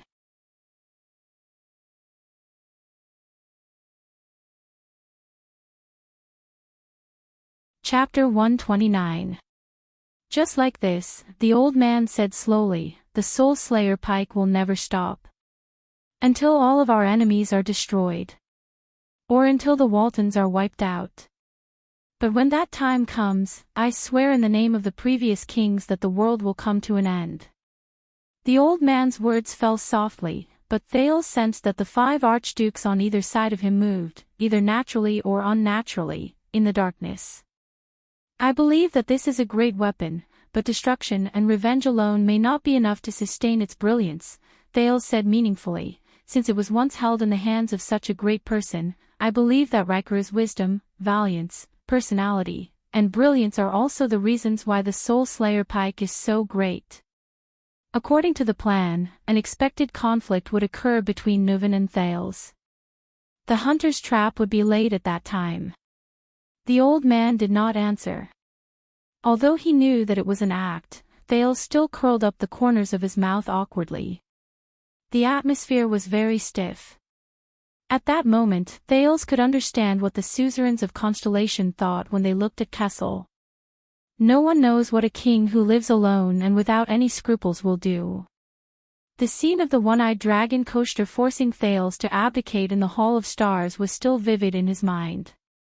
Thales suddenly became inexplicably nervous. He swallowed a mouthful of saliva and bowed respectfully on the spot. Thales Jade Star, as the second prince of Constellation, representing my father, His Majesty Kessel Jade Star, the 39th Supreme King of Constellation, the Southern Islands, and the Western Desert. Thales controlled his body to not be nervous. This became easier after he obtained that fluctuating power. At the same time, he recited the lines he had practiced. I am here to visit the glorious Extet and the glorious Dragon Cloud City. I am here to visit the Archduke of Dragon Cloud City, who is equally respected and famous, also the ruler of the entire Extet Kingdom, the common elected king, the born king, King Nuven Walton. The born king. This was Nuven VII's nickname. Not many people used it, but it was widely known. Because people often said that when he was young, he showed the talent to be a suzerain who could govern a territory. He was almost born to be king. Thales lifted his body and stared at the old man's cold and stern expression, which did not change at all. After taking a deep breath, he slowly said, My father and I both deeply understand your loss and sorrow. He asked me to represent the Jade Star family to express his deepest apologies to you and the Walton family, and to express his condolences for Prince Mariah's misfortune. It was a matter of enmity between 2 families, and not between 2 kingdoms. That was what Putre had warned him before the battle. But he believes in your character and ability. He believes that you can make the best choice. The Jade Star family is willing to provide all possible help to make up for and save the tragic consequences. And I am here, Thales said, with the most peaceful and friendly message from the Jade Star family. Now, he was waiting for the other party's response. What followed was silence. For a time, Thales could only hear the muffled sounds from the furnace and the cold wind outside the stone hole. 5 pairs of eyes stared at him in the dark. The old man, the only one who had the right to reply, did not move either. His green eyes were as dull as ever. Just when he felt as if a century had passed, the common elected king of Extet, the Archduke of Dragon Cloud City, the born king, King Nuven VII finally inhaled slowly. He raised his head and looked at Thales with a weary face. I am very old. Only slightly younger than your grandfather, King 80 of Constellation. But I don't have as many children as he does. King Nuven sighed. The rhythm of his words was extremely slow, making others feel the eerie chill in his tone. I only had my eldest son when I was 30 years old. And Mariah was a child I only had in my 40s. I still remember that when he was your age, he used to lean against my seat here and beg me to let him go out of the palace to hunt with the help of the White Blade Guards. King Nuven's expression was numb. His gaze was filled with complicated nostalgia and sorrow. I always agreed with a smile. But after his elder brother passed away, I was always careful. Nuven narrowed his eyes and shook his head slowly.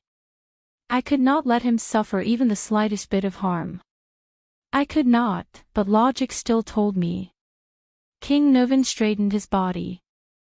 His tone was calm as he approached Thales. Children have to grow up in the midst of setbacks.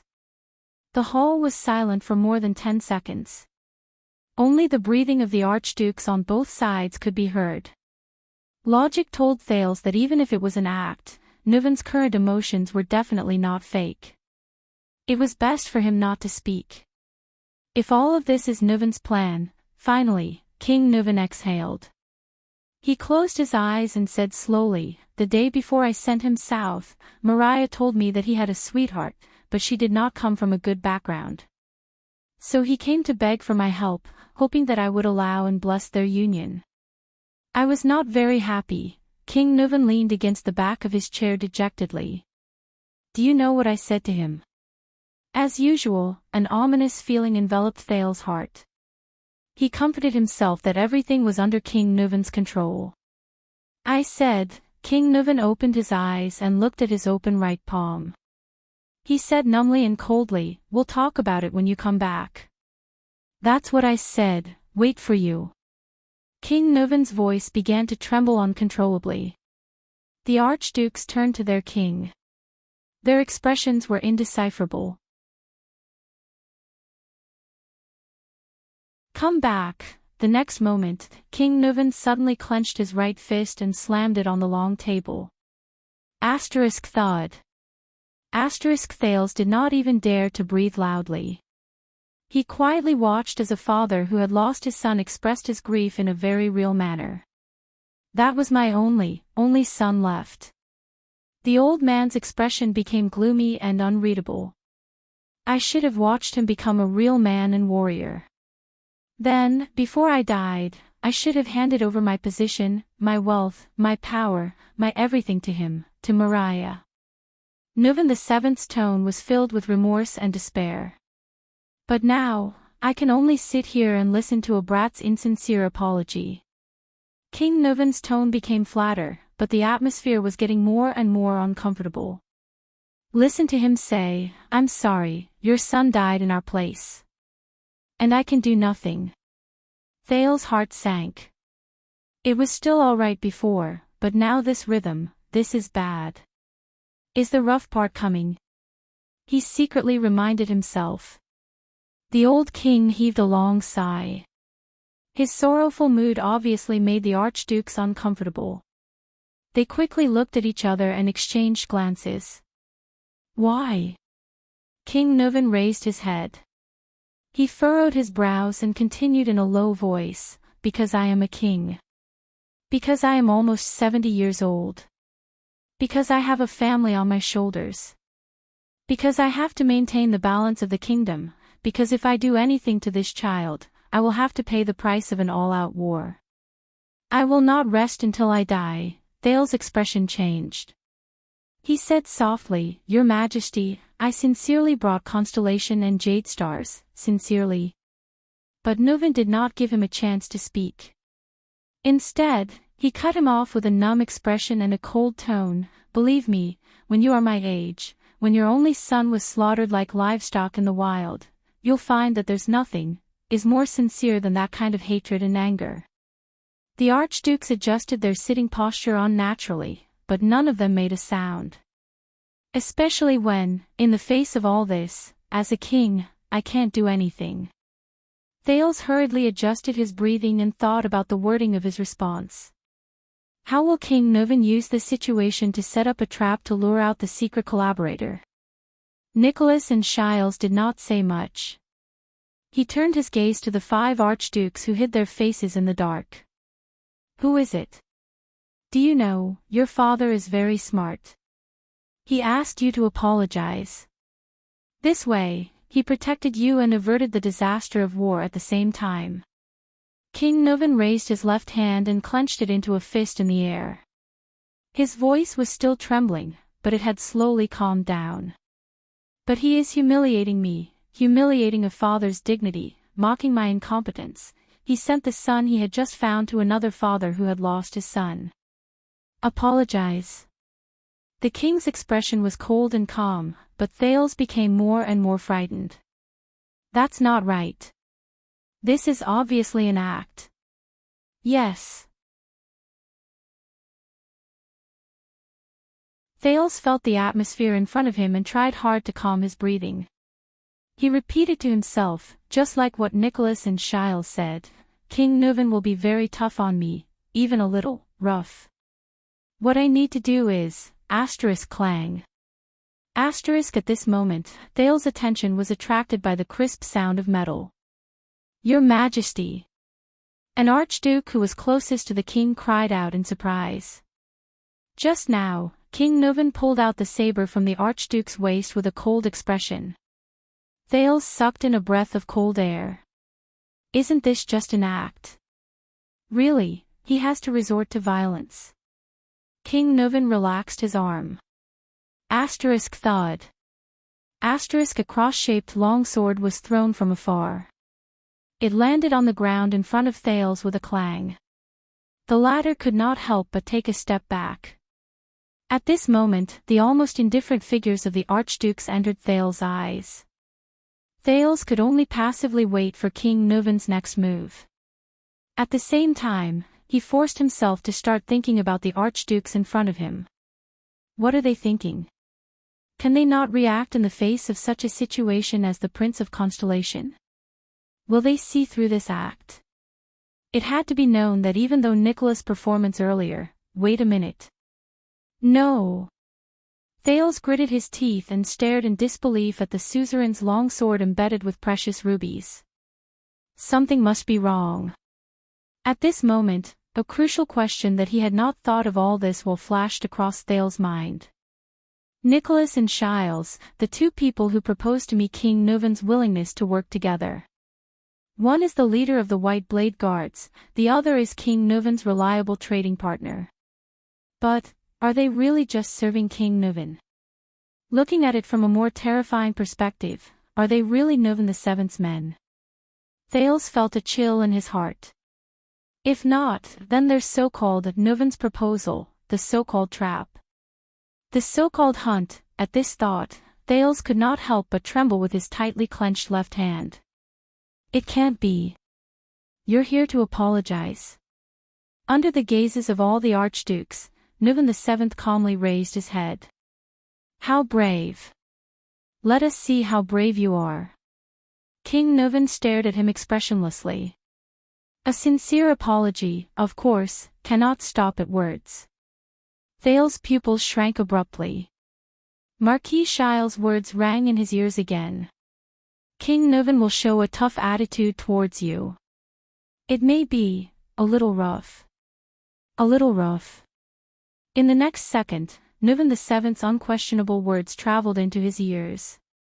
Pick up this sword. Under the different reactions of all the archdukes, King Nuven's expression was as cold as ice. He enunciated each word clearly, slit your own throat.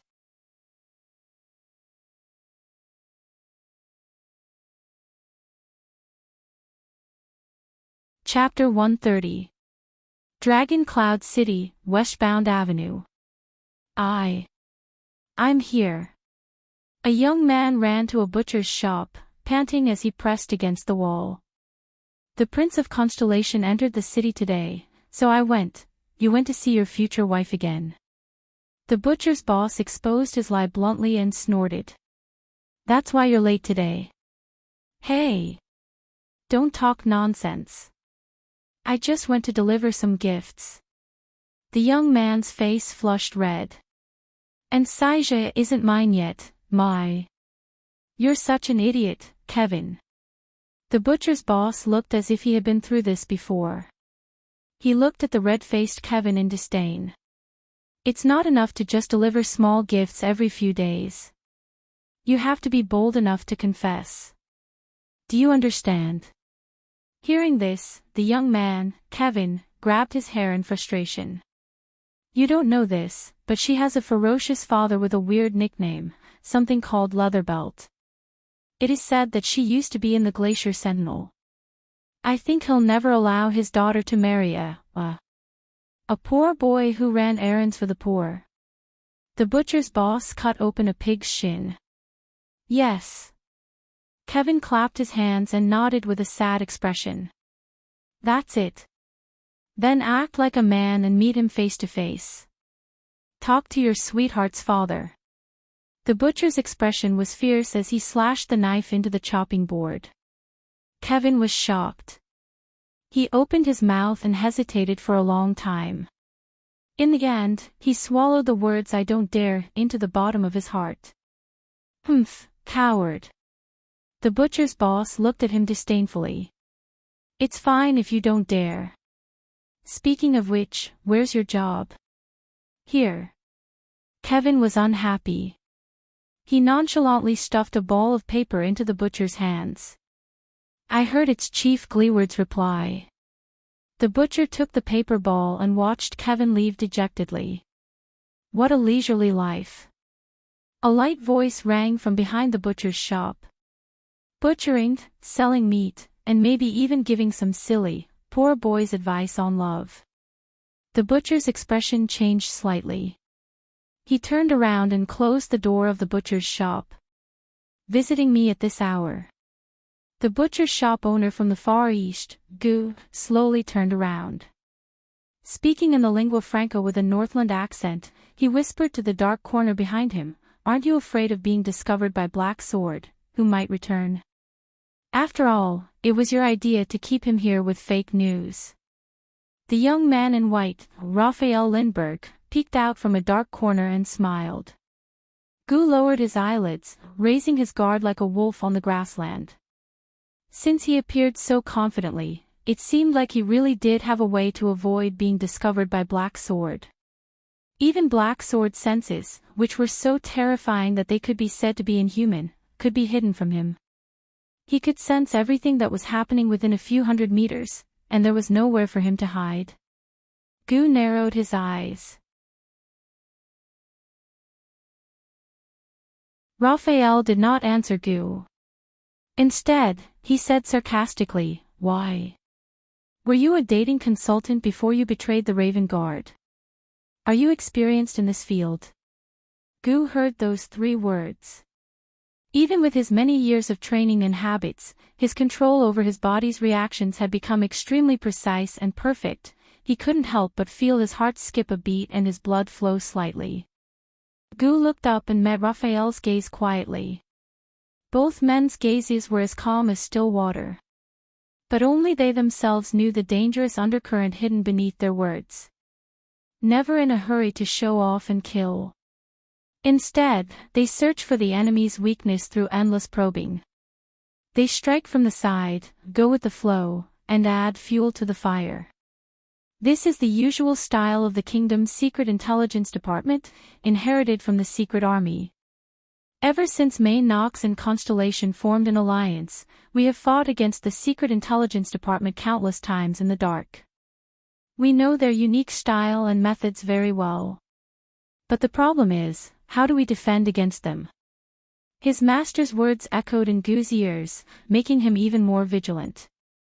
It's interesting to see these people's ordinary lives and experiences. Gu turned around and swept his gaze across the empty shop with a relaxed expression. Most of the people had gone to watch the bustle of the Prince of Constellation entering the city. He tidied up the table as if there was no one else around him. You know, after staying in despair and darkness for a long time, I always want to breathe in some hope and find some sunlight. I thought with your experience, you'd be used to interesting things. The corners of Raphael's lips curled up. Used to it. That boy, Kevin, is a real pauper. Gu sneered faintly. With a ruminating expression, he said, wealth, family background, power, status, he has nothing. But he has his sweetheart. In his heart, he imagines her to be the most beautiful thing in the world. He thinks of her with a smile, with joy, and with hope. Most importantly, no matter how difficult it is, he has the right to pursue these blessings and approach an infinitely beautiful goal. Gu turned around gently and looked straight at the astonished Raphael. He is truly alive. Sunlight fell into the shop and shone on Gu's body. Compared to scum like you and me who live in darkness and secrets, he is a complete person. Gu's eyes were calm, and his tone was flat. Isn't it interesting? Half of Raphael's body was hidden in the darkness in the corner. He quietly listened to Gu finish speaking. Those who are used to seeing beauty will also get used to being weak. Raphael's expression did not change. Just like the things that once made you weak. Think about it, King Yao. I don't need to be tough, Gu suddenly interrupted Raphael. His tone was flat, but there was no room for doubt. I only need you to fulfill the deal.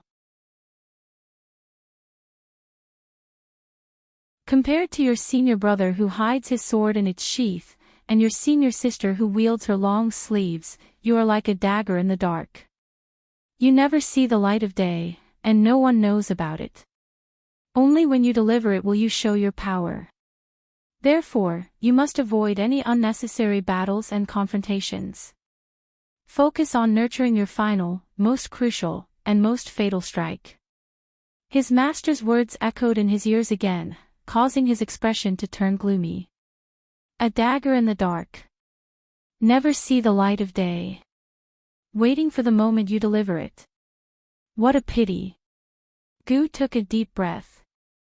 His face was expressionless. Raphael stared at him fixedly. His gaze never left him, but in the end, he smiled softly. Don't worry, our information will not be wrong, Raphael said with great interest. The method of assassinating Prince Thales under the fortress is their usual style. You will definitely find what you want. Gu nodded silently. Raphael flashed a perfect smile and lowered his head. The prince and his entourage have entered Dragon Cloud City. Right now, they are in Heroic Spirit Palace. The young man in white did not dwell on the topic just now. What about your information? Gu stared at him, then slowly unfolded the ball of paper Kevin gave him and scanned it. According to the information from the local gang, we have basically confirmed the monster's resting place. Gu put down the ball of paper and muttered, although I don't know what you are planning to do. Raphael chuckled and nodded. Don't worry, he said righteously in a strange tone. We are on the side of justice, aren't we? As the purgers of calamities, we contribute to the safety of mankind. Gu snorted coldly and turned to leave. Bullsh *T, Raphael shook his head and chuckled nonchalantly.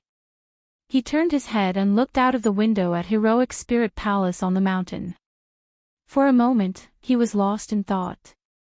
Raphael could not help but think of what Gu had said about the young man earlier. He has his own sweetheart. In his heart, he would imagine her to be the most perfect person in the world. He would think of her with a smile, with pleasure, and with hope. The young man's gaze became increasingly gloomy. Until he gently closed his eyes. Drenched in cold sweat, Thales stared at the crossguard sword on the ground. What's going on? Slit my own throat.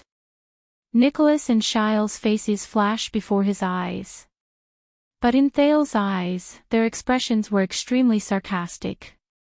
For the mutual benefit of your highness and King Nuvan, he invites you to join him in his revenge. The hunter has sharpened his sword. The trap and the trap are in place. The prey cannot escape. The prince raised his head and stared in disbelief at the old man who was supposed to be his ally. King Nuvan's cold and threatening gaze was fixed on him. Who is the prey, and who is the hunter? The scene of him confidently explaining the alliance of two kings to Gilbert in Mindy's hall seemed to be still vivid in his mind. Now, it seemed so ridiculous. Go on, Nuvan VII urged him with his old and hollow voice, show your courage, and courage as a descendant of the Jade Star family, an eye for an eye. Thales' gaze was fixated on the sword. His breathing unconsciously quickened, and his brain spun wildly. He raised his head and glanced at King Nuvan, but the coldness and hatred in the other man's eyes did not change. What should I do? There was no time left for him to be bewildered and make deductions. Faced with such a predicament, Thales could not help but frown. What should I do? King Nuvan is really trying to kill me. Thales shut his eyes tightly and clenched his fists. What should I do? What? An unfamiliar voice came from among the 5 archdukes.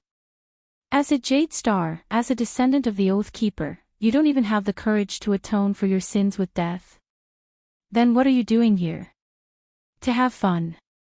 The person who spoke leaned forward, finally allowing Thales to see the face of the first Archduke clearly. The man sitting on Nuven VII's left was a bearded man in his prime. He was in his 40s and had a rough appearance. His attire was simple and unadorned, and he wore a triangular and circular brooch on his chest. He stared at Thales with disdain and disgust, revealing his undisguised hostility. If you don't dare, then kneel down and beg for mercy. Constellation's little bastard, the bearded man said fiercely. Thales clenched his teeth. Damn it. Damn Northlanders. Another archduke turned his head to the side as well. The firelight illuminated his bowl cut, which was at the same level as his ears. This was a tall Northlander in his 40s. He had a sharp face and a protruding chin. He was slightly younger than the bearded man, and his clothes were embroidered with the pattern of a shining sword blade. The man with the bowl cut spoke coldly and agreed with the bearded man's words. Perhaps these noble people of the Empire think that sending a 7-year-old brat to a northern countryside like ours is the greatest charity and grace to us barbaric and backward Northlanders. Perhaps that Kessel might even think that it's just killing one of your princes. What's the big deal? The bowl-cut man sneered and organized his words with ulterior motives. Look, my son is here to give you candy, foolish Northlanders. The atmosphere in the hall became even more tense. Thales' breathing became faster and faster. He raised his head and stared at the archdukes with a sharp and terrifying gaze. Oh, are you angry? The third archduke revealed his face from the firelight. He was a rather old suzerain in his 50s or 60s. He had a bitter look on his face, and his bald head was only left with a circle around his ears. He had a bronze headband around his forehead, and there was a chain embroidered on his robes. I say, do you dare to touch that sword? The bald suzerain's tone was flat, but there was a hidden meaning in his words. Whether it's to commit suicide with it or to charge at us, both are much more effective than using your gaze, right? Thales took a deep breath and swept his gaze across the bearded man, the bowl-cut man, and the bald suzerain. Nuven VII was indifferent. At that moment, the 6 men sitting in the stone hall stared coldly at the boy in front of them. And the sword in front of him. Enduring their gazes, Thales felt a surge of anger in his heart. Is this what they want? The shock of being betrayed and plotted against slowly turned into anger and resentment. What should I do? Think of something, quick. Blood debt. Revenge. The king. The archduke. A vague thought flashed across Thales' mind. He raised his head abruptly. Very well. Thales' breathing became heavier, and his words were filled with indignation, dissatisfaction, and injustice. Blood for blood, it's quite fair. Under everyone's contemplative, contemptuous, or indifferent gazes, Thales slowly bent down. He grabbed the sword on the ground. This scene again. This choice again. I've had enough of this. These rotten people. His gaze gradually became determined. But I won't die here. No, Thales exerted force in his hand and lifted the hilt. Wait, this sword. He was startled. Why is it so heavy? Unprepared, Thales did not pay attention, and the hilt slipped from his hand. Asterisk clang. Asterisk the crossguard sword fell to the ground again, and the sound lingered. Looking at this scene, the 5 archdukes burst into laughter. It was as if they were watching a monkey show on the street. Relax. Child, the bald suzerain said meaningfully, take a good look at this. This is the weight of Northland. Thales closed his eyes and panted. It's really heavy. Compared to the heavy wooden sword he used to spar with giants in Mindy's Hall, this Northland suzerain's sword was heavier. In the next second, ignoring the Archduke's mocking gazes, Thales inhaled and grabbed the sword hilt again with a determined expression. This time, he used both hands. At least he did not let it slip again. Thales dragged the sword hilt with great effort. Rip. The edge of the crossguard sword scraped against the floor tiles, producing an unpleasant sound. Come, try harder. The man with the bowl cut sneered at Thales. You'll soon reach your neck. The Archduke's mocking laughter became louder. King Nuvan's expression was still cold and numb. He seemed to be waiting for Thales. The prince gritted his teeth and pulled the sword hilt forcefully with both hands. Only then did he manage to drag the sword in front of him. Panting, he held the heavy sword in his hand and raised his head to look at the 5 suzerains. Remember this, boy. Never use the situation behind you to threaten a Northlander. The bearded man spat fiercely. We are fearless. This is the way of Northland. We are not afraid of your cowardly father and the weak country behind you at all. Thales held the sword. His eyebrows furrowed and he gradually tightened his grip. Don't worry, your highness. Before you slit your own throat, the man with the bowl cut who had been mocking him said in a fuss, we will definitely stop you. How could our little countryside, Eckstedt, dare to let the descendant of the great empire, the future ruler of Constellation, bleed here? Ha ha ha ha. We are so annoying. Thales interrupted him coldly. Bowl cut. An archduke beside him could not help but laugh out loud. The man with the bowl cut stopped talking. He shut his mouth and stared at Thales. You just want my life to pay for Prince Mariah's, right? The Prince of Constellation said flatly. It's too easy. Then what are you waiting for? The bald suzerain said in a low voice. Are you waiting for us to dissuade you? Die like this. Thales endured the strange gazes from the crowd and spat. That's too cowardly and cowardly. There's no dignity to speak of. I heard that the knights in ancient times had to swear an oath to their lord to abide by the creed, protect their honor, and defend their dignity. Thales raised his head and looked at the surprised archdukes with the bald duke and the bowl cut. Even death must be filled with glory. And I heard that Eckstedt inherited the glorious tradition of the ancient knights. They must value honor and dignity more than their lives and safety. After saying so much, aren't you just afraid of death? The bearded man snorted disdainfully. Why? You want us to spare your life to protect your so-called honor? No. Thales sighed. Since I came to this world, I have never thought of going back alive. Without waiting for the archdukes to ponder over the logic in his words, Thales gritted his teeth and straightened his body. Compared to ending your own life like a coward, there is no honor or pride in it. A strange look appeared in Thales' eyes. He stared straight at the end of the long table and met King Nuvan's gaze without showing any sign of weakness. Staring at Thales, Nuvan VII's gaze flickered. His green eyes shone with a different light. Please follow the glorious Eckstedt tradition and give me the most dignified death, the Prince of Constellation said slowly, enunciating each word. Your Majesty, King Nuvan Walton VII, the common elected king of Eckstedt.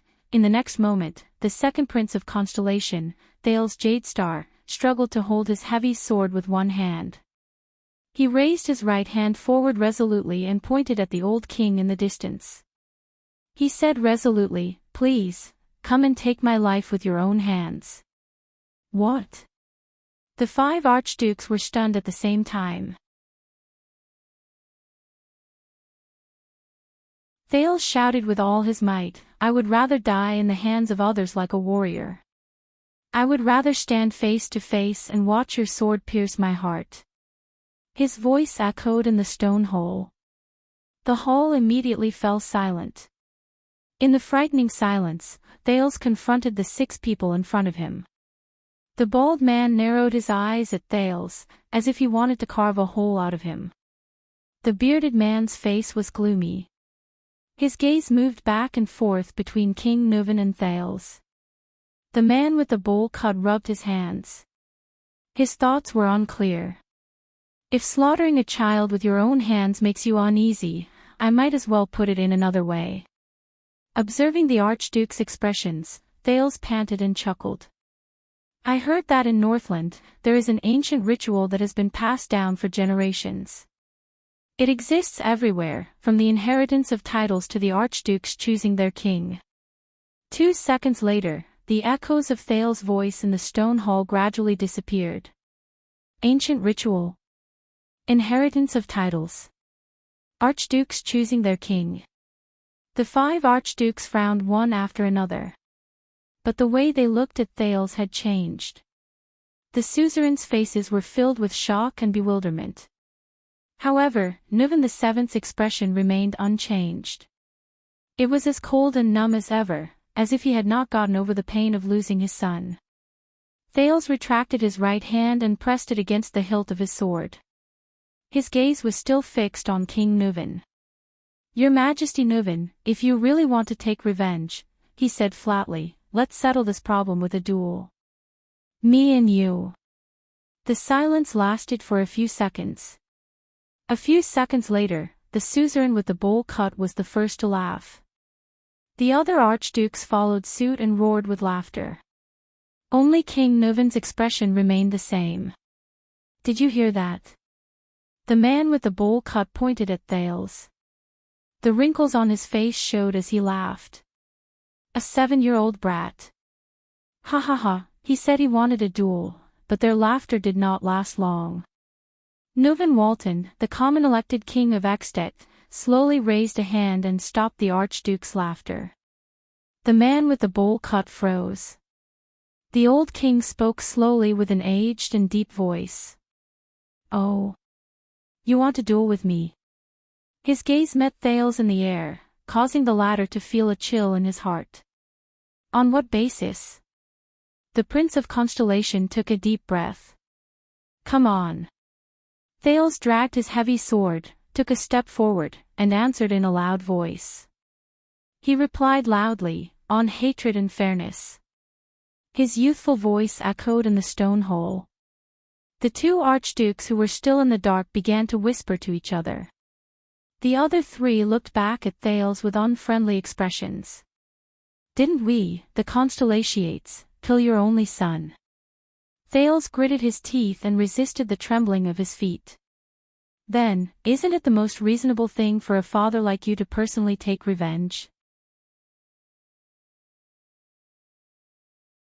The bearded archduke snorted in dissatisfaction. You, a 7-year-old brat. His face was livid. You want to challenge the common ruler of Extet?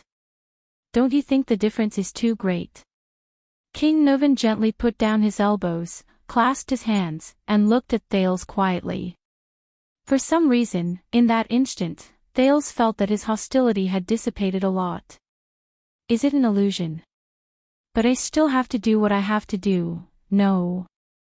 Thales Jade Star raised his head and imagined Morris' posture when he patrolled the streets in the Brotherhood.